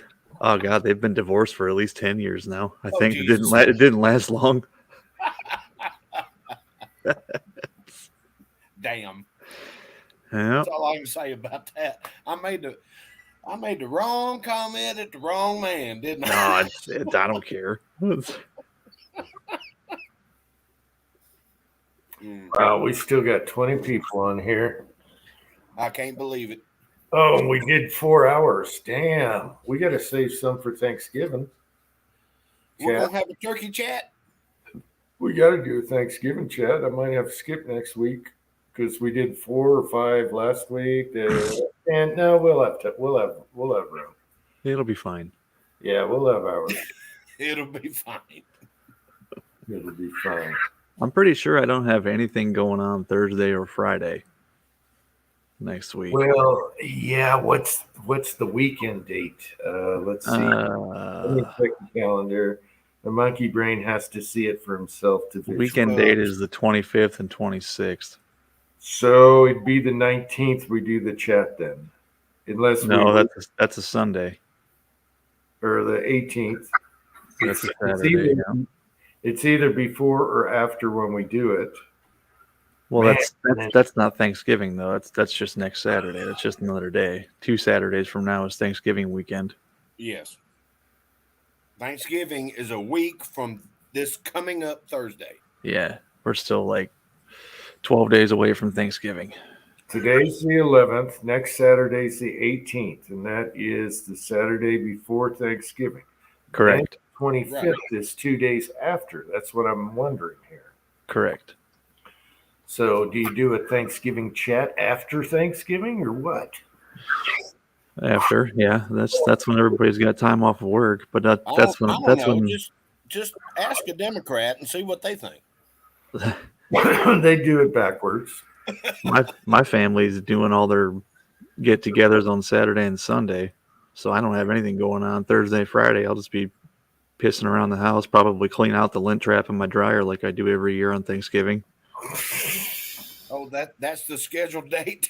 Yeah, once a year it gets pretty gross in there. You got to tear the whole dryer apart and take all the crap out of it. I know. I don't know if I told this story, but you know the screen that goes down. Ours are this way. Yeah.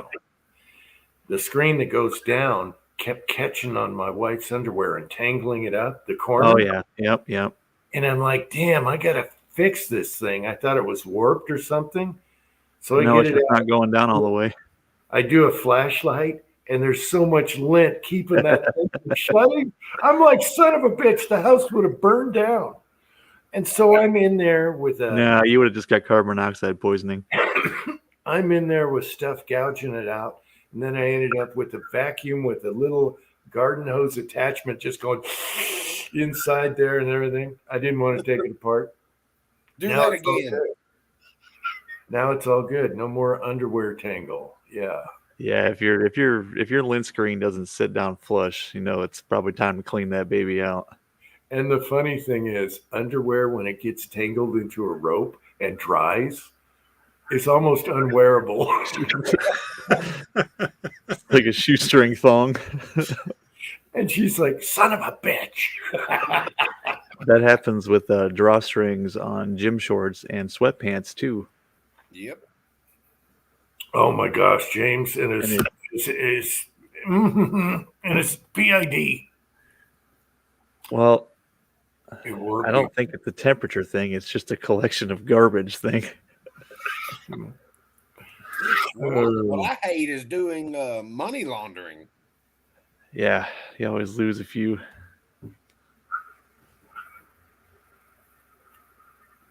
I mean, you take your pants off and you got a couple of dollars in your pocket, from, change, whatever. And Yeah. throw Change in the banging dryer. around in a lightly loaded dryer is a great jam. you throw that in the dryer. Good Lord. Or big zippers on a coat. No, it's Ah. 5/8 nuts. Okay, I had a Fucking pocket lug full of nuts. 5/8 nuts, and a little woman threw the jeans in the washer, made it through the washer, hit the dryer. Yep. Oh, remember when what's his name put his brass in the dryer, in the wash and dryer? Yeah, it was just the washing machine. Yes, Man, I don't think he did the dryer. It Who was, did that? it was Jeremy Gunslinger. yep. Jeremy Gunslinger put his brass in the washing machine. It's like, oof, that follow that up with whites and see what happens. Yeah. So no, what Gosh. he didn't put the brass in the washing machine. He put the brass into a 2-liter bottle along with some wood chips for tumbling media, and then threw the 2-liter bottle in the washing machine. I thought it That's was, how that went down. What happened? I thought it was in a nylon or sack of some kind. No, it was the 2-liter bottle. Oh my God. Oh, he's And got then he- smoked when he- 45 brass. Why are these slivers in my powder? Yeah. I hate I to need- say it, but Gosh, that is so I funny. need to watch that again. What's that, Pat? I got on eBay and I bought the shoe dryer rack for Yeah. my dryer, Yeah. and I'm set now, so I can Hell dry yeah. brass in the dryer now. There you go. Yeah. Ours came with one, but I never use it. Yeah. How much was that shoe rack? $22. Dude, I'm telling you, I bought a food dehydrator off of Amazon for like $31. That thing kicks ass. That's what I use. I put it right on top of the furnace in wintertime and in the sun in summertime, so I don't need any of that. Yep. My boiler is Turkey on the tankless, so I bottom can't and put brass nothing on on the it. top. Yeah, I got a nice shelf on the boiler, so I just stack them in, the cake pans and just do them like this sideways so they get air. And next morning all the brass is dry. No. She still doesn't know about the curing Cerakote in the oven. Oh, ooh. That stuff stinks. Bad. Yes, do not do that in your cooking oven. Do you open up all the doors and windows while she's gone? So Yeah, she's going to be gone all day, and it's like, nobody will know. They'll know. Powered. I don't have a PID on my toaster, but I do have one on my lead pot and my powder coating oven. That's right. But she says, "Why is our oven army green?" Oh, I sprayed them outside, but that was on the Minion gun, and you can't do an AR-10 handguard in a toaster oven. Yeah, that's true. Correct. That's true. I got a pipe sticking out of my big oven in the garage. So I just run the barrels down there and hook it. So Yeah, the food dehydrators work well for brass. I got mine's a 5 tray, and I put a piece of painter's tape on it and wrote the word Lyman on it, and I covered up the brand. I forget what brand it even was, but I wrote Lyman on it. yeah, because Lyman just copies their same with their cleaner thing, sonic cleaner. Yeah, But the thing is, with the dehydrator, it doesn't hold crap for brass. You'd hardly get the any hell brass. it doesn't. Dude, mine You only holds. got Mine's got too? five. Mine's got 5 big round trays. It's huge. I did all. I think I did over 500 pieces of 308. It held all of it, and it had room for more. Hmm. I don't know. We used to have one for making jerky and fruit and stuff. Was it rectangular? No, it was round and it had 5 stations on it. Oh man, mine holds a ton of brass. All right. Maybe not all of my pistol brass, but It's the size of a wheel on a car, Yeah. Smaller. Yeah. Lots of brass. About 13, 15 Is it inches. tall enough for martini brass? They lay on their side. Yeah, you lay them sideways. Okay, so you got a good 3/4 inch, no problem. Yeah. Okay. I think my brand was Rosewill.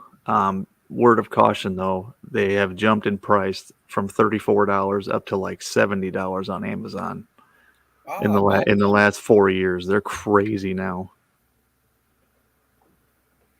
And it's still the same damn thing. It just is. changed the price. It is. I've seen them at the thrift store, and they're caked with gooey fruit sugar. Oh yeah, No, you can clean that out. I mean, that's the best part. You take your brass out after you dry it, and you can lick all the jerky residue off it. it's seasoning, Jim. It's seasoning. My ammo smells like fruit.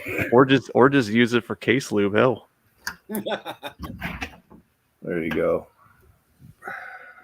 No, I'm fine with. Blueberry blackout. Here we go.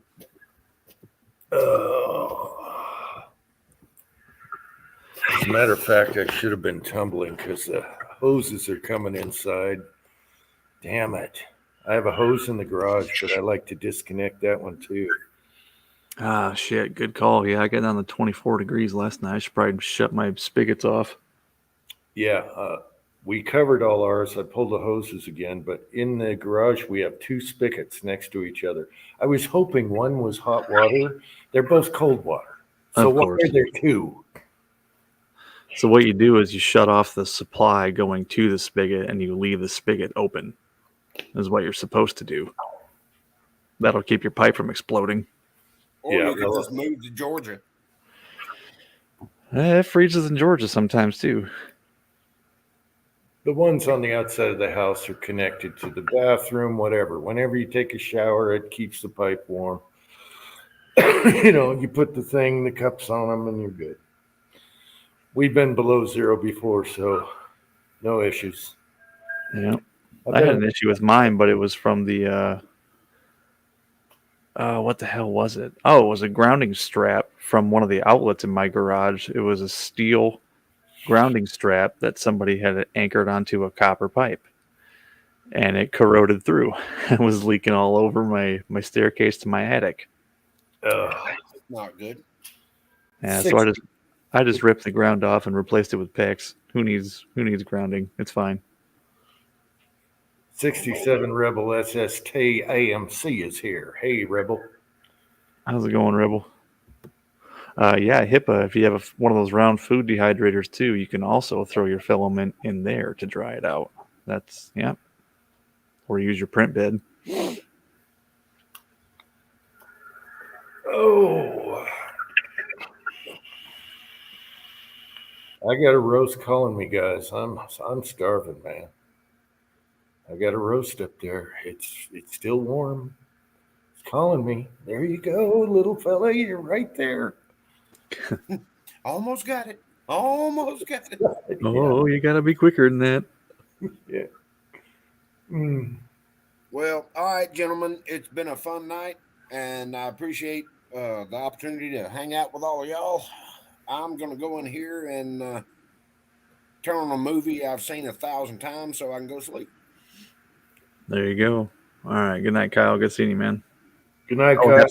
happy Veterans Day. Forgot to tell you. Thank you, brother. Thank you. Thank you very much.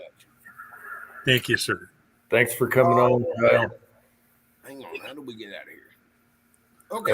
the bottom, See leave studio at the bottom. There you go. Found it. Yeah. No. Oh shit! I was too busy working to send out Happy Veterans Day text to my friends and family. Shit.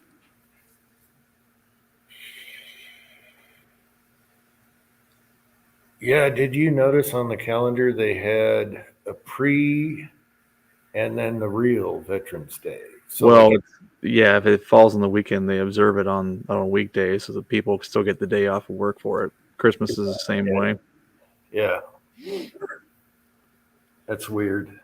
Yeah, it's observed on Friday and it's actually on Saturday. Mm-hmm. Which is Veterans Day always the 11th? I don't know if it falls on. It must fall on the same. Yeah, it must fall on the same day. So some days, if it's on the weekend, they have to put a preempt thing. Okay, that's wow. I guess I didn't realize that 11/11 was Veterans Day. That's yeah. All right. I can't remember year by year. Are you kidding? Oh man, I'm starving. Good night, Mr. Hobo. All right, good night, hubbies. Everyone in the side chat, love you all, and we'll see you next weekend. Night side chat. Thanks for coming on, and love you guys. Last words from you guys? Happy Veterans Day, everybody. Here's to your anniversary, Tin Man. Thanks. Oh, all right. Good night, side chat, and we'll see you next week. Until next time.